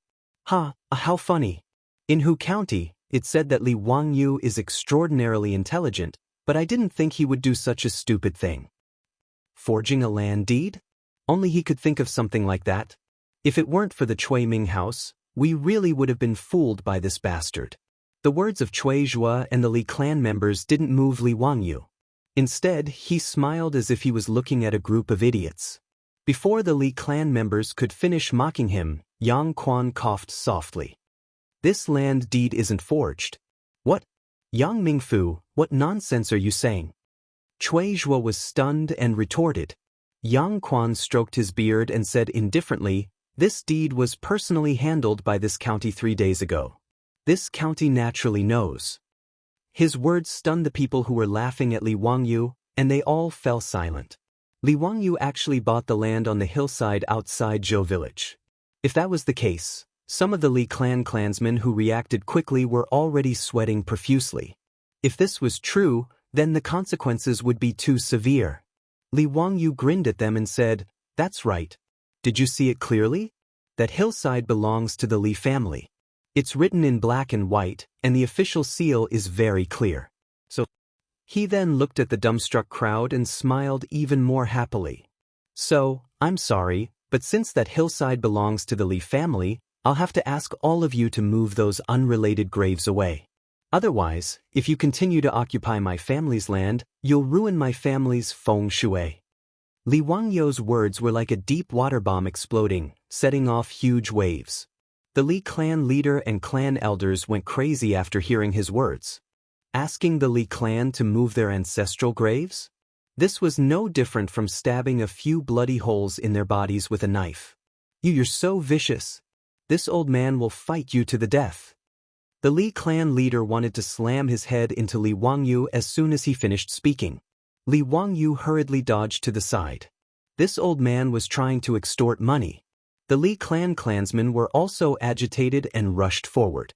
Yang Quan hurriedly ordered the bailiffs to separate the crowd to prevent any accidents. Cui Zhuo looked at Yang Quan with a shocked expression. Yang Mingfu, explain to this county why you handled the deed for this ignorant brat? Who allowed you to do this? Yang Quan looked at him as if he was an idiot. Cui Ming House, what do you mean by that? Someone bought land with money, and it's an ownerless piece of land belonging to the county. Why can't I sell it? That's where my Li clan's ancestral graves are. The Li clan elder roared angrily. Yang Quan said, since it's where your Li clan's ancestral graves are, why don't you buy that hillside from the county? The Li clan elders were so angry at Yang Quan's words that they almost vomited blood. It was true that the Li clan should buy that hillside facing the sun. Moreover, both Yang Quan and Yang Quan's former county magistrate had asked the Li clan whether they should buy that hillside. However, the Li clan was a member of the imperial family, so no one dared to have any ideas about them. Spending money to buy a graveyard would be a waste, so they had never thought of buying their ancestral graves. Who would have thought that, because of greed, after coming up with the idea of forcing Li Wangyu to move the graves, they would force Li Wangyu to spend money to buy the hillside facing the sun. This made the Li clan elders regret their decision. Li Wangyu lightly brushed the dust off his body. All right, everyone is clear about the situation. I'll give you 3 days to move all the graves buried in my family's land. Otherwise, don't blame me for having your corpses dug up in the wilderness. You dare. That's where my Li clan's ancestral graves are. This old man will go to the Imperial Ancestral Temple and report you for insulting the Imperial family. The Li clan leader shouted fiercely. Li Wangyu, don't forget that that's where your ancestors are buried. Aren't you afraid of being struck by lightning? This was an emotional card. You dare to insult my Li clan? This world is still my Li Tang's world. Chui Ming House, this Li clan is acting recklessly. You have to make a decision for my Li clan. Someone pressured Chui Zhua, hoping to borrow the power of the government to stop Li Wangyu. As for Yang Quan, the county magistrate of Hu County, no one went to beg him. All of the Li clan members could see that Yang Quan didn't want to deal with their Li clan. The Li clan leader was already secretly planning a way to get rid of Yang Quan. Although the Li clan of Hu County didn't have an official in the imperial court, as a member of the imperial family, they knew many big shots in the imperial court. Naturally, there were people willing to work for them. For example, Chang and County Magistrate Chui Zhua, as Yang Quan's immediate superior, might be able to do something. In Hu County, there was actually a county magistrate who opposed their Li clan. This was simply going against the heavens. Last time, when Yang Quan fought a lawsuit against Li Wangyu, the Li clan leader and the clan elders didn't like Yang Quan. However, because they were deceived by the monk and didn't want to expose their family's dirty linen, they didn't do anything. Today, seeing Yang Quan oppose them like this, the Li clan felt that their face as members of the imperial family had been slapped by Li Wangyu and Yang Quan. They couldn't take it anymore. Chui Ming House, please make a decision for our Li clan of Hu County. The Li clan leader and the clan elders cupped their hands and said to Chui Zhua. Chui Zhua also had a face of dissatisfaction. As a 5th-rank official, he was actually insulted by Yang Quan, a 7th-rank official. It was really embarrassing. One had to know that there was a difference of 8 ranks between the two of them. In the Tang Dynasty, there were 30 ranks in the 9th rank, from the 1st rank to the lower 9th rank. There were a total of 30 ranks. Yang Quan was currently a low-level official in the Tang Dynasty, while Chui Zhua was already a middle-level official. The difference in status was huge. So what if Yang Quan had Yu Shernan behind him? Was the Chui clan of Qinghe made of mud? Thinking of this, Chui Zhua didn't want to give Yang Quan any more face. He planned to use his status as a 5th-rank official to suppress Yang Quan and Li Wangyu. He wanted to curry favor with the Li clan of Hu County. Nonsense! How can you casually buy and sell other people's ancestral tombs? This county will definitely investigate this matter and see if there is anyone involved who is corrupt, bending the law, and practicing favoritism. Men, bring this Li Wangyu back to the county office. This county will personally interrogate him. He planned to directly shed all pretense of cordiality with Yang Quan.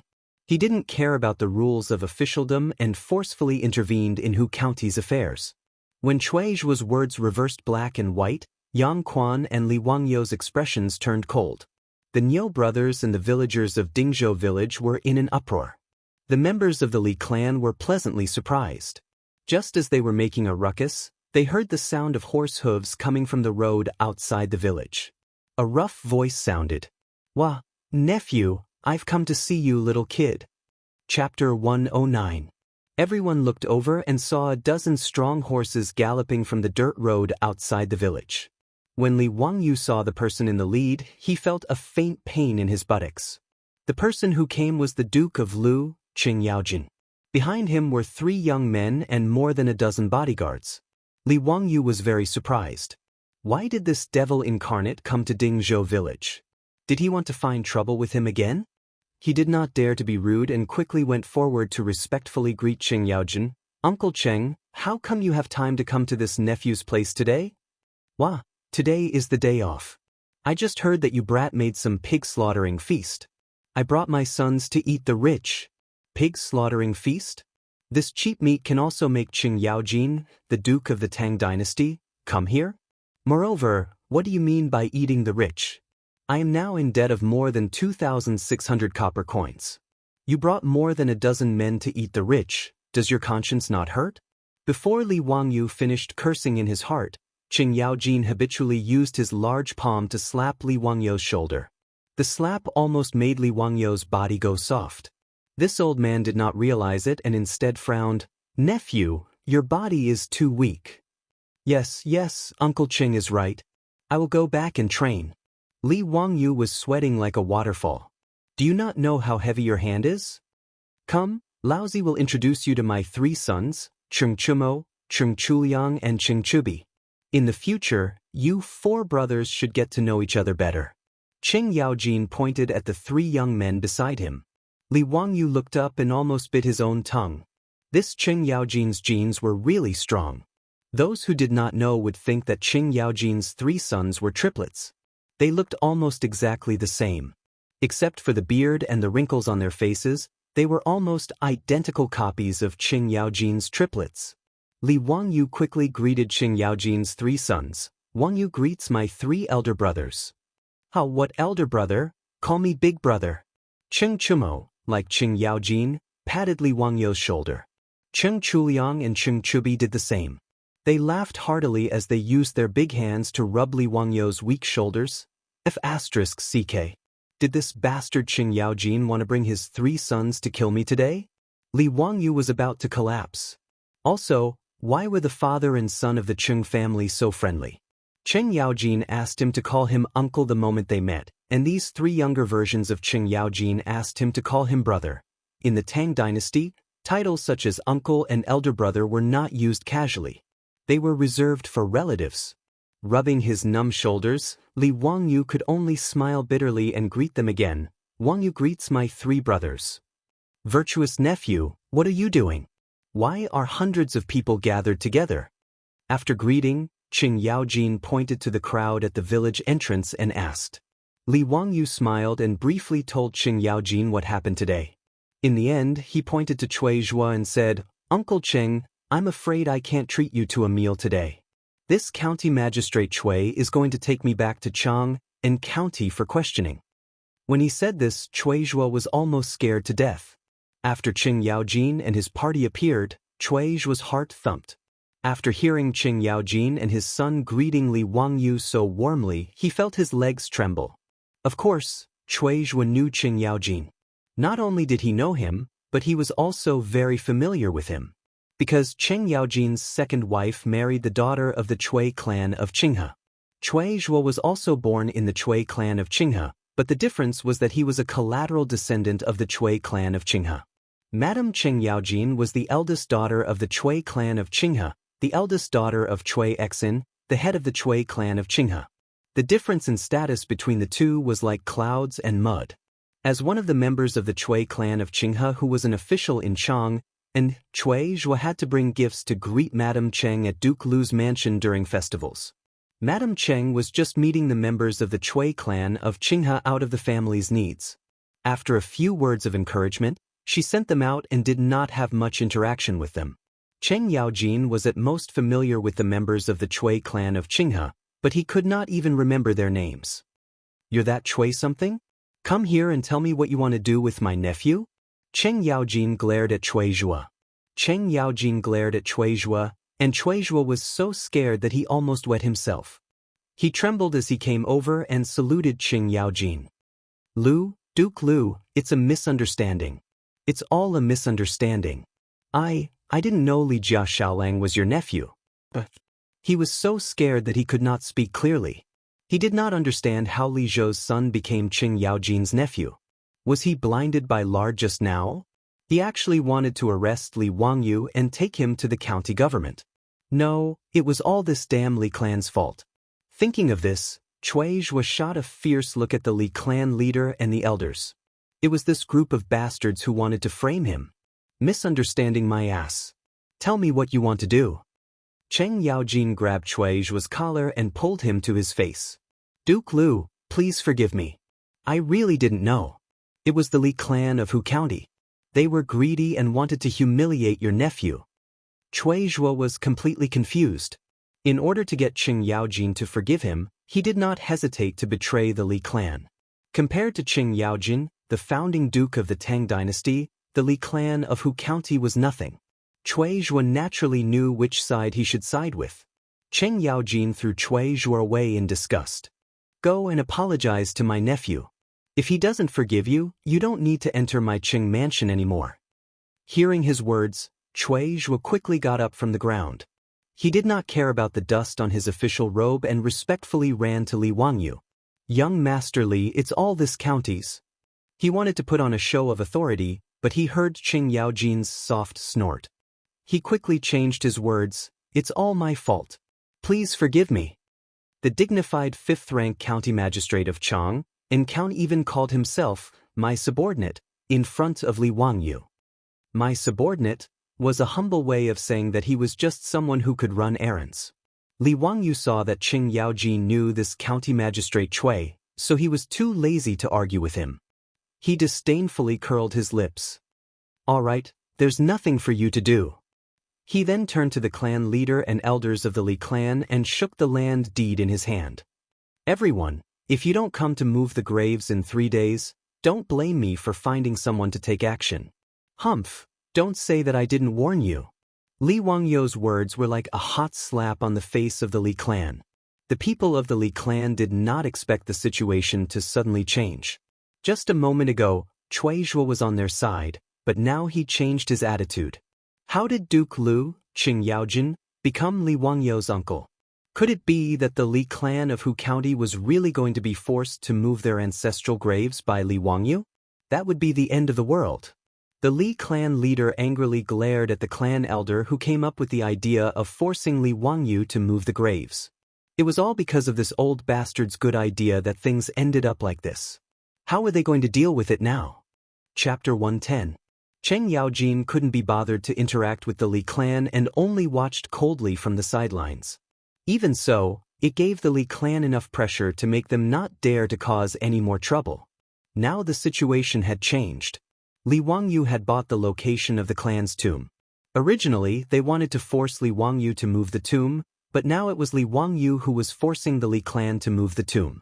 The Li clan leader coughed softly and lowered his stance. Li Jia Xiaolang, our Li clan will not force you to move the tomb. Let's just forget about this matter. The old man's words made Li Wangyu laugh. So it was the Li clan that had let him off? With such thick skin, no wonder he could become the clan leader. How funny. You won't let me move the tomb? Do you not know how to read? Do you not understand what is written on the title deed? Or are your ears not good? Listen carefully, I am the one who is forcing the Li clan to move the tomb. Xiao Lang, where it is possible to make mistakes, one should be lenient. Don't go overboard. The Li clan leader said through gritted teeth. Overboard? Do you know how to write these 2 words? You bunch of gluttons. Did you think of this when you greedily asked for money from my lord? Did you think of this when you stole the golden fields from my family? Did you think of this when so many of you came to Dingzhou village to dig up my lord's tomb? But Li Wangyu's carefree and unrestrained scolding had vented the resentment in his heart, but it had also caused the faces of the Li family's people to turn pale. Now that Li Wangyu had the title deed, Yang Quan was obviously not on good terms with the Li clan. Even Cui Zhuo, the county magistrate of Chang and County, quickly changed sides after Qing Yaojin's arrival. This made the Li clan members feel a chill in their hearts. Li Jia Xiaolang, are you really going to be so heartless? The Li clan leader said in a low voice. You asked for it. Good. Since that's the case, I, Li clan, won't say anything more today. The Li clan's ancestral grave is on that hillside. If you really dare to dig up the grave, do as you please. The Li clan leader finished speaking with a gloomy face, then turned to his clansmen and shouted, Let's go back. Grandpa, are we going back just like that? But the ancestral grave. Li Gui was still unwilling to give up and asked in a low voice. Before he could finish speaking, he was interrupted by the Li clan leader. I will personally go to the Imperial Clan Temple to demand an explanation for today's matter. Go back now. Haven't you embarrassed yourself enough? The members of the Li clan, who had been arrogant and insufferably arrogant just a moment ago, were now all listless. Amidst the loud taunts and mocking laughter of more than 100 men from Dingzhou village, they were ready to withdraw from the village. Li Gui, didn't you want to crawl back to the county? Li Wangyu suddenly shouted. For some shameless people, cynical men were never stingy to hit them when they were down. Li Wangyu, you wait for me. Li Gui was so irritated by his words that his face turned red. He completely forgot the boasting he had made before. Li Wangyu laughed loudly. Li Gui, get out. If you say one more word, I will dig up your family's grave today. His words were like a slap to Madame Li's face, causing Li Gui's face to turn red and green, but he didn't dare to make a sound. The Li clan leader snorted coldly and didn't say anything more. He led the members of the Li clan who were extremely disappointed and prepared to retreat. Cheng Yaojin suddenly said, "You are from the Li clan of Hu County, right? I will explain what happened today to His Majesty and let His Majesty discipline you." His words made the Li clan's patriarch and a group of clan elders' bodies uncontrollably sway. Some of the clan elders with poor mental fortitude even fell directly onto the ground. "Hi Duke Lu, why do you say that? Our Li clan didn't offend you, did we?" The Li clan leader tried to support himself. "You are going to dig up my nephew's grave. How dare you say you didn't offend me? Get out. I don't want to care about your trivial matters." Cheng Yaojin's words made the Li clan more depressed. He didn't say anything more and turned to leave. Today, the Li clan's face was completely lost. Li Wangyu was actually threatening the Li clan. If he really wanted to dig up the grave, he wouldn't do it. First of all, the Li clan of Hu County was a relative of the royal family. If he really dug up their ancestral grave, it would be like slapping Pai Lupi's face. Second of all, although he was expelled from the clan, the people buried in the Li clan's grave were the ancestors of his previous body. He couldn't blame the Li clan's deceased ancestors for the sins of the Li clan's descendants.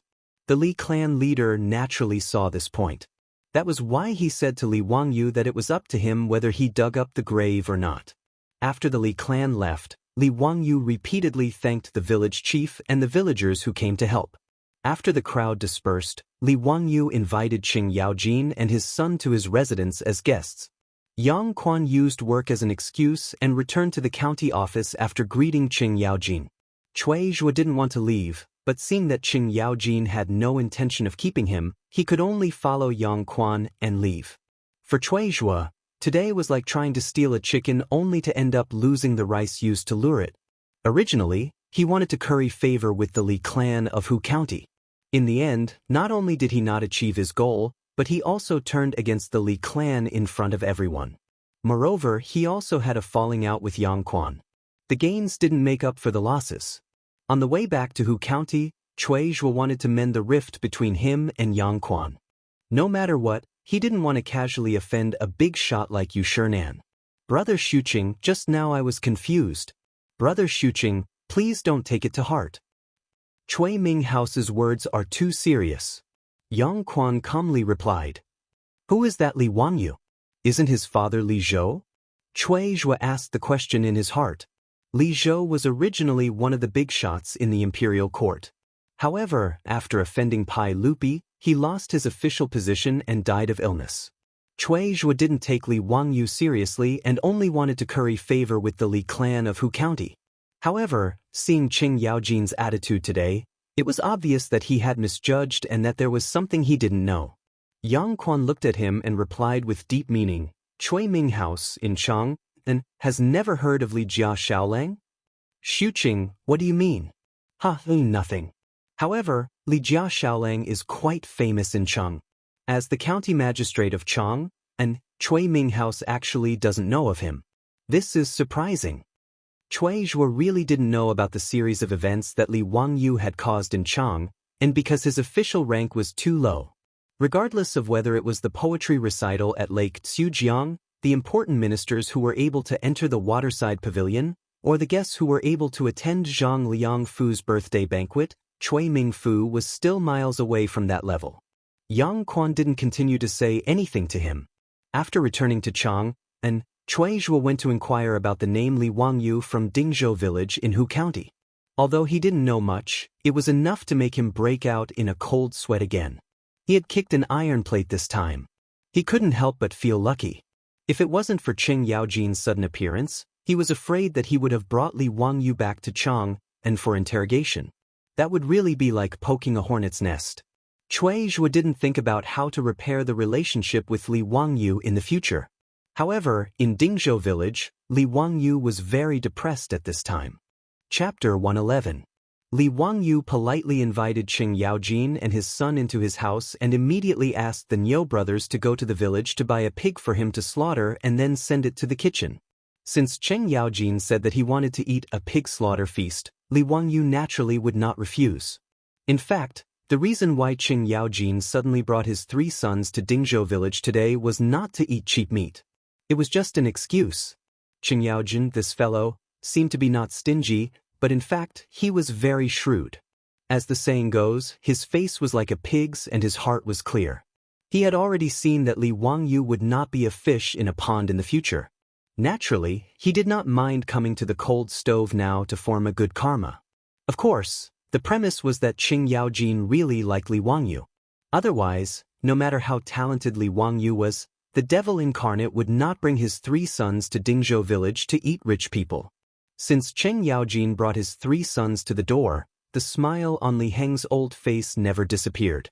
That fawning appearance made Li Wangyu gnash his teeth. When the beautiful superior learned that Qing Yaojin brought her 3 sons to visit, she hurriedly came out from the backyard to greet them. Su Chongqing was also very curious about Qing Yaojin. This was the first living Tang Dynasty celebrity she saw. This little girl greets Lu Guogong. Wah, no need for formality. Little girl, I heard that you are my nephew's cousin. Then you can also call this old man uncle. Qing Yaojin deliberately emphasized the word cousin. While speaking, he also mischievously winked at Li Wangyu. This old bastard. Li Wangyu speechlessly rolled his eyes. Sure enough, no one would believe that the beautiful superior was his cousin. Su Chongqing's face was slightly red, but she was not nervous. She bowed again. Yes, niece greets Uncle Cheng. Qing Yaojin did not delve into the issue of Su Chongqing's identity. He was too lazy to care about this kind of thing. He just smiled and let it go. As soon as Qing Yaojin entered the central room of the Li family's front yard, he noticed the chairs that his beautiful superior had ordered people to build for him. In particular, the rocking chair that his beautiful superior had asked the carpenter to build made the old man even more excited. After pondering over its function, he directly sat on it and rocked very comfortably. My dear nephew, you're so insensible. Why don't you know how to show filial piety to your elders when you have such a good thing? Forget it, I won't argue with you. Dalong, Erlang, San Lang, remember to take this chair with you when you leave. Qing Yaojin's words made Li Wangyu completely dumbfounded. F***ck, was this the founding duke of the Tang Dynasty or a bandit? Oh, right, this guy was a bandit from Wagong's stronghold. F***ck, was this considered as inviting a wolf into the house? Li Wangyu was conflicted about whether or not he should ask the old butler, Li Heng, to put away all the valuables in the house. However, looking at Li Heng's lackey appearance, he would probably take the initiative to give these to Qing Yaojin, right?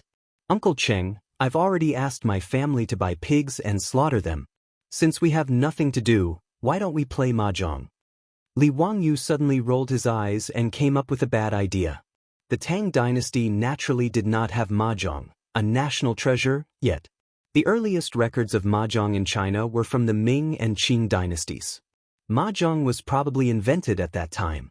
However, because he was bored a few days ago, in order to pass the time, Li Wangyu specifically asked the carpenters in the village to help him make a wooden mahjong set.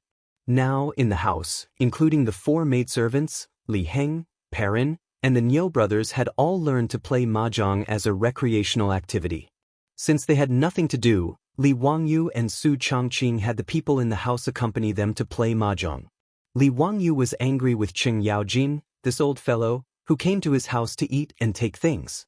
He wanted to seduce Qing Yaojin to play mahjong and then win some copper coins from him. As a person from Sichuan, Li Wangyu naturally knew how to play mahjong. He dared not say that he was an expert, but he was invincible in Lai Hot. The beauty's skill level was average, she only knew how to play mahjong. However, in the Tang Dynasty, she had nothing to do, so she was addicted to playing mahjong. What is mahjong? Cheng Yaojin curiously asked. Li Wangyu led the Cheng father and son to the mahjong table and poured out the mahjong tiles. He and Su Changqing explained the rules of mahjong in detail, which made Cheng Yaojin and his 3 sons itch. Nephew, this mahjong game was also made by you? Li Wangyu shamelessly agreed, causing the beauty to cover her face with her hands. She was embarrassed to see this fellow's thick skin. This mahjong game is interesting. Come, sit down and try it. Cheng Yaojin did not hesitate and sat down at the mahjong table. Don't you come too? Erlang, San Lang, you guys watch from the side. Li Wangyu looked at the beauty with a smile and pulled her to sit at the mahjong table. After teaching Cheng Yaojin and his sons how to shuffle and number the tiles, the 4 of them began the game of sparrows. Li Wangyu reached out and picked up a tile from the mahjong wall. He rubbed it with his right thumb. Little chicken. He flipped the tile open. It was indeed a piece. Cheng Yaojin and his 3 sons' eyes lit up when they saw this. They felt that it was really cool. In fact, Li Wangyu was just showing off. He was invincible in Lai Hot, but in his previous life, he was only slightly better than a rookie. Anyway, every time he went back to his hometown in Sichuan, he would play mahjong with his friends and relatives. He would lose 9 out of 10 times. However, his skills were enough to show off in front of beginners like Cheng Yaojin and Cheng Chumo. When he deliberately went easy on them, Cheng Yaojin won a few rounds and laughed happily. Cheng Chuliang and Cheng Chubi, who were watching from the side, were itching to play mahjong, but they could not sit at the table. They just wanted their brother to give up his seat. Cheng Chumo, who had just tasted the sweetness of mahjong, would not give up his seat. He pretended not to hear his 2 brothers' pleas. Li Wangyu saw that the time was right. He smiled like a fox who had stolen a hen. Uncle Cheng, it's boring to play like this. Why don't we put some money on the table? Wah, nephew is right. Then let's put some money on the table. How about we do it the same way? Cheng Yaojin had just learned how to count and had just won a round of 4 tiles. Li Wangyu looked at his beautiful boss and immediately nodded in agreement. Everyone started to arrange their cards again, and the battle started anew. It had to be said that Li Wangyu's luck was not bad today. Cheng Yaojin and his sons were beginners. They were no match for him. Selfie. It's all right. A total of 8 tiles. Uncle Cheng, Brother Chumo, He, Cheng Hui, a total of 8 tiles. Li Wangyu pushed down the tiles in his hand and smiled brightly. Keep the tab. We'll count them together later. Cheng Yaojin shouted impatiently. Li Wangyu immediately called the old housekeeper, Li Heng, to keep the tab. Everyone started playing again. I won. Uncle Cheng, I'm sorry. I won. Brother Chumo, you won. 2 rounds of mahjong were not finished. Cheng Yaojin's originally black face became even more unbearable. It was as black as the Kunlun slaves in Chang. Cheng Chumo was also depressed. He did not win a single round of mahjong. He was losing money. Li Heng, how much do Uncle Cheng and Brother Chumo owe me? Li Wangyu smiled proudly. Langjun, Lu Guogong owes you 56 strings of coins. Cheng Gongzi owes you 43 strings of coins. Li Wangyu's eyes narrowed. When he was about to say something, his body suddenly became light. He was directly lifted up from the chair by Cheng Yaojin. He said word by word, "Nephew, the pig should have been slaughtered. Shouldn't you go make the pig rice?" Thus, Li Wangyu was tragically kicked off the mahjong table. His beautiful boss covered her mouth and chuckled. He went to the kitchen dejectedly. As for the seat he had vacated, Cheng Chuliang and Cheng Chubi almost fought over the seat. Chapter 112. Li Wangyu was very depressed as he cooked all kinds of dishes in the kitchen. Not long after, his beautiful boss also appeared. Even Su Changqing could win against Cheng Yaojin and his sons. It can be seen how bad they were at playing. Now that the mahjong table had become a civil war in the Cheng family, Cheng Huaibi finally sat down at the gambling table after Su Changqing was politely invited away by Cheng Yaojin. The so-called, "there is no father and son on the gambling table," was indeed a famous saying. When Li Wangyu finished cooking, he respectfully invited Qing Yaojin to eat. However, he saw that the situation on the mahjong table had changed. Qing Yaojin's 3 brothers were crying while Qing Yaojin was laughing. Obviously, this old man's luck was better as he won against his 3 sons. Because Qing Yaojin had brought more than a dozen guards with him, Su Changqing asked Li Heng to find a mat and a short table for the guards to eat in the front yard. Qing Yaojin and his sons were invited to the Li family's dining room to take a seat. Qing Yaojin and his sons were very curious about Li Wangyu's large dining table. They were also full of praise for the high-back chair. This made Li Wangyu very worried. Would this old man take the dining table and chairs with him when he left? The rocking chair in the central room of the front yard had already been unceremoniously moved aside by Qing Yaojin's personal guards. Seeing this, Li Wangyu's face twitched. What made him even more worried was the washroom in the front yard of the Li family. Ever since Qing Yaojin asked Li Heng to take him to the washroom, Li Wangyu felt that this old man's eyes were constantly glancing at the washroom. This old man wouldn't want to take away his ceramic toilet, right? If Qing Yaojin didn't think it was dirty, then let him take it. Li Wangyu hurriedly stopped this nauseating association and asked the maids to serve the dishes. Qing Yaojin and his 3 sons actually didn't come to eat. The pig's slaughtered rice was just an excuse. The nobles of the Tang Dynasty almost only ate beef and mutton. They politely declined pork. At this time, seeing Li Wangyu really used cheap meat to make a table full of dishes, they couldn't help but look at each other, hesitating for a long time, not knowing whether to eat or not. The 4 of them looked at each other for a long time, and finally their gazes fell on Cheng Chubi, meaning that he should try it first. Cheng Chubi almost cried. Just because he was the youngest, he had to be bullied like this? What happened to fatherly love? Where are my brothers and friends? Looking at the threatening eyes of his father and brothers, Cheng Chubi had no choice but to raise his chopsticks and reach out to the plate of Dongpa pig knuckle. Oh no, Wangyu pig knuckle. Cheng Chubi closed his eyes. With the fearlessness of a martyr and the spirit of a revolutionary martyr, he picked up the pork and slowly put it into his mouth. He began to chew. He opened his eyes abruptly, looked at his father and brothers, and let out a long sigh. Brother Wangyu's cooking. Sigh, let's not talk about it. Father, brothers, I'll eat this dish alone. The guards have brought beef jerky. You can eat that. Qing Yaojin nodded with relief, and then slapped him on the head. Then he pulled the plate of Wangyu pig knuckle in front of Cheng Chubi and reached out his chopsticks to eat. Cheng Chumo and Cheng Chuliang also slapped their dear brother on the head, and then unceremoniously reached out their chopsticks to pick up the dishes on the table. As the saying goes, no one knows a son better than his father. Cheng Chubi's intention to eat all the delicious dishes alone could not fool Qing Yaojin, let alone his 2 brothers. Li Wangyu and Su Changqing also sat at the table to accompany the guests, but the way the 4 of them ate was so scary that it could be called a small battle. The 2 of them held their chopsticks in a daze, but did not know how to pick up the food. Noda's table was filled with more than a dozen dishes, but the plates and bowls were flying everywhere, and even Qing Yaojin directly grabbed the pig knuckle and began to eat. Li Wangyu stiffly turned his neck to look at Su Changqing, and the 2 of them communicated silently with their eyes. Are you sure it's Duke Lu, Qing Yaojin? Are you a refugee or a beggar? Maybe it's Qing Yaojin? Not only did the Qing father and son eat like this, but also the more than a dozen guards sitting in the front yard. The way they ate scared the 4 maids of the Li family, who were responsible for delivering the dishes, and their faces turned pale.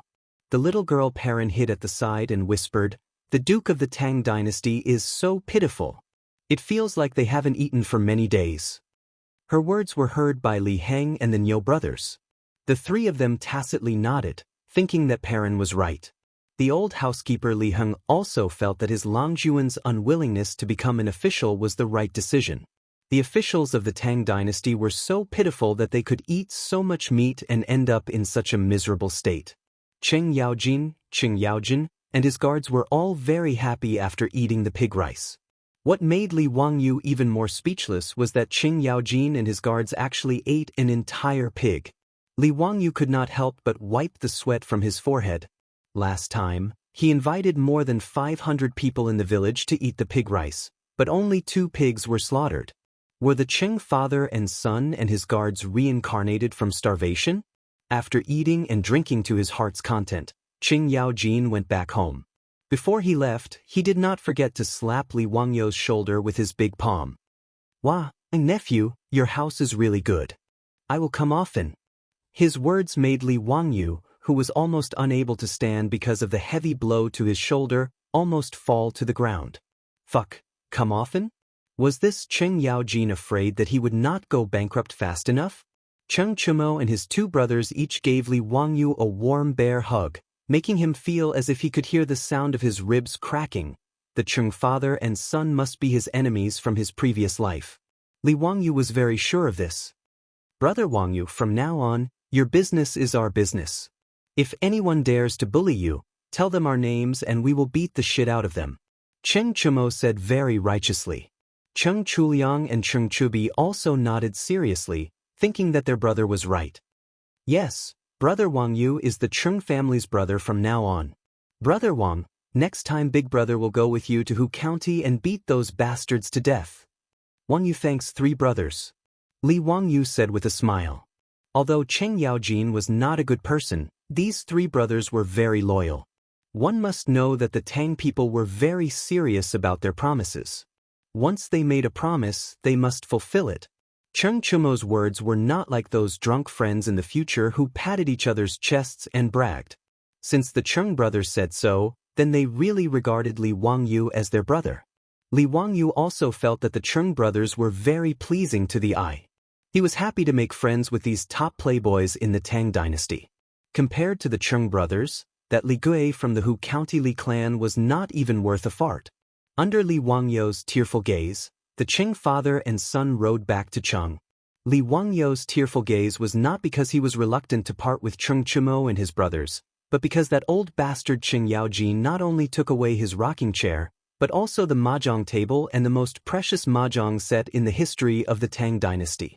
What made him cry even more silently was that Qing Yaojin, that old bastard, actually went back on his word. The Qing father and son acted as if they did not know that he had lost 100 or 200 strings of copper coins on the mahjong table, patted their butts, and ran away. This was like a ghost raiding a village. Shameless. Despicable. Chapter 113. Li Wangyu didn't know that when his family was being raided by the Japanese, oh, no, the Qing father and son, the Li clan of Hu County ran to Chang and to complain. After the Li clan leader led several clan elders to retreat in defeat from Dingzhou village, the more he thought about it, the more sullen he felt.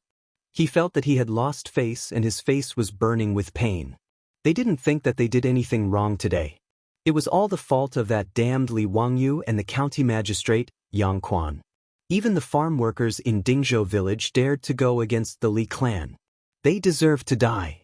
As for Lu Guigong, the Li family of Hu County knew their place. They knew that they, a relative of the imperial family with no power and influence, could not afford to offend him. Thus, they did not even think about it. Feeling that they had been bullied, the Li clan elders returned to Hu County. After a brief discussion, they had people set up carriages and went straight to Chang and Zhongjing Temple to complain. The Zhongjing Temple was an official that managed the imperial family's affairs. There was a lower third-rank official in the Zhongjing Temple. There were also 2 junior officials who helped the official manage the Zhongjing Temple. Because they were mainly responsible for managing the imperial family's affairs, during the Jingguan era, the position of official was often held by members of the imperial family. Zhao County Prince Li Xiaogong's father was Li Yuan's cousin. After Li Yuan started the war, he was in charge of managing Bashu. With Li Jing's help, he killed Xiao Xian and Fu Gongyu. The south of the Yangtze River was under his command. His military achievements were almost on par with Pai Lupi's. After Pai Lupi ascended to the throne at Xuanwu Gate, Li Xiaogong withdrew from the center of power in the Tang Dynasty and was appointed by Pai Lupi to be the official of the Zhongjing Temple. In order to prevent Li Er from being suspicious, Li Xiaogong was even more disinclined to manage the nonsensical affairs of the imperial family. Although he held the position of a temple official, he was infatuated with singing, dancing, and beauties to entertain himself. He threw all the affairs of the Zhongjing Temple to 2 junior officials to manage. Su Jingzong, one of the 18 scholars of the Duke of Qin's manor, was one of the vice ministers of the Zongjing Temple. Although the position of vice minister of the Zongjing Temple was an upper fourth-rank official, it did not have much real power. This made Su Jingzong, who yearned for power, feel very depressed. Although Pai Lupi often called for these 18 scholars to accompany him, for example, at the Chu River Lake Poetry Gathering last time. However, Fang Xianling and Du Ruhui, both of the 18 scholars of the Duke of Qin's manor, had already entered the imperial court. Even Yu Shernan was a junior secretary, accompanying the sage. As for him, Su Jingzong, who was full of wisdom, he could only be a junior minister in the imperial clan temple and manage the trivial matters of the imperial family. This really made him feel indignant. That was why Su Jingzong from the Great Yin was so jealous of Li Wangyou's talent that day at Chu Jiangqi Poetry Festival. He repeatedly said that he wanted to use eye drops in front of Pai Lupi. Actually, Su Jingzong was just using the excuse of stepping on Li Wangyou to attract more attention from Pai Lupi. On this day, Su Jingzong was reading documents in boredom in his office in the imperial clan temple. Suddenly, he heard a Yamen servant come to report that the Li clan of Hu County was requesting an audience. Su Jingzong naturally knew that the Li clan of Hu County was a relative of the imperial family. He did not dare to slight them and hurriedly had the servant invite them into the Yamen. Greetings, eunuch Li. Although Su Jingzong was also annoyed by these imperial relatives of the Li clan, he did not show it on his face. He respectfully greeted the Li clan leader. The Li clan leader and the elders also hurriedly greeted him. Naturally, they would not be disrespectful to the vice minister of the Zongjing Temple. Eunuch Li, what brings you here today? Su Jingzong asked. The Li clan leader and the elders had sorrowful expressions. A complaint. Our Li clan of Hu County's ancestral grave is about to be dug up. Please, Vice Minister Su, help our Li clan of Hu County get justice. Su Jingzong was shocked by the Li clan leader's words. There were still people in the Tang Dynasty who dared to dig up the ancestral grave of the imperial family? Wasn't this like an old man eating arsenic and tired of living? He hurriedly asked for the details. The Li clan leader and the elders added fuel to the fire and told him how Li Wangyou and the county magistrate of Hu County, Yang Quan, had bullied them today. Vice Minister Su, this Li Wangyou and Yang Quan, as well as those farmers from Dingzhou village, are truly despicable. They actually ignored the saints and wanted to dig up our Li clan's ancestral grave. How can this be? They are simply rebelling against the emperor. The Li clan leader said angrily. Su Jingzong was from the Great Yin, so he immediately knew what was going on. It was obvious that the Li clan of Hu County had tried to dig up Li Zhou's grave, but Li Wangyou had bought the area where the Li clan's ancestral grave was located. This was clearly the result of the Li clan of Hu County not only failing to show off, but also being pushed to the ground. This bunch of useless imperial family members had the nerve to complain over such a trivial matter. Su Jingzong was just about to send the Li clan of Hu County away with a few words when he suddenly remembered something. The name Li Wangyou sounded very familiar. He pondered for a moment and immediately remembered that Li Wangyou was the young man who had performed outstandingly at the Zhujiang Lake Poetry Festival not long ago. When Su Jingzong thought of the two poems that Li Wangyou had composed that day, he felt his blood boil, and a sense of indignation once again welled up in his heart. When it came to Li Wangyou, other than jealousy, there was only jealousy. He was jealous of Li Wangyou's talent, jealous of everyone's praise of Li Wangyou, jealous of Empress Xianxuan's protectiveness of Li Wangyou. Now that he heard the name Li Wangyou from the Li clan leader's mouth, Su Jingzong couldn't help but think of something else. Su Jingzong coughed lightly. Eunuch Li, this matter is not easy to handle. First of all, Li Wangyou has the title deed, so he is in the right. Second of all, this Li Jia Shaolang is only trying to scare you. He wouldn't dare to touch the Li clan's ancestral grave. As for the Hu County magistrate and the field attendants of Dingzhou village, I have no right to interfere. The imperial clan temple does not have this right. Even so, are we just going to let this little bastard humiliate the Li clan of Hu County? The Li clan leader's face was full of anger. He naturally knew that Li Wangyou wanting to dig up the Li clan's ancestral grave was nonsense. As long as the world was still part of the Tang Dynasty, no one would dare to touch the Li clan's ancestral grave. But today, the Li clan of Hu County had lost face, so they couldn't just let it go. Su Jingzong laughed dryly. This matter is indeed difficult for the Imperial Clan Temple to intervene. I hope Eunuch Li can understand, but the Li clan leader saw that he was only halfway through his sentence, so he hurriedly asked, Su Shaoqing, but what? Su Jingzong looked left and right, then waved his hand to dismiss the doorman. Only then did he lower his voice and whisper a few words into the Li clan leader's ear. The Li clan leader's eyes lit up. Su Shaoqing, this is a good idea, but I'm afraid that Yang Quan will make things difficult for us. Eunuch Li, this will depend on your Li clan to think of a solution. This is only my personal suggestion. Once we leave this door, I won't acknowledge it, Su Jingzong said unhurriedly. The number one sly person in the Wuzhou dynasty naturally wouldn't give a good idea to the Li clan. In fact, it could even be said that it was extremely sinister. The two of them spoke very softly, so much so that even the clan elders nearby didn't hear them. They couldn't help but look sideways, wanting to know what kind of idea this vice minister of the Imperial Clan Temple had given the clan leader. The Li clan leader nodded. Su Shaoqing, this old man understands. Thank you for your advice. Eunuch Li is too polite. It's just a small matter, not worth mentioning. The Li clan leader and the clan elders bid farewell and left. Looking at the backs of the Li clan of Hu County, Su Jingzong couldn't help but reveal a trace of a contemptuous smile. Chapter 114. Li Wangyu still hasn't recovered from the shock of being robbed by Qing Yaojin and his son. Bad news came again. The next day, the old villager ran into the Li family in a panic. Xiao Lang, something bad happened. Li Wangyu and Su Changqing quickly greeted him. Old villager, why are you in such a panic?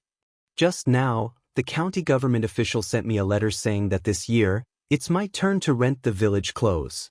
Isn't this delaying the spring plowing? The old villager's face turned red. The official in charge of household registration, taxes, warehouse payment, and other things. Su Changqing doesn't understand the old villager's meaning. What is rent the spring? He quickly looks at Li Wangyu and waits for him to explain. In rent we have to serve the corvée. Because the time is not fixed, if it's in the spring, it's called rent the spring. Li Wangyu whispers into his beautiful boss's ear.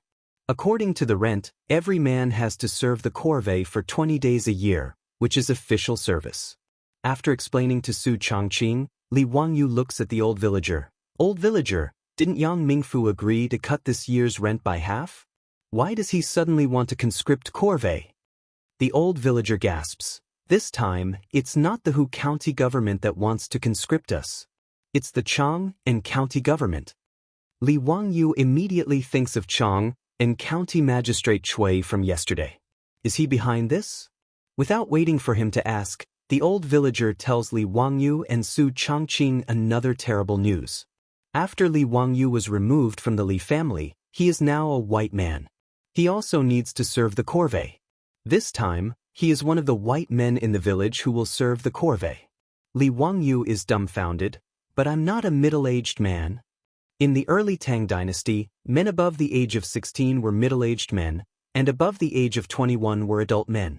Li Wangyu had just turned 16, so he was not considered a middle-aged man, so he should not serve the corvée. The old villager shook his head. I don't know why, but your name, Xiao Lang, is on the list of people who need to serve in the corvée this spring. Li Wangyu was stunned for a moment before he shook his head helplessly. Then I'll use Na Xian as a substitute. The payment of silk for labor was the payment of money. Every ding had to pay 3 feet of silk per day, for a total of 20 days. Li Wangyu didn't lack this bit of money now. Even if he converted it into copper coins, it would be less than the usual amount of money. The old villager shook his head again. The county's secretary of the army said that this time, everyone in our village must serve in the army. We can't take silk as substitutes. These words made Su Changqing's beautiful face turn pale. Li Wangyu's body was only 16 years old. How could he serve the corvée? In the mind of the beautiful boss, serving the corvée was hard work, similar to the time when Qin Shi Huang built the Great Wall. In fact, what she thought was not wrong. The contents of corvée included local civil engineering, building bridges and roads, managing rivers and canals, transferring grain, and other labor. Wang Yu, what should we do? How can you serve the corvée? Why don't you go to County Magistrate Yang? If you can't, you can go to Qing Yaojin to help plead.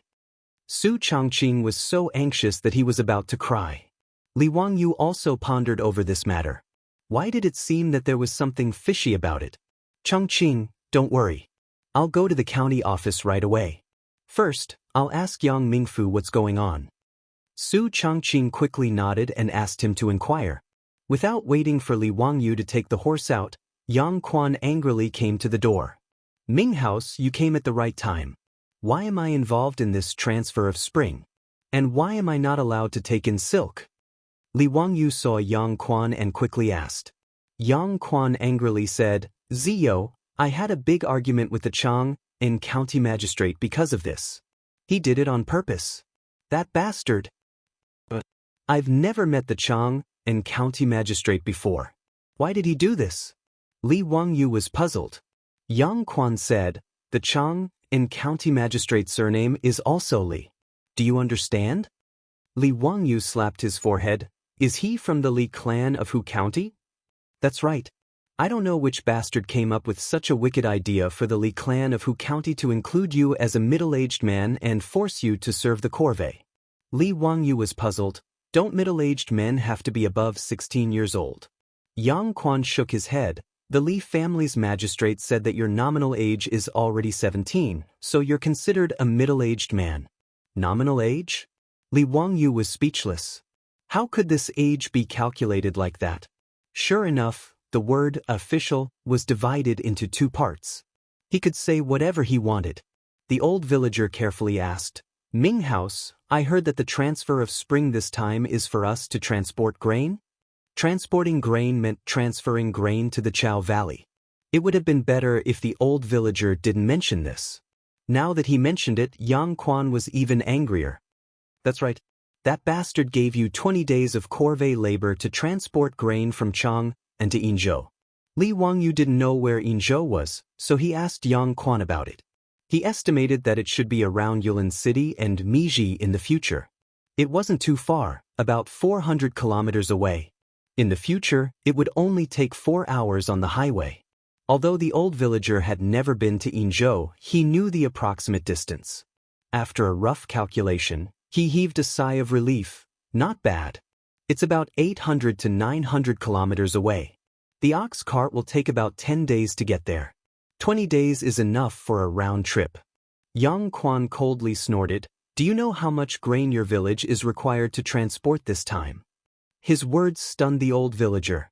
He quickly asked, Ming House? In the past, wasn't the grain transport task about 200 dan? Is there a change this time? Yang Quan directly raised one finger. Another 100 dan? 1,000 dan. After Yang Quan finished speaking, the old villager fell to the ground. He was stunned for a long time before he came back to his senses. How is this possible? 1,000 dan of grain? Our Dingzhou village only has 60 people for the spring transfer this time. How can we transport 1,000 dan of grain? Now is the spring harvest season. If we really want to transport so much grain, all the strong laborers in the village will have to be mobilized. Are they trying to force us to our deaths? The old villager said in a daze. Li Wangyu was also stunned.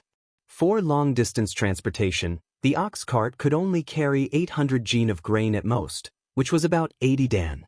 1,000 dan of grain would require more than 100 ox carts to transport. Wasn't this a joke? If all the strong laborers in the village were transferred to corvée labor in the spring, wouldn't the spring harvest be over? The Li clan of Hu County, what a vicious plot. Was it because the villagers of Dingzhou village helped him yesterday that they came up with such a vicious revenge plan? Li Wangyu's anger rose. He wished he could send people to the hillside right now and dig up all the graves of the Li clan of Hu County. Yang Quan looked at Li Wangyu. Ziyo, it seems that only Lu Guogong can solve this matter. The Li clan lost face yesterday and will definitely not let this matter go. Ming House, even you can't do anything? Yang Quan shook his head. I had a big argument with the secretary of the army, but it was useless. This is his duty and I can't stop him. But he is using his position to avenge a private grudge. I know, but I can't do anything. Yang Quan sighed. The beautiful superior finally understood what was going on and quickly advised, Wang, you should go to Uncle Cheng to plead. We can only ask him for help. Li Wangyu waved his hand. Wait, let me think about it first. Chapter 115. Li Wangyu was not willing to ask Qing Yaojin for help unless it was a last resort. After all, although Qing Yaojin was close to him, Li Wangyu did not think that he should rush to ask for help. Moreover, the cynical man was stubborn and felt that it was shameful to ask Qing Yaojin for help. Even if Qing Yaojin stopped Li Clan's conspiracy this time, what about next time? Did he have to ask Qing Yaojin for help every time? Li Wangyu paced back and forth in the central room, wondering how he should face this matter. According to Yang Quan, although the rank of the secretary and supervisor of Chang and county was not high, it was his authority to conscript people to transport grain. Moreover, once this matter was decided, Dingzhou village must complete it. If they could not complete the corvée work, the punishment would be very severe. It was possible to be beaten with a paddle, jailed, or even a criminal. Li Wangyu did not think that he could fight against the government. Then the only way was to find a way to transport the grain to Yinzhou. However, he had just asked Yang Quan. There was no waterway in Yinzhou, so it was impossible to transport by ship. The only way to transport was by land, by ox cart or carriage. The ox cart transportation capacity of the Tang Dynasty was just like that. The carriage was faster, but the load capacity was not good. He patted his head gloomily, hoping to find a way to solve the current dilemma. Su Changqing looked worried. Wang Yu, don't think about it. You'd better ask Uncle Cheng for help. Li Wangyu thought for a long time and felt that there was no other way. He could only sigh and nod silently. He ordered Niu Wu to take the horse, and they rode to Chang and to ask for help. Soon after they left Dingzhou village, a carriage came to them. Because the road was not wide, Li Wangyu and Niu Wu pulled the horse aside and waited for the carriage to pass first. The carriage squeaked past them, and the coachman nodded to them in a friendly way to show his gratitude. After the carriage passed, Niu Wu pulled the reins and was ready to drive the horse forward. However, he saw Li Wangyu sitting still on the horse, staring at the carriage that was gradually going away and thinking about something. Lang Jun, what are you thinking about? Let's go. Niu Wu urged. Li Wangyu didn't say anything. He just stood there in a daze. Just as Niu Wu was feeling puzzled, he saw Li Wangyu suddenly pull the reins. Niu Wu, let's go back. I have an idea. I am indeed a genius. Li Wangyu did not wait for Niu Wu. He whipped his horse and galloped toward the village. Niu Wu was baffled. He could only turn his horse around and follow. When the beautiful boss saw Li Wangyu return, she couldn't help but wonder, Wangyu, why did you come back? The old village chief and Yang Quan were still in the central room of the Li family. They were surprised to see him return so suddenly. Changqing, I have an idea. 4-wheeled carriages. As long as we can build a 4-wheeled carriage, 1,000 dan of grain won't be a problem. Li Wangyu jumped off his horse and shouted, 4-wheeled carriage? Su Changqing didn't understand what he meant.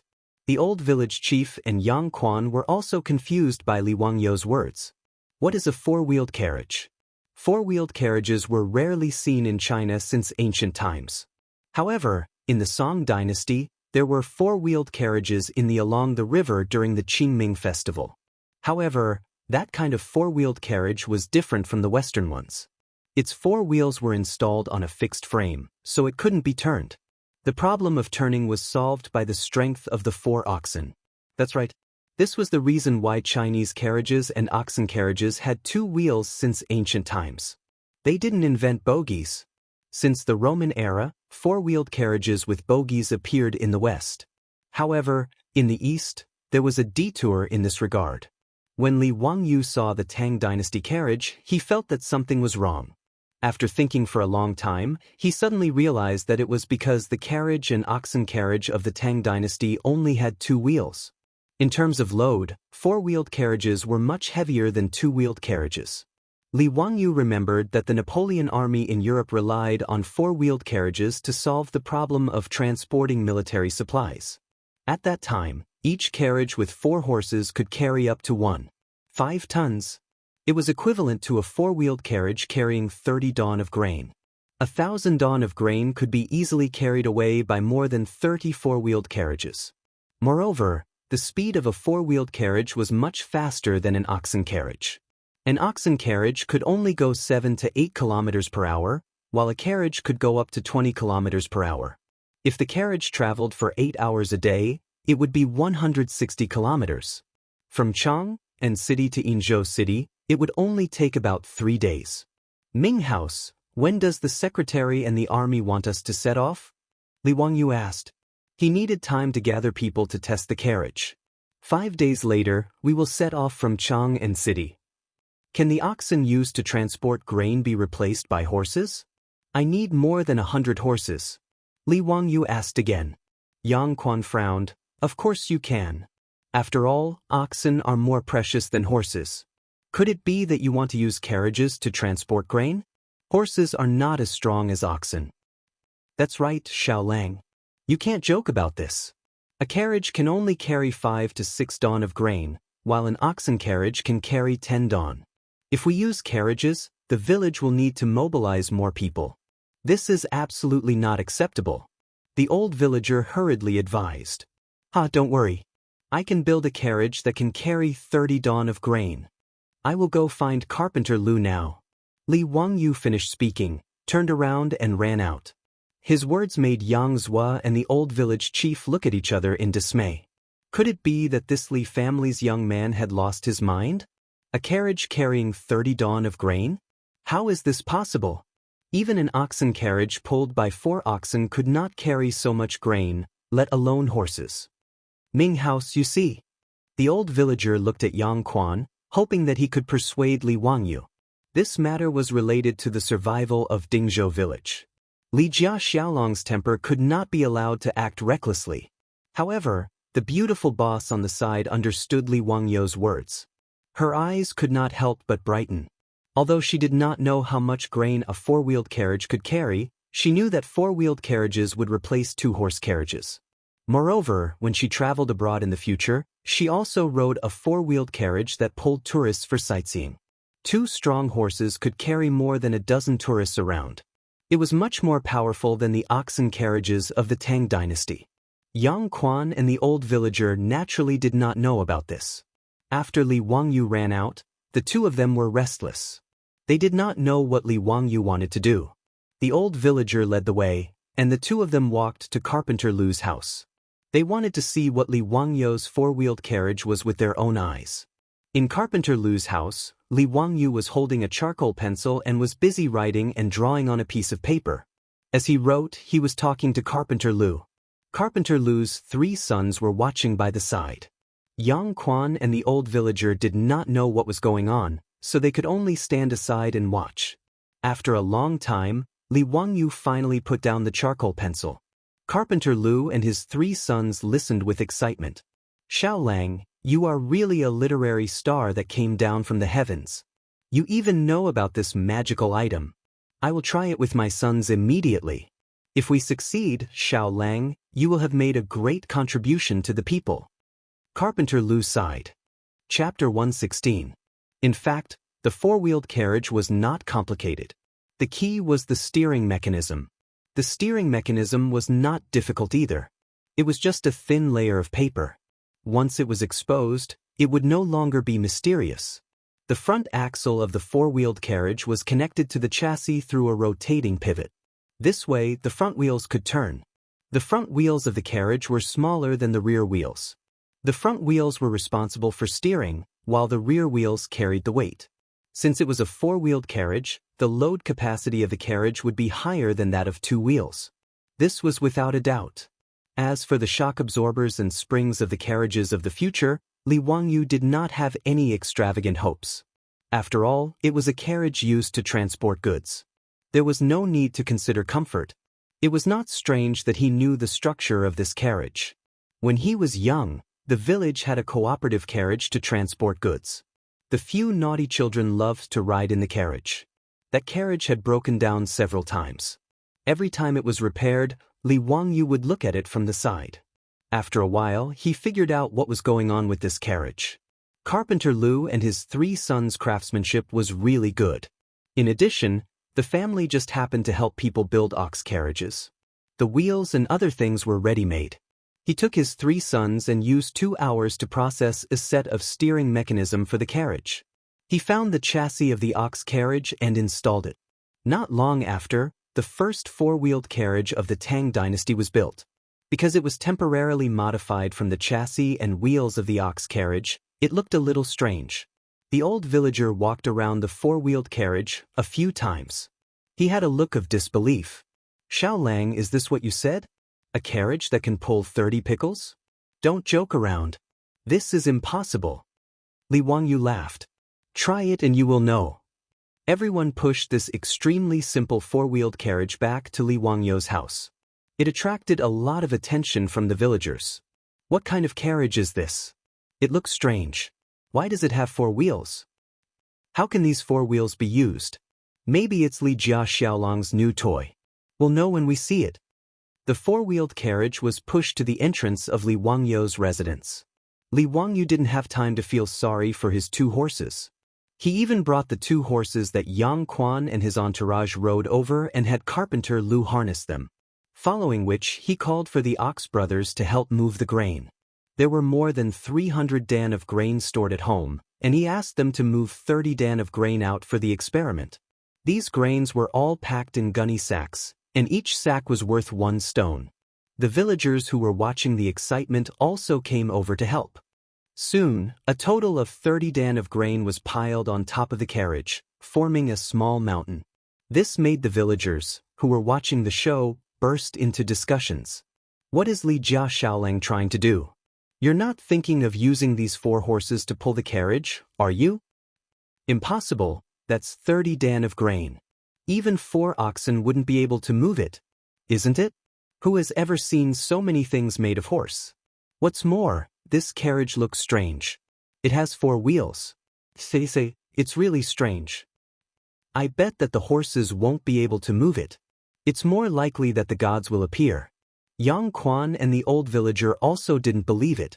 Even though they had seen Li Wangyu's drawing of the carriage and saw Carpenter Lu and his son build the carriage with their own eyes, they still didn't think that 4 horses could move so much grain.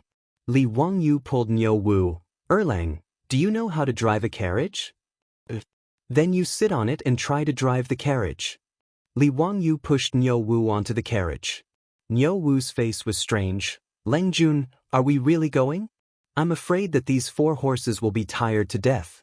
I can't bear to do that." The old housekeeper Li Heng's face was full of heartache. The 2 horses at home were his treasures. How could he bear to let them pull the carriage, let alone the 30 dan of grain? Li Heng looked at Li Wangyu with pleading eyes. Li Wangyu pretended not to see it and just urged Niu Wu to sit on the carriage. Niu Wu had no choice but to climb onto the carriage. The 4-wheeled carriage that had been hastily made was basically a chassis with 4 wheels and nothing else. He could only sit on the sack of grain and hold the reins with both hands. He turned his head and looked at Li Wangyu.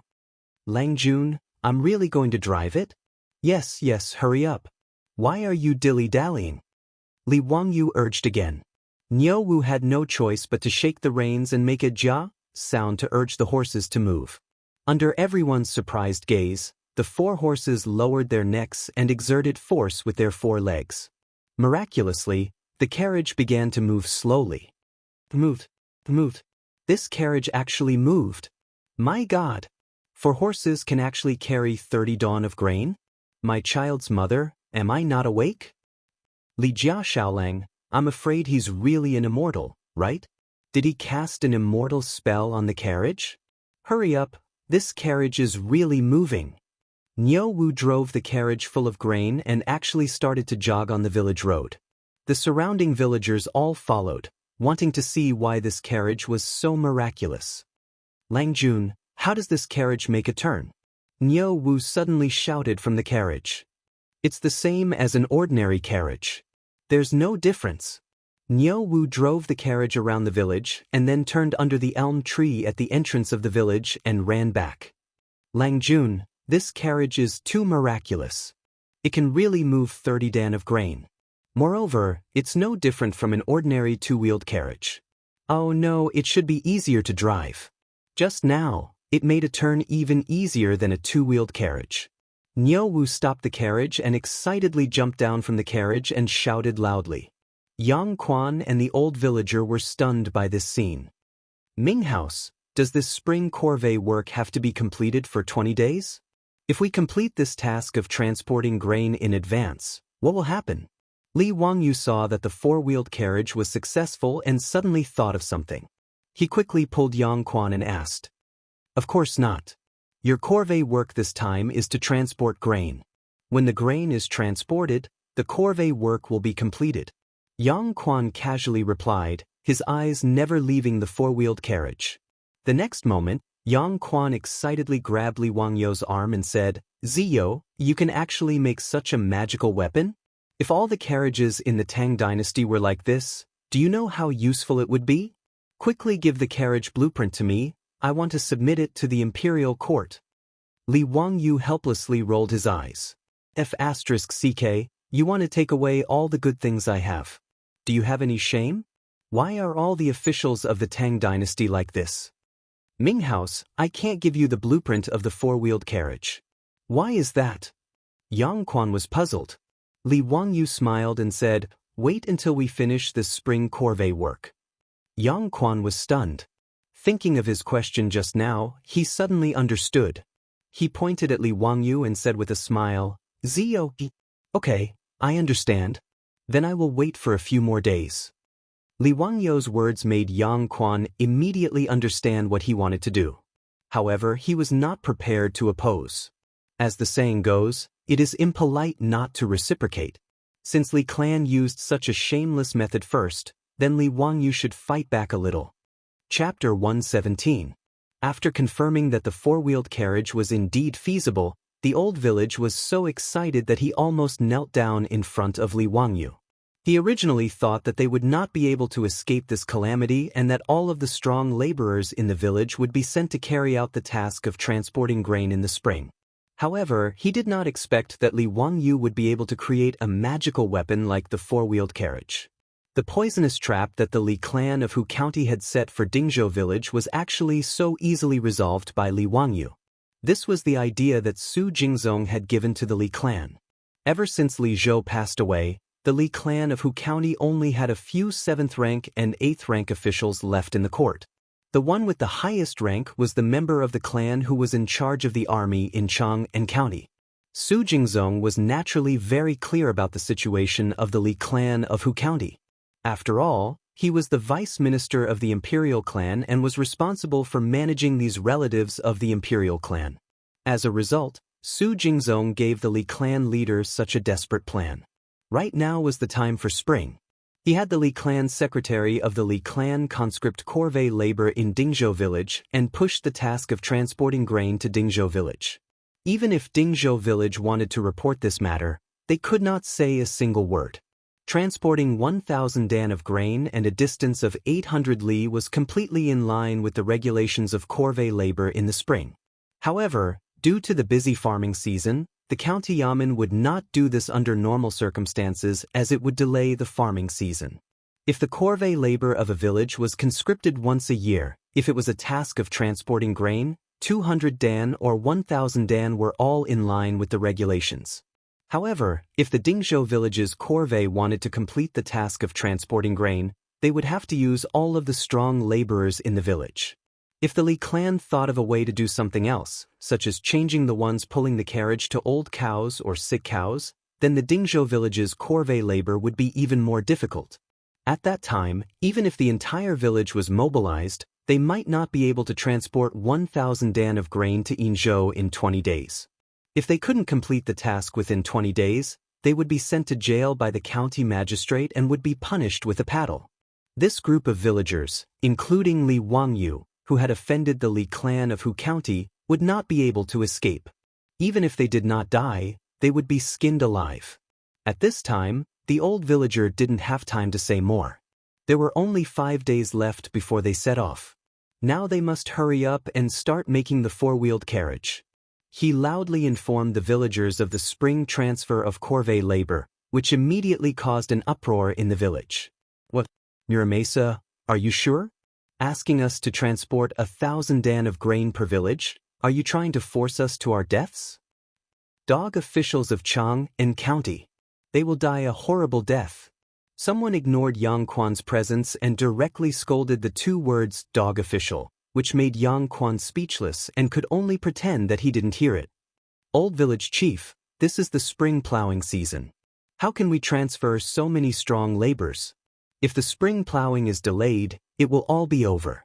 Changli in county cannot be so unreasonable.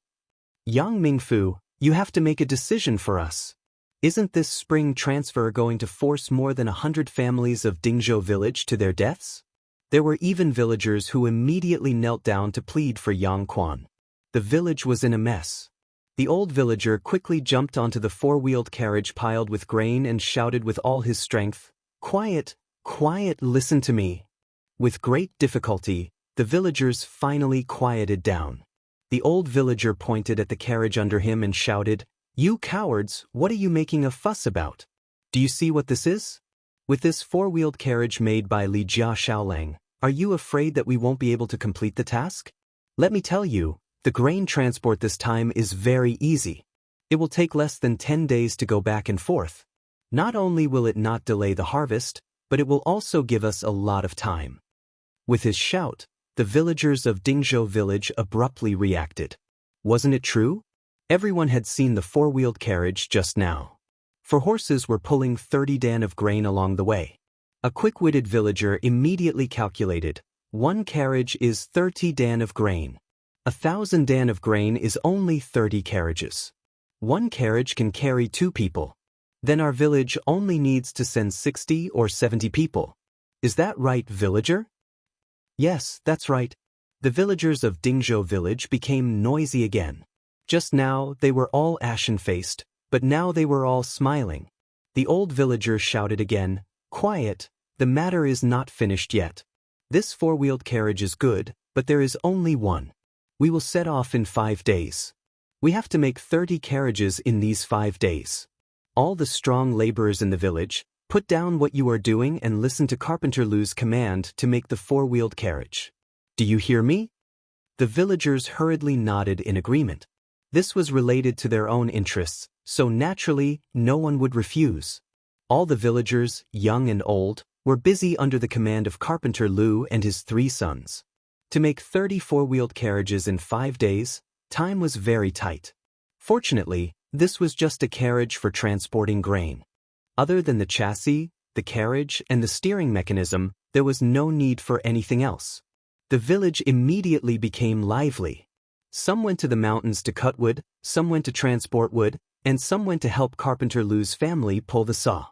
Looking at the lively scene in Dingzhou village, Yang Quan stroked his beard. "Ziyu, your ability is really amazing. I really don't know how many good things you have in your stomach." Li Wangyu smiled. "Ming House is too kind. However, to change the oxen pulling the carriage to horses, I hope that Ming House can help." He was most afraid that after the carriage was made, Chang'an County would not be willing to pull the horses for him. That would be terrible.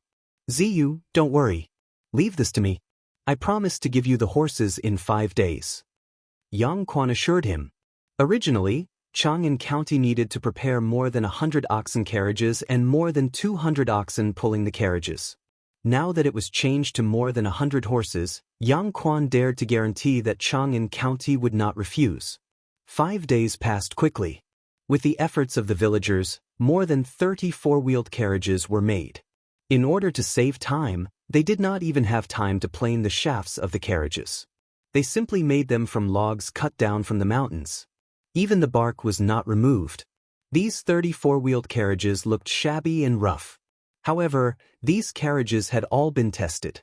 They were very sturdy. Each carriage could easily carry 30 dan of grain. There was no problem at all. Yang Quan did not go back on his words. Early in the morning, Chang'an County sent more than 100 horses to the village. All the four-wheeled carriages were hitched to horses and ready to leave. Li Wangyu was also part of the ding who that was transferred to Spring. Of course, he had to leave with them. Niu Yong stayed at home to look after the house. Niu Wu accompanied him to Yinzhou to transport grain. Under the instructions of his beautiful superior, Li Wangyu climbed into the carriage. The old villager also set off to transport grain. He shouted, "Let's go!" More than 30 four-wheeled carriages filed out of the village and headed towards Chang'an City. Chapter 118. The Granary of Chang, and was built near the Eastway Bridge Pier in the north of the city.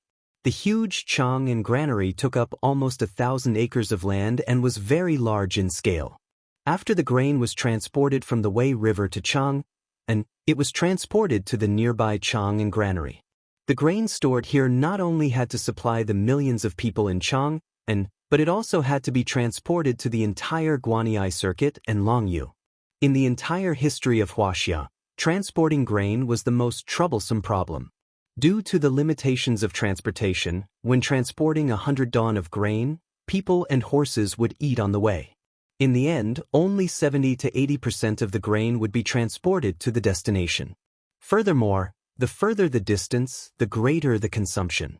For example, transporting grain from Chang and to Yinzhou was a journey of 800 miles. Under normal circumstances, it would take about 10 days. 1,000 don of grain required more than 100 laborers. In 10 days, these people would eat 50 don of grain. Adding on the consumption of the cows, it would only be more than that. After transporting the grain to Yinzhou, about 20% of the grain would be consumed. This was considered a short-distance transport. If they wanted to transport grain from Chang and to Longyu or even further, the journey would take 1 to 2 months. The consumption would be even more terrifying. This time, Dingzhou village was recruiting laborers to transport grain to Yinzhou. As long as they could pay 800 don of grain at the granary in Yinzhou, they would have completed the task. The extra 100 don of grain would be their rations for the return journey. More than 30 four-wheeled carriages formed a long line and arrived at the Chang'an Granary on Eastway Bridge under the surprised gazes of the pedestrians. The old villager took out a receipt from Chang and handed it to the granary's Su Li. After confirming that they were the laborers, he began to arrange for them to release the grain. The receipt had to be stamped by the granary. After the grain was delivered to Yinzhou, the granary also had to be stamped to confirm the receipt of the grain. Finally, they would take the receipt to Chang and to prove that they had completed this year's labor task. When the granary's Su Li saw that Li Wangyu only brought 30-odd four-wheeled carriages, he was puzzled. "Villager Qian, you are transporting 1,000 don of grain this time. Why did you only bring these carriages? And they are all carriages? Didn't the county prepare ox carts for you?" The old villager's face was full of smiles. It doesn't matter. Our carriage is big enough." Su Li had a strange expression on his face, but this matter was not under his control. He only needed to provide enough food according to the voucher. As for how Dingzhou village would be transported away, it had nothing to do with him. After checking that there were no mistakes in the receipt, the stitches, the secret plan, and the stamp were all correct, Su Li called the laborers in Chang'an's warehouse to begin moving the grain and loading it onto the cart. Everyone in the Chang'an warehouse was taken aback. Each of these carriages was loaded with 30 don of grain, and the carriages were piled up to the brim. "With so much food, won't the horses tire to death? This horse belongs to the county. If it dies, you will have to pay for it," Su Li kindly reminded. He had been working in this Chang'an warehouse for many years, but he had never seen a cart that could carry so much grain at one time. Even an ox cart could only transport 10 don of grain at most. 30 don of grain for a cart, this was simply crazy. The old villager just smiled and didn't answer. After more than 30 four-wheeled carriages were completely loaded, he checked around to make sure that the grain was securely tied. He stepped onto the carriage and waved his hand in high spirits. "Let's go!" Su Li and the laborers in Chang'an's warehouse all craned their necks, ready to see a joke. Such a heavy carriage, even if the horses were tired to death, they wouldn't be able to move it. Not to mention 4 horses, even 4 oxen wouldn't be able to move it. But when the 30 or so four-wheeled carriages all began to slowly move out of the chong and granary, the eyes of Su Li and the laborers of the chong and granary almost fell out of their sockets. These carriages were really pulling 30 dan of grain.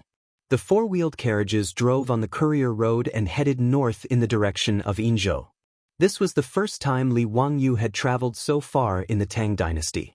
Even the previous owner of this body had never left Huxian and Chang, and, let alone him, a modern person from more than 1,000 years ago. Niu Wu drove the carriage in the middle of the convoy, while Li Wangyu sat on the side, looking around curiously. More than 1,000 years ago in the Tang Dynasty, the northern Xianxia plain was not like the high yellow slopes of modern times. The vegetation and natural environment were preserved quite well. Li Wangyu soon found that after the simplified four-wheeled carriages drove on the courier road, the road was not as bumpy as before. This batch of four-wheeled carriages did not have any shock absorbers at all. In order to not hurt his butt, Li Wangyu specially brought a bear skin from home to cushion his butt. The bear skin was the black bear that scratched Niu Yong in Taibai Mountain. After the black bear was killed by Niu Wu, its tendons were pulled out and its skin skinned. After Li Wangyu saved Niu Yong, the two brothers tanned the bear skin and gave it to their Langjun. However, even with the thick bear skin as a cushion, Li Wangyu's four-wheeled carriage, which was nearly 100 miles from Dingzhou village to Chang An's warehouse, was jolted, dizzy, and miserable. The roads of the Tang Dynasty were not the cement and asphalt roads of modern times. One could imagine how bumpy those dirt roads were. Li Wangyu's face turned pale at the thought of running back and forth on such bumpy roads for 5 or 6 days. Li clan of Huxian, I'm not done with you. Because of the Li clan, Li Wangyu had to run thousands of miles and suffer this punishment. Unexpectedly, after the four-wheeled carriage was loaded with grain in Chang An's warehouse, it was much more stable. Carefully looking at the courier road in front of him, Li Wangyu could not help but feel happy. The quality of the courier roads of the Tang Dynasty was very guaranteed.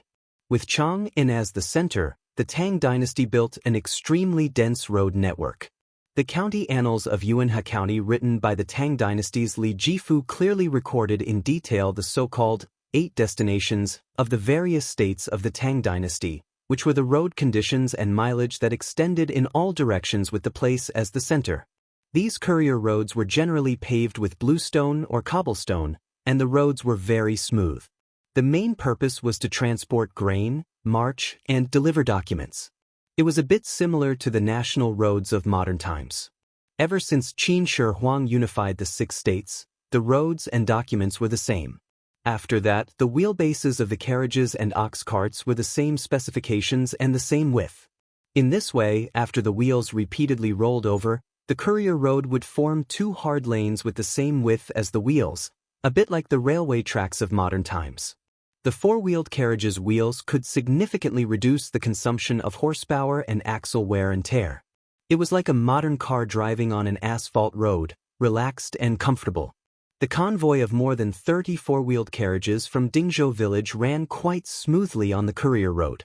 In less than 2 hours, they had run more than 50 miles, which was far faster than they had expected. When the convoy stopped to feed the horses and rest the horses, the old villager had a bright smile on his face. Xiao Lang, at this speed, we can report to Yin province in 2 days at most. Li Wangyu suddenly remembered something. He pulled the old villager and asked, Old villager, if we can reach Yin province in 2 days, then we won't consume much grain on the road. We only need to hand over 800 dawn of grain to Yin province, so the rest will belong to us, right? Chapter 119. Li Wangyu's words surprised the old villager.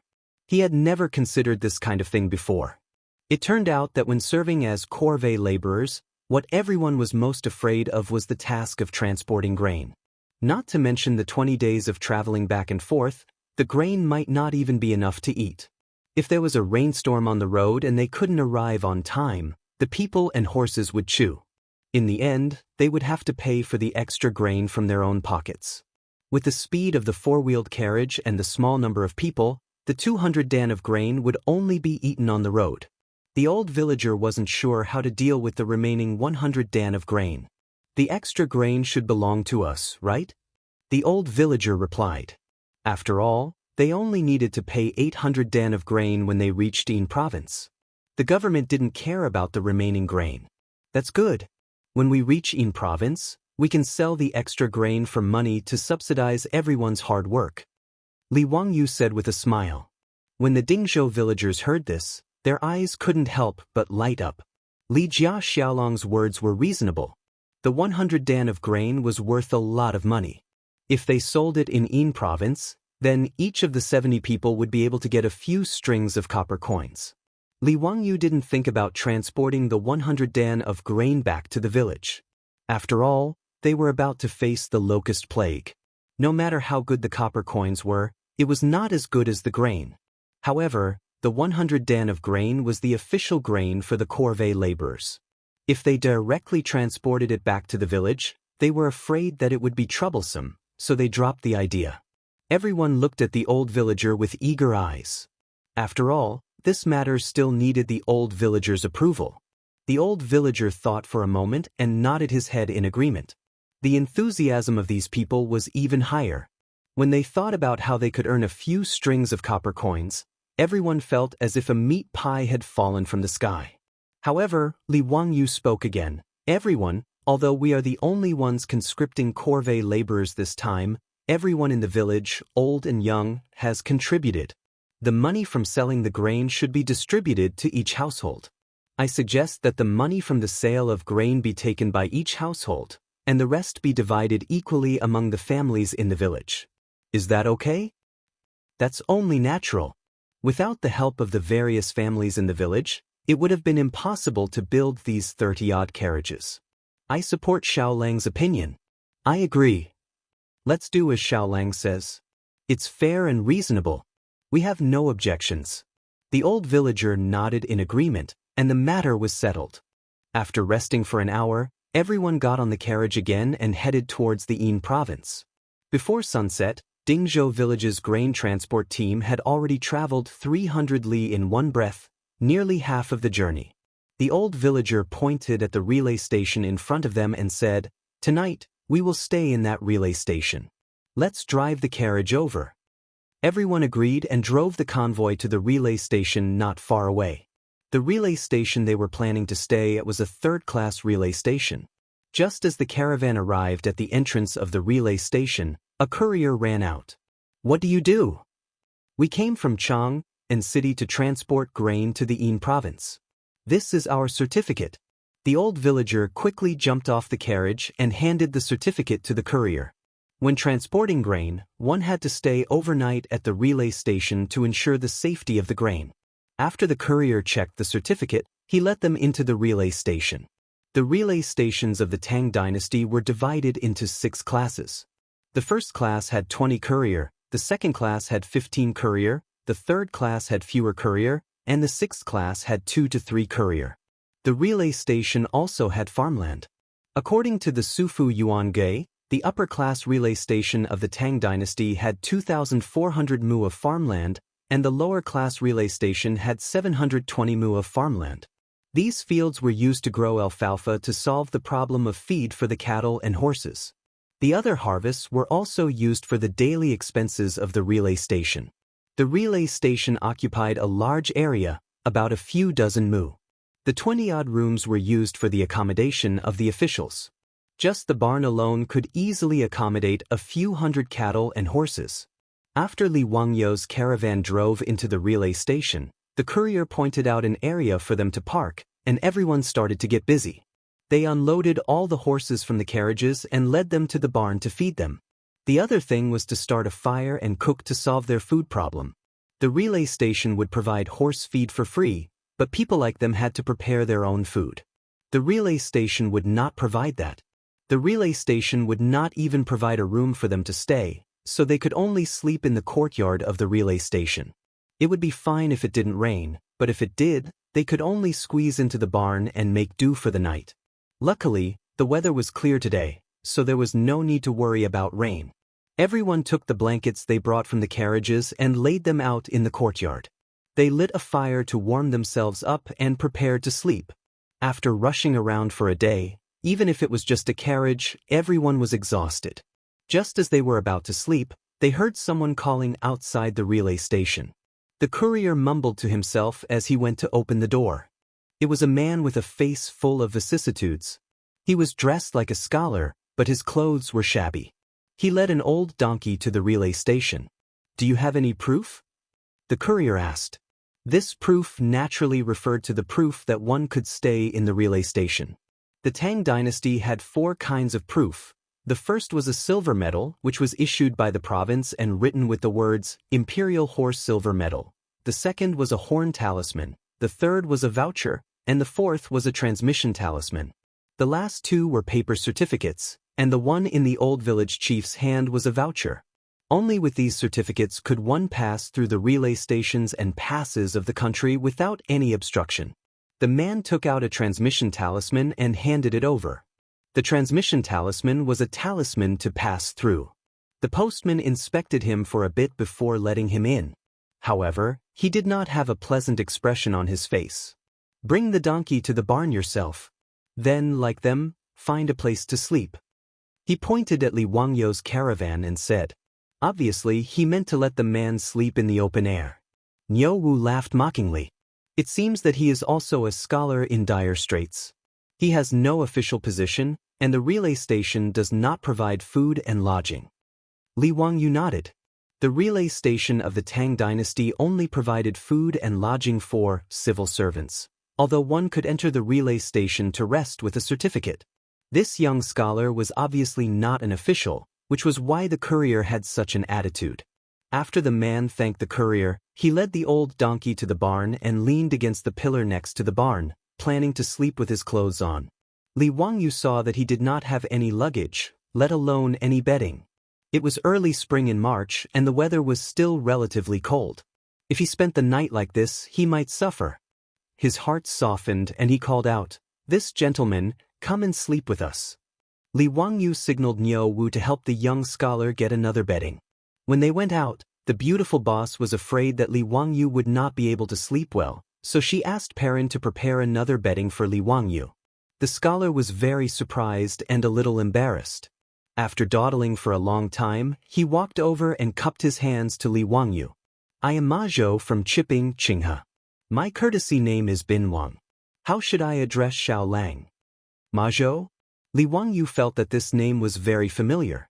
After thinking for a while, he suddenly raised his head and said in surprise, "You are Ma Zhou?" Chapter 120. Li Wangyou's exclamation surprised Ma Zhou. He was puzzled. "Xiao Lang knows me? How should I address you, Xiao Lang?" Li Wangyou was speechless. "Of course I know you, but I only know you from the history books of the future. It was such a coincidence that I could meet Ma Zhou at this relay station." This famous person of the Tang Dynasty had met another living person today. Ma Zhou was a legendary figure of the Tang Dynasty. He was an orphan when he was young and came from a poor family. However, Ma Zhou was a genius. After he was successful in his studies, he became a teaching assistant in Bo Prefecture. However, because of his poverty, he became unruly and drank all day. In the end, he resigned and ran to Chang and to stay in the house of Changhe.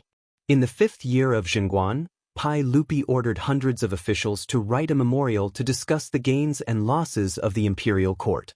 Ma Zhou was recognized by the Pai Lupi and entered the imperial court as an official. Later, Ma Zhou rose through the ranks and finally sat in the position of the prime minister of the Tang Dynasty. One had to admit that he was a great figure.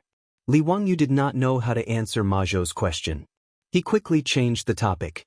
"Brother Bin Wang, you haven't eaten dinner yet, right? Niu Wu, bring our dry rations over and let Brother Bin Wang fill his stomach." Niu Wu agreed and went to fetch the dry rations. He also helped Ma Zhou get a bowl of water for dinner.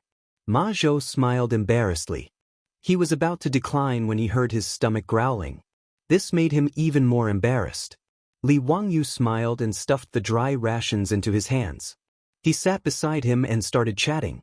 "Brother Bin Wang, I am Li Wangyou from Hu County. My courtesy name is Zio. This time, I am transferring the official rations to Yinzhou." Li Wangyou introduced himself first. "Brother Zio, thank you." Ma Zhou also bowed again. "Brother Bin Wang, where are you going?" Li Wangyou calculated the time. At this time, Ma Zhou should still be staying at Lieutenant General Chang He's house. Why did he come to this relay station? Ma Zhou smiled. I went to Yenzhou to visit a friend. I was in a hurry and almost missed the relay station. Yenzhou was the Yan'an of the future. On the way from Chang and to Yinzhou, they were heading in the same direction as Li Wangyu and the others. Li Wangyu looked at the old donkey tied to Ma Zhou's barn and couldn't help but laugh. Brother Bin Wang, this old donkey of yours isn't even as fast as a person walking. There are still over 200 li to Yenzhou. How much time would it take for you to ride it? When Ma Zhou heard this, his face turned red. Ever since he resigned from his teaching assistant position in Bozhou, he had been living in Chang He's house. Although he didn't have to worry about food and clothing, he was still living under someone else's roof. As a hanger-on, he didn't have much money. This old donkey was even borrowed by him. Although it was slow, it was still better than walking by himself. I've made a fool of myself in front of Brother Ziyou. Ma Zhou smiled. Li Wangyu looked at the downtrodden Ma Zhou in front of him and started to make some calculations in his heart.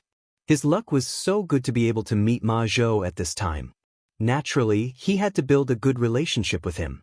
If he could make friends with the future prime minister of the Tang Dynasty, why not? Li Wangyu even pondered in his heart.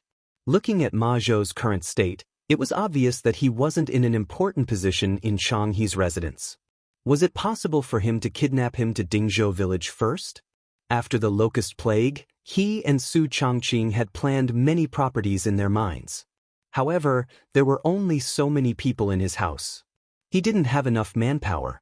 Whether it was the two brothers Niu Yong and Niu Wu, or the old housekeeper Li Heng and Perrin, none of them were talents who could hold their own. As for the 4 maidservants sent by the enemy, there was no need to mention them. If he could kidnap Ma Zhou, the future prime minister of the Tang Dynasty, to his place, that would be wonderful. Whether it was the Tang Dynasty or the 21st century, what was the most precious thing? Talent. Ma Zhou was such a talent. The more he thought about it, the more Li Wangyu felt that it was feasible. However, Li Wangyu didn't feel that he was exuding the aura of a king that could make Ma Zhou bow down to him. Even the Niu brothers only wanted to repay him because he saved Niu Yong's life. Li Wangyu revealed 8 white teeth and a bright smile appeared on his face. Brother Bin Wang, since you and I are fated to meet, why don't we leave this old donkey at the relay station and you can take our carriage and leave? Our carriage is fast. We can send you to Yenzhou tomorrow. Ma Zhou was a little hesitant. His old donkey was very slow. From Chang and to this relay station, it had been a journey of about 300 miles. However, he had already spent 3 to 4 days eating and sleeping in the open. If he could really hitch a ride, Ma Zhou would naturally be happy. However, he and Li Wangyu had never met before.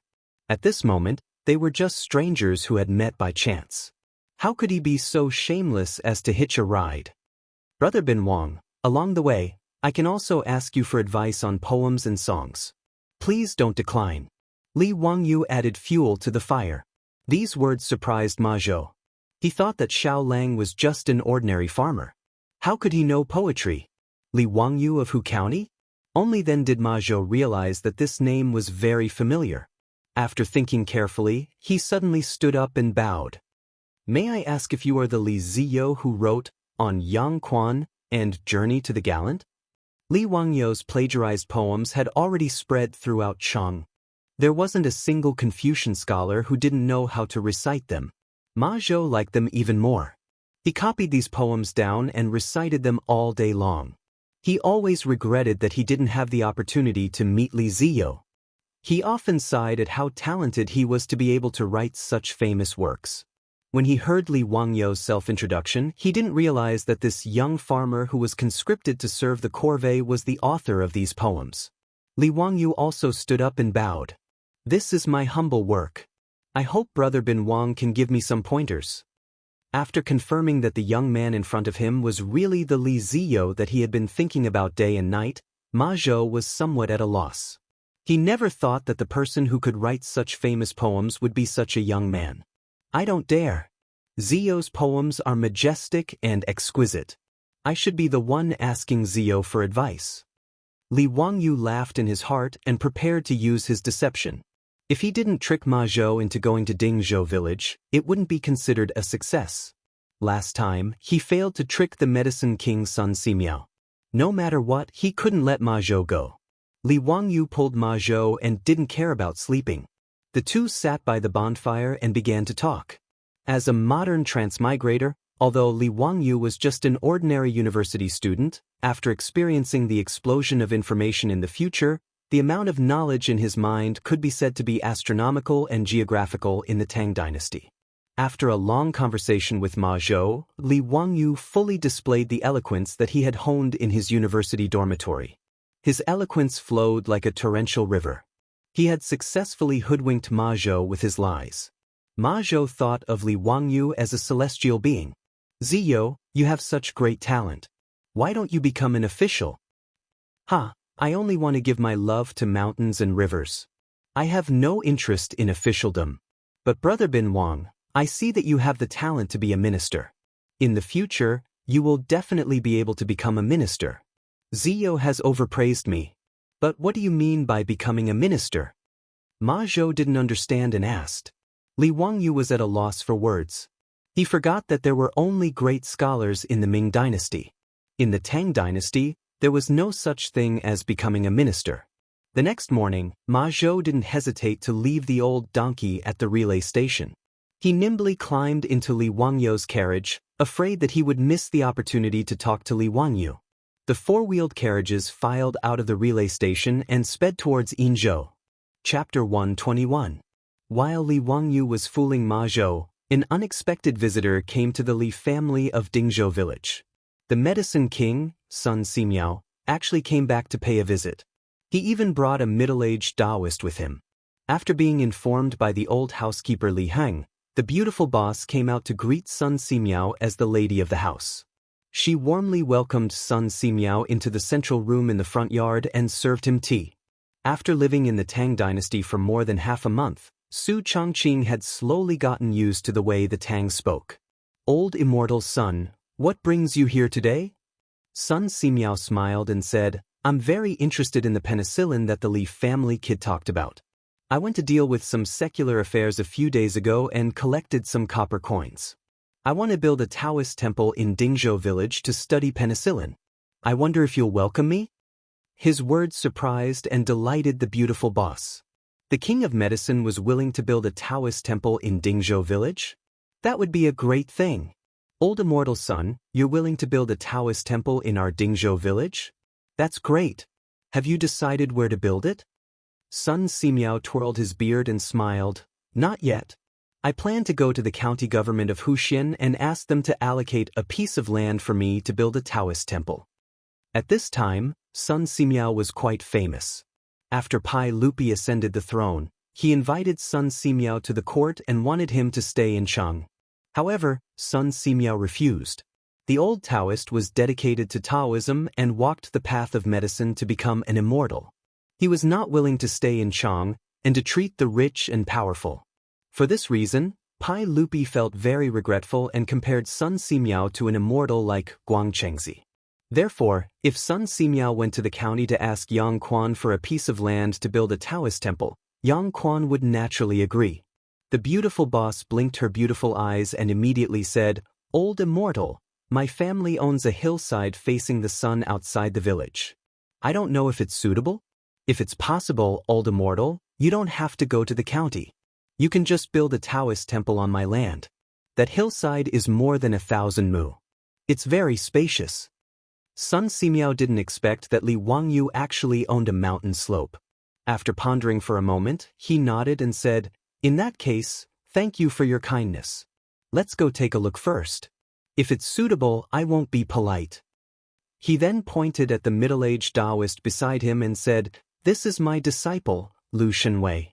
He is in charge of helping this poor Taoist to oversee the construction of the Taoist temple." Su Chongqing and Lu Shenwei greeted each other. His beautiful boss didn't know much about history, so she didn't have any impression of the name Lu Shenwei.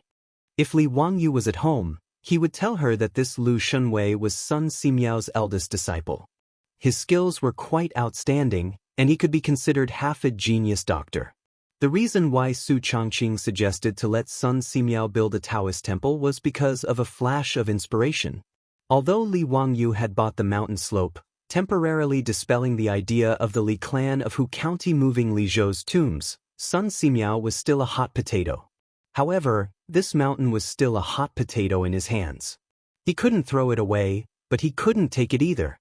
No matter what, the Li clan of Hu County was a relative of the imperial family. Li Wangyu couldn't really dig up the Li clan's tombs, and he couldn't stop the Li clan from sweeping the tombs every year. Who knew how much trouble they would cause for this mountain slope in the future? Since that was the case, he might as well let Sun Simiao build the Taoist temple. No matter how tyrannical the Li clan of Hu County was, they couldn't go against Taoism, right? It had to be known that in the Tang Dynasty, Taoism was the state religion. Pai Lupi had always claimed that he was a descendant of Laozi Li heir. As long as Sun Simiao's Taoist temple was built, the Li clan of Hu County would no longer cause trouble for the ownership of the mountain slope.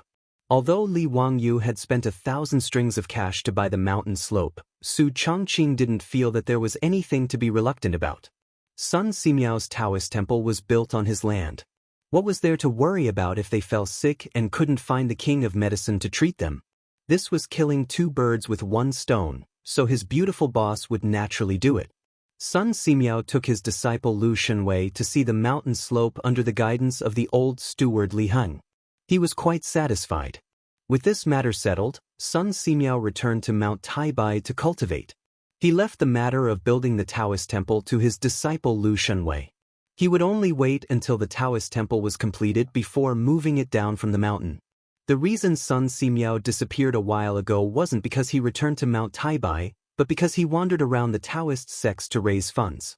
This old Taoist had always been focused on medicine and didn't have any savings. If he wanted to do the modern medical research Li Wangyu tricked him into doing, he couldn't do it without money. Although Sun Simiao was 70 or 80 years old, this matter was very clear to him. Sun Simiao's seniority in the Taoist sects was very high. After all, there were only a few people of his age, so living a long life was also a capital. Since he personally went out, those Taoist sects naturally agreed. They all opened their pockets and offered money and manpower. In half a month's time, Sun Simiao had gathered enough money and returned to Dingzhou village to look for Li Wangyu and the others. As Sun Simiao, who wholeheartedly hoped to become an immortal through medicine, he would never give up penicillin, a medicine that could accumulate great merit. The Taoist temple that was going to be built in Dingzhou village was not so much a Taoist temple, but a medical research institute that Sun Simiao prepared for himself. The Taoist sects were very fast. After deciding to build the Taoist temple in Dingzhou village, the craftsmen of the natural law sect began to measure the land and plan the building of the Taoist temple. When Su Changqing received the king of medicine's Sun Simiao at home, Li Wangyu's 4-wheeled carriage carrying grain team was already running on the post road. The speed of the 4-wheeled carriage really surprised Ma Zhou. He carefully looked at the carriage that was filled with official grain and asked with uncertainty, "Ziyo, this carriage is filled with no less than 20 dawn of grain, right?" Before Li Wangyu could answer, Niu Wu said proudly, 30 dawn, each carriage is pulling so much. We are transporting a total of 1,000 dawn of official grain to Yinzhou. When Ma Zhou heard this, he was even more surprised. How is this possible? This carriage is running so fast. Could it be that the extra 2 wheels have such an effect? Who built this 4-wheeled carriage? Why have I never seen it before? Niu Wu laughed loudly. While driving the carriage, he pouted his lips at Li Wangyu. This was built by my Langjun, so naturally you have never seen it before. Not only that, my Langjun also built a water wheel that can carry water without manpower. It is even more magical. When Ma Zhou heard this, he became even more unsettled. He cupped his hands at Li Wangyu and said, "Ziyo, is it convenient for me to go to Dingzhou village and see what the water wheel is?" Li Wangyu was worried that he could not find a topic to trick Ma Zhou into going to Dingzhou village. When he heard what Ma Zhou said, how could he not agree? He immediately nodded and agreed. The two of them agreed that when the carriage returned from Yinzhou, they would pick up Ma Zhou and return to Dingzhou village together. The 4-wheeled carriage ran very fast on the post road. In less than half a day, the city of Yenzhou was already in sight. Li Wangyu and Ma Zhou reluctantly bid farewell and agreed to meet again in 3 days. The grain team bypassed Yenzhou and continued to speed towards Yinzhou. Chapter 122. On the way, they rested for another night at the relay station. On the 3rd day after they set off, the grain transport team from Dingzhou village drove into Yinzhou. After checking the grain transport certificate for the soldiers guarding the city and asking for the location of the Yinzhou warehouse, the team drove straight to the warehouse to hand over the official grain. The old villager only brought 26 carriages to the warehouse to hand over the grain. Sure enough, the officials did not have any questions. After checking that the grain was in good condition, they signed and accepted it. They also signed and stamped the old villager's certificate. Thus, Dingzhou village's spring transfer this year was completed. They only spent 3 days out of the original 20 days of official work. Even with the return trip, it only took 6 or 7 days. More importantly, they also saved more than 100 dan of grain, which was not a small fortune. After the handover with the warehouse, the old villager and the others did not bother to find a place to rest and eat. They asked passers-by where the market was and hurried over. If the grain was not exchanged for copper coins, the old villager and the others would not feel at ease. What surprised Li Wangyu and the others was that the price of grain in Yinzhou was much higher than in Chang. However, this was normal. Chang gathered grain from all over the world, so it was not strange that the price of grain was lower than other places. The retail price of grain in Chang was 360 copper coins per bushel, while in Yinzhou it was 400 copper coins per bushel. They easily found a grain merchant to sell their 100 dan of grain. The merchant offered a purchase price of 350 copper coins per bushel. Niu Wu muttered in a low voice about profiteers as he watched the bags of grain being carried down from the carriages and sent to the grain store. The old villager only kept the rations that everyone ate on the way back. The rest of the grain was exchanged for copper coins, a total of 420 strings of coins. Everyone who served the corvée was given 1 copper coin each. According to what Li Wangyu said before, the rest of the money could be given to each household when they returned to the village. This was not a small windfall, and everyone was grinning from ear to ear. It was the first time that they could earn money by serving the corvée. Knowing that Li Wangyu was the one who had brought all of this to everyone looked at him with even more respect and gratitude. Ever since Li Wangyu moved back to his old house in Zhou village, he had unknowingly brought a lot of changes to the village. After the construction of the water wheel, the farmers no longer had to expend the effort of stepping on the dragon bone water wheel to fetch water. The Li family's oxen were also lent to the farmers for free for the spring plowing. Now, Li Wangyu had built these 4-wheeled carriages for everyone's benefit. One after another, Dingzhou village benefited immensely from his meritorious deeds. Li Wangyu's status in the hearts of the simple and honest villagers of Dingzhou village was even higher than that of the old village chief. Because it was getting late, they didn't plan to rush back today. The old villager led everyone to find a carriage shop to stay. 10 copper coins for a night at the carriage shop. If it was in the past, these farmers would definitely not be willing to do so. They would rather sleep in a carriage for the night than spend 10 copper coins for lodging. However, since they had the copper coins from selling grain in their pockets, they could afford to be extravagant for once. All of them moved into the large shared bunks within the carriage and horse shop. Li Wangyu pinched his nose as he walked into the room. He immediately came back out. The smell was simply too pungent. He felt that he would rather sleep outdoors. Although he wasn't as obsessed with cleanliness as his beautiful boss, he still couldn't stand the sour smell in the room. Niu Wu, however, understood him. He smiled and said, "Leng, you should get another room. Our family doesn't lack that money. Why do you have to wrong yourself?" Li Wangyu readily accepted his advice and immediately turned to look for the shopkeeper of the carriage shop to get him a room to stay in. Regarding Li Jia Xiaolong's unsociability, the farmers of Dingzhou village, including the old village chief, didn't feel that there was anything wrong with it. In their opinion, it was a sin to let Li Wangyu, the literary star, share a room with them. After staying in the carriage shop, Li Wangyu had nothing to do, so he took Niu Wu to the market in Yinzhou city for a stroll. It had been almost a month since he came to the Tang Dynasty. Other than going to Chang and city once, he hadn't seen what the other cities were like. Yinzhou City was also known as Yulin City in the future. As an important city in the northern part of the Guanyi circuit, Yinzhou was still very lively. The Turks, Xianxia Khanate, Goguryeo, Baekje, Xinluo, Luge, and other countries all had to pass through Yinzhou on their way to Chang and in the Tang Dynasty.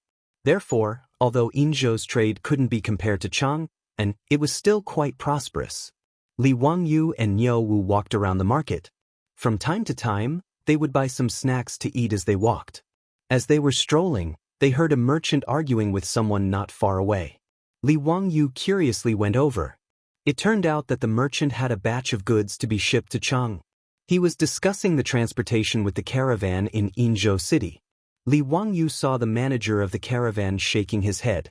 He listened carefully and realized that the merchant's request was too tight. He wanted the goods to be shipped to Chang and city's west market within 5 days. The merchant caravan shopkeeper naturally wouldn't accept the offer of 5 days for a journey of more than 800 kilometers. He shook his head vigorously. Li Wangyu suddenly asked the merchant, "May I ask, sir, how many goods do you have? I might be able to help." Perhaps the merchant was desperate and didn't care that Li Wangyu was young. He immediately replied, "I'm in the porcelain business. I need to ship a batch of porcelain to Chang and city. There are about 800 to 900 dendrobium. Xiao Lang, do you have any idea?" Dendrobium was a unit of weight in the Tang Dynasty. 1 dendrobium was equal to 1 stone, which was about 50 kilograms. Hearing the merchant's words, Li Wangyu couldn't help but laugh. What a coincidence! He actually encountered such a situation while strolling around.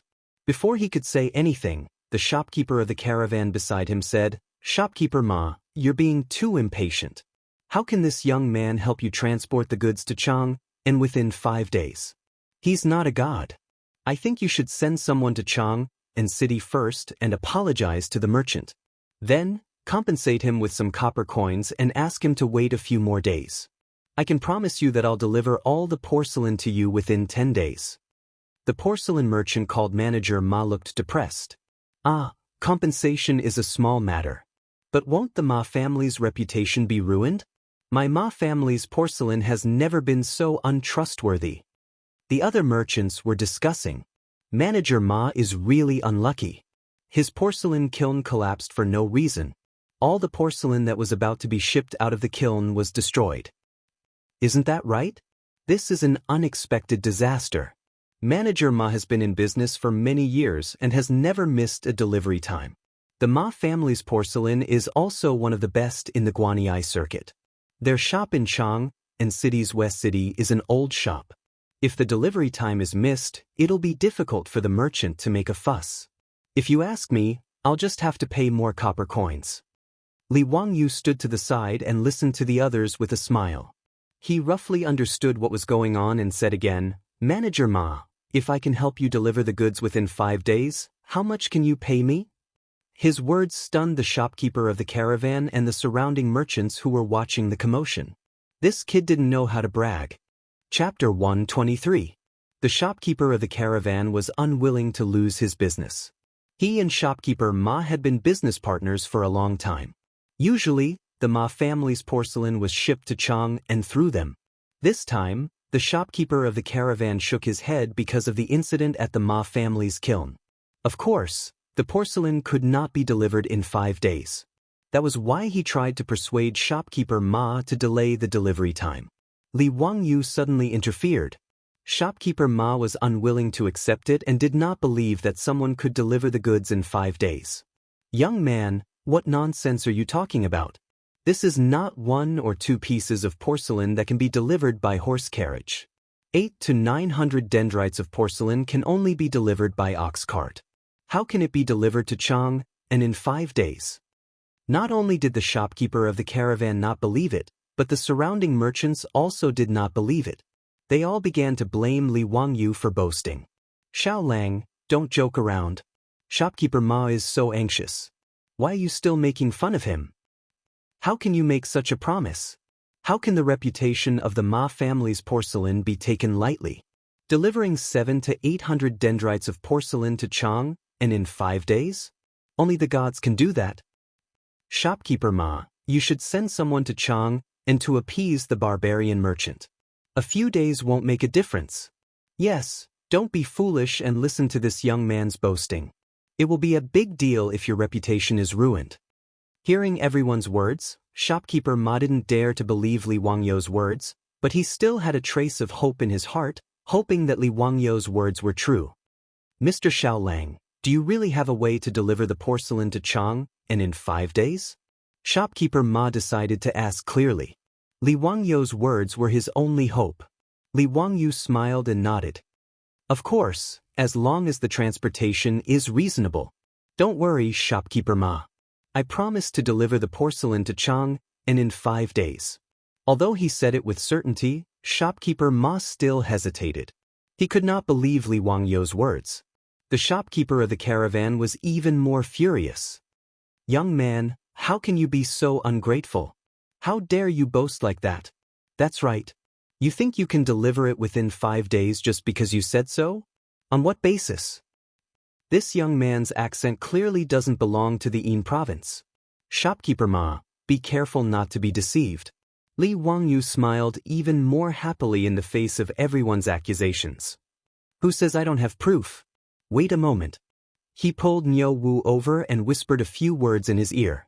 Niu Wu nodded and squeezed out of the crowd. Not long after, Niu Wu returned. He took out a piece of paper and handed it to Li Wangyou. This was the proof of Dingzhou village's transfer of grain this spring. Li Wangyou had specifically asked Niu Wu to go back to the horse carriage shop and ask the old village about it. Shopkeeper Ma, I'm from Chang and Hu County. I'm here to deliver government grain to Yinzhou. Look at this voucher. It's written very clearly on it. When did we receive the grain from the Chang and warehouse? When did we receive the grain from the Yinzhou warehouse? How much grain did we deliver? These are all very clear. You'll know if I can help you deliver the porcelain in 5 days. Li Wangyou unfolded the proof and let Shopkeeper Ma look at it carefully. The surrounding merchants also gathered around and stretched their necks to look at the contents of the proof. When they saw it clearly, everyone couldn't help but gasp. It's written on the proof that they delivered 1,000 dan of grain from the Chang and warehouse 3 days ago and delivered it to the Yinzhou warehouse today. How is this possible? This proof can't be fake, right? No, the proof is real. There's an official stamp on it. It can't be fake. Only carriages can deliver 1,000 dan of grain from Chang and to Yin province in 3 days, right? Did you use hundreds of carriages to travel day and night? According to this speed, this Xiaolang Sen really isn't bluffing. Shopkeeper Ma was even more excited. He thought that his family's reputation would be tarnished this time, but he didn't expect a glimmer of hope to be waving at him. Xiaolang Sen, is what you said true? Can you really help this old man deliver this batch of porcelain in 5 days? Of course. Shopkeeper Ma quickly grabbed his sleeve. Then let's go sign the contract now. I'll entrust you to deliver the porcelain. Li Wangyou wasn't in a hurry. He slowly put away the proof and put it in his pocket. Then he smiled brightly and asked, Shopkeeper Ma, how do you calculate the transportation cost? How about 300 strings of coins? When it came to money, Shopkeeper Ma, who was anxious just now, immediately returned to his shrewd businessman nature. The transportation cost of the ox cart in the Tang Dynasty was also very expensive. It was 100 copper coins for every 100 miles it traveled with a load of 50 kilograms. However, this kind of large shipment would be much cheaper. Shopkeeper Ma's batch of porcelain usually cost 300 to 400 strings of coins to transport to Chang and city. Of course, the Ma family's porcelain wasn't cheap like the ones Li Wangyou custom-made at the kiln in Hushan. According to modern standards, those were high-end custom-made handicrafts, so the price was naturally quite expensive. The main reason why the Ma family didn't move their kiln to the vicinity of Chang and city was that there was a kind of kaolin in Yin province that was especially suitable for firing porcelain. The Ma family's porcelain was thin and light, and the quality was excellent. Therefore, the Ma family would rather spend a huge amount of money on transportation than move their kiln to the vicinity of Chang and city. They only opened a shop in Chang and city's west city to receive customers and sell the porcelain of the Ma family in Yin province. These porcelain were transported to the west through the Silk Road. Because of the long journey and the wear and tear, the price of the porcelain was almost the same as gold when it arrived in the west. It was a luxury exclusive to the upper class. Li Wangyu smiled even more happily at shopkeeper Ma's offer. However, he shook his head like a rattle drum. Shopkeeper Ma, we're doing express delivery business. How can we charge the same as ordinary ox carts? Express delivery business? What the hell was that? Li Wangyu's words confused everyone.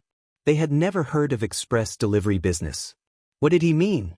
This express delivery business is to deliver goods as quickly as possible. The speed of delivery is different, so naturally, the price will be different, Li Wangyu explained. Everyone understood what he meant. It was like the courier station of the government. Some fast horses were required to travel 6 times a day, which was about 180 miles. The more urgent ones were required to travel 300 miles a day, and the fastest ones were required to travel 500 miles a day. The faster the speed, the higher the cost. Yang Guifis, a ride in the red dust makes the concubine smile. No one knows it's from Lichi. It was the Lichi Express that traveled 500 miles a day from Lingnan to Chang'an City during the Tianbao era. Then, Mr. Xiaolang, how much do you charge for transportation? Shopkeeper Ma asked helplessly. Li Wangyu made a gesture. Not much. 600 strings of copper coins. Everyone felt a toothache. The cost was really not cheap. It was double the cost of the caravan. Shopkeeper Ma hesitated for a while before finally gritting his teeth and agreeing. Okay, we'll go with the price Mr. Xiaolang mentioned. Seeing that he agreed, Li Wangyu felt that he seemed to have found another way to make money. Chapter 124. In the Tang Dynasty, when the transportation capacity was low, the express business had a great future. Li Wangyu felt that if he pulled a 4-wheeled carriage team, he would definitely make a lot of money. The only pity was that he didn't have horses. The horses of the 4-wheeled carriage team of Dingzhou village all belonged to the Chang'an county government. The village was only borrowing them, and they had to return them when they returned to Chang'an. A horse cost about 9 to 10 strings of copper coins. This time they sold the grain for 420 strings of copper coins, 70 strings of copper coins were divided, and 350 strings of copper coins were left. Helping shopkeeper Ma transport porcelain could earn them another 600 strings of copper coins, and a total of 950 strings of copper coins. In this way, if the money was used to buy horses, they could buy about 100 horses, and they could get more than 24-wheeled carriages to transport them. The more Li Wangyu thought about it, the more he felt that it was feasible. This was a profitable business. With Chang'an as the center, they could help merchants transport goods between the east and west cities. They could transport goods within a distance of 1,000 miles.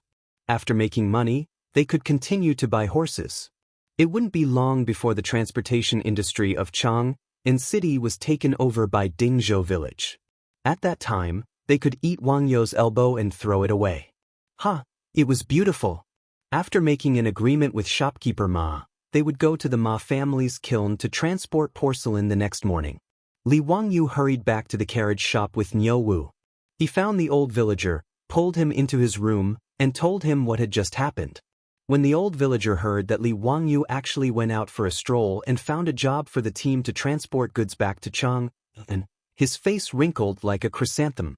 When he heard that Li Wangyu said that the transportation cost was 600 strings of copper coins, the old man almost had a heart attack. Xiaolang, stop fooling around.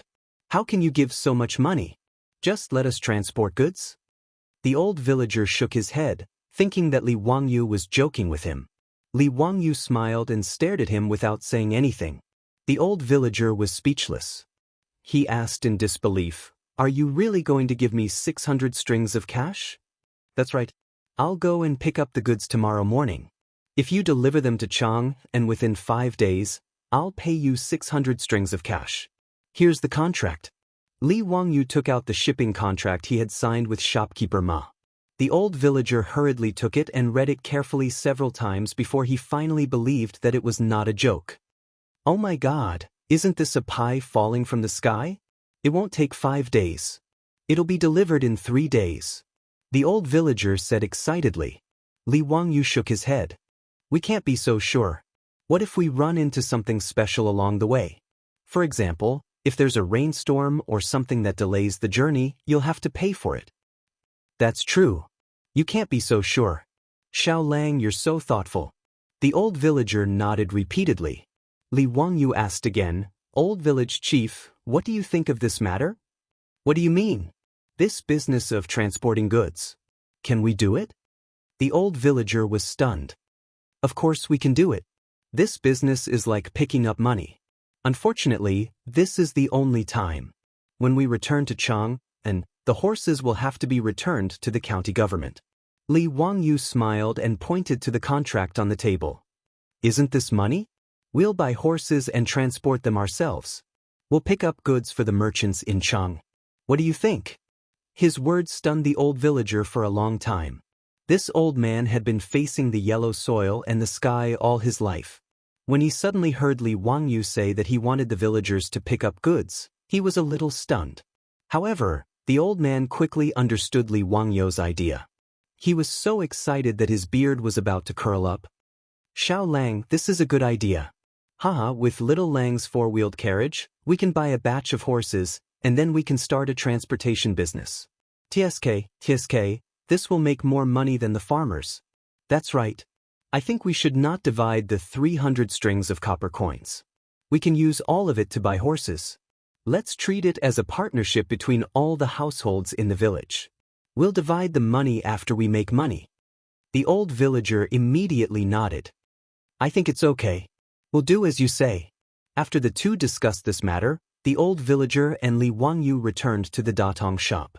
They gathered all the farmers and told them what they had just discussed. This time, it was the group of farmers' turn to be dumbfounded. It was not easy to confirm that Li Wangyu's words were true. They were all boiling with excitement. Li Wangyu struck while the iron was hot. He described the beautiful future of the express delivery business for everyone. He also drew a big pie, which made the farmers even more excited. They couldn't wait to run the business and earn the copper coins now.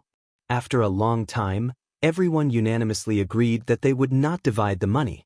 They would go back to buy horses and transport goods. That night, many of the 70 or so villagers, including the old villagers, couldn't sleep. They tossed and turned, unable to sleep. In their hearts, they were thinking about the express delivery business that Li Wangyu had talked about. Early the next morning, Li Wangyu was happy when he went out. Why did a group of old and young men all have panda eyes? After a casual breakfast, everyone drove the carriages straight to the entrance of the Ma family Yao outside of Yin Province City. Shopkeeper Ma was already waiting there. When he saw the carriages arrive, he was slightly surprised. He had thought that Li Wangyu and the others would use carriages to transport goods. This way, they could send the porcelain to Chang in city in 5 days. He did not expect that there would only be 30 carriages. In Shopkeeper Ma's mind, it would take at least 100 to 200 carriages to transport 1,000 dawn of grain, let alone his 800 to 900 dawn of porcelain. Mr. Xiao Lang, why are there only these carriages? Where are the other carriages? Shopkeeper Ma hurriedly asked Li Wangyu. Li Wangyu was taken aback. No, that's all we have. Shopkeeper Ma, get someone to load the goods. What? Only 30 carriages? Mr. Xiao Lang, are you kidding? How can we load all of them? Li Wangyu said, Shopkeeper Ma, don't worry. Just let someone carry the porcelain. There won't be a problem if each carriage carries 20 dawn of porcelain. At this point, Shopkeeper Ma did not have time to think. He simply ordered the craftsmen to carry the porcelain out and start loading the carriages. The Tang Dynasty had already figured out a set of methods to prevent the porcelain from being damaged during transportation. The craftsmen would stack the porcelain pieces according to their type and specifications and tie them together. Then, they would sprinkle some sand to fill the gaps. Next, they would plant some bean or wheat seeds. After watering, these seeds would germinate and intertwine with each other. Thus, the bound porcelain pieces would be firmly tied together to form a solid whole. This way, the packaged porcelain could be transported to the west through the long Silk Road by camel caravans. At the entrance of the Ma family Yao, the porcelain pieces had already been packed and prepared. At shopkeeper Ma's command, the craftsmen started loading the carriages. The villagers of Dingzhou village were busy fixing the carriages with ropes to prevent the porcelain pieces from being shaken off the carriages. After an hour, the 30 carriages were all loaded. Shopkeeper Ma, get on the carriages. It's getting late. We have to hurry. The old villager called out. With so many porcelain pieces being transported, shopkeeper Ma naturally had to escort the carriages. He took a few servants of the Ma family and boarded the carriages of Dingzhou village. Until now, shopkeeper Ma's heart was still beating like a drum. He was afraid that he would be deceived, or that the horses could not pull such a heavy carriage. The old villager shouted and the horsewhips sounded one after another. When the four-wheeled carriage slowly started and trotted on the road to Chang, the expression on shopkeeper Ma's face was wonderful. He was really scared.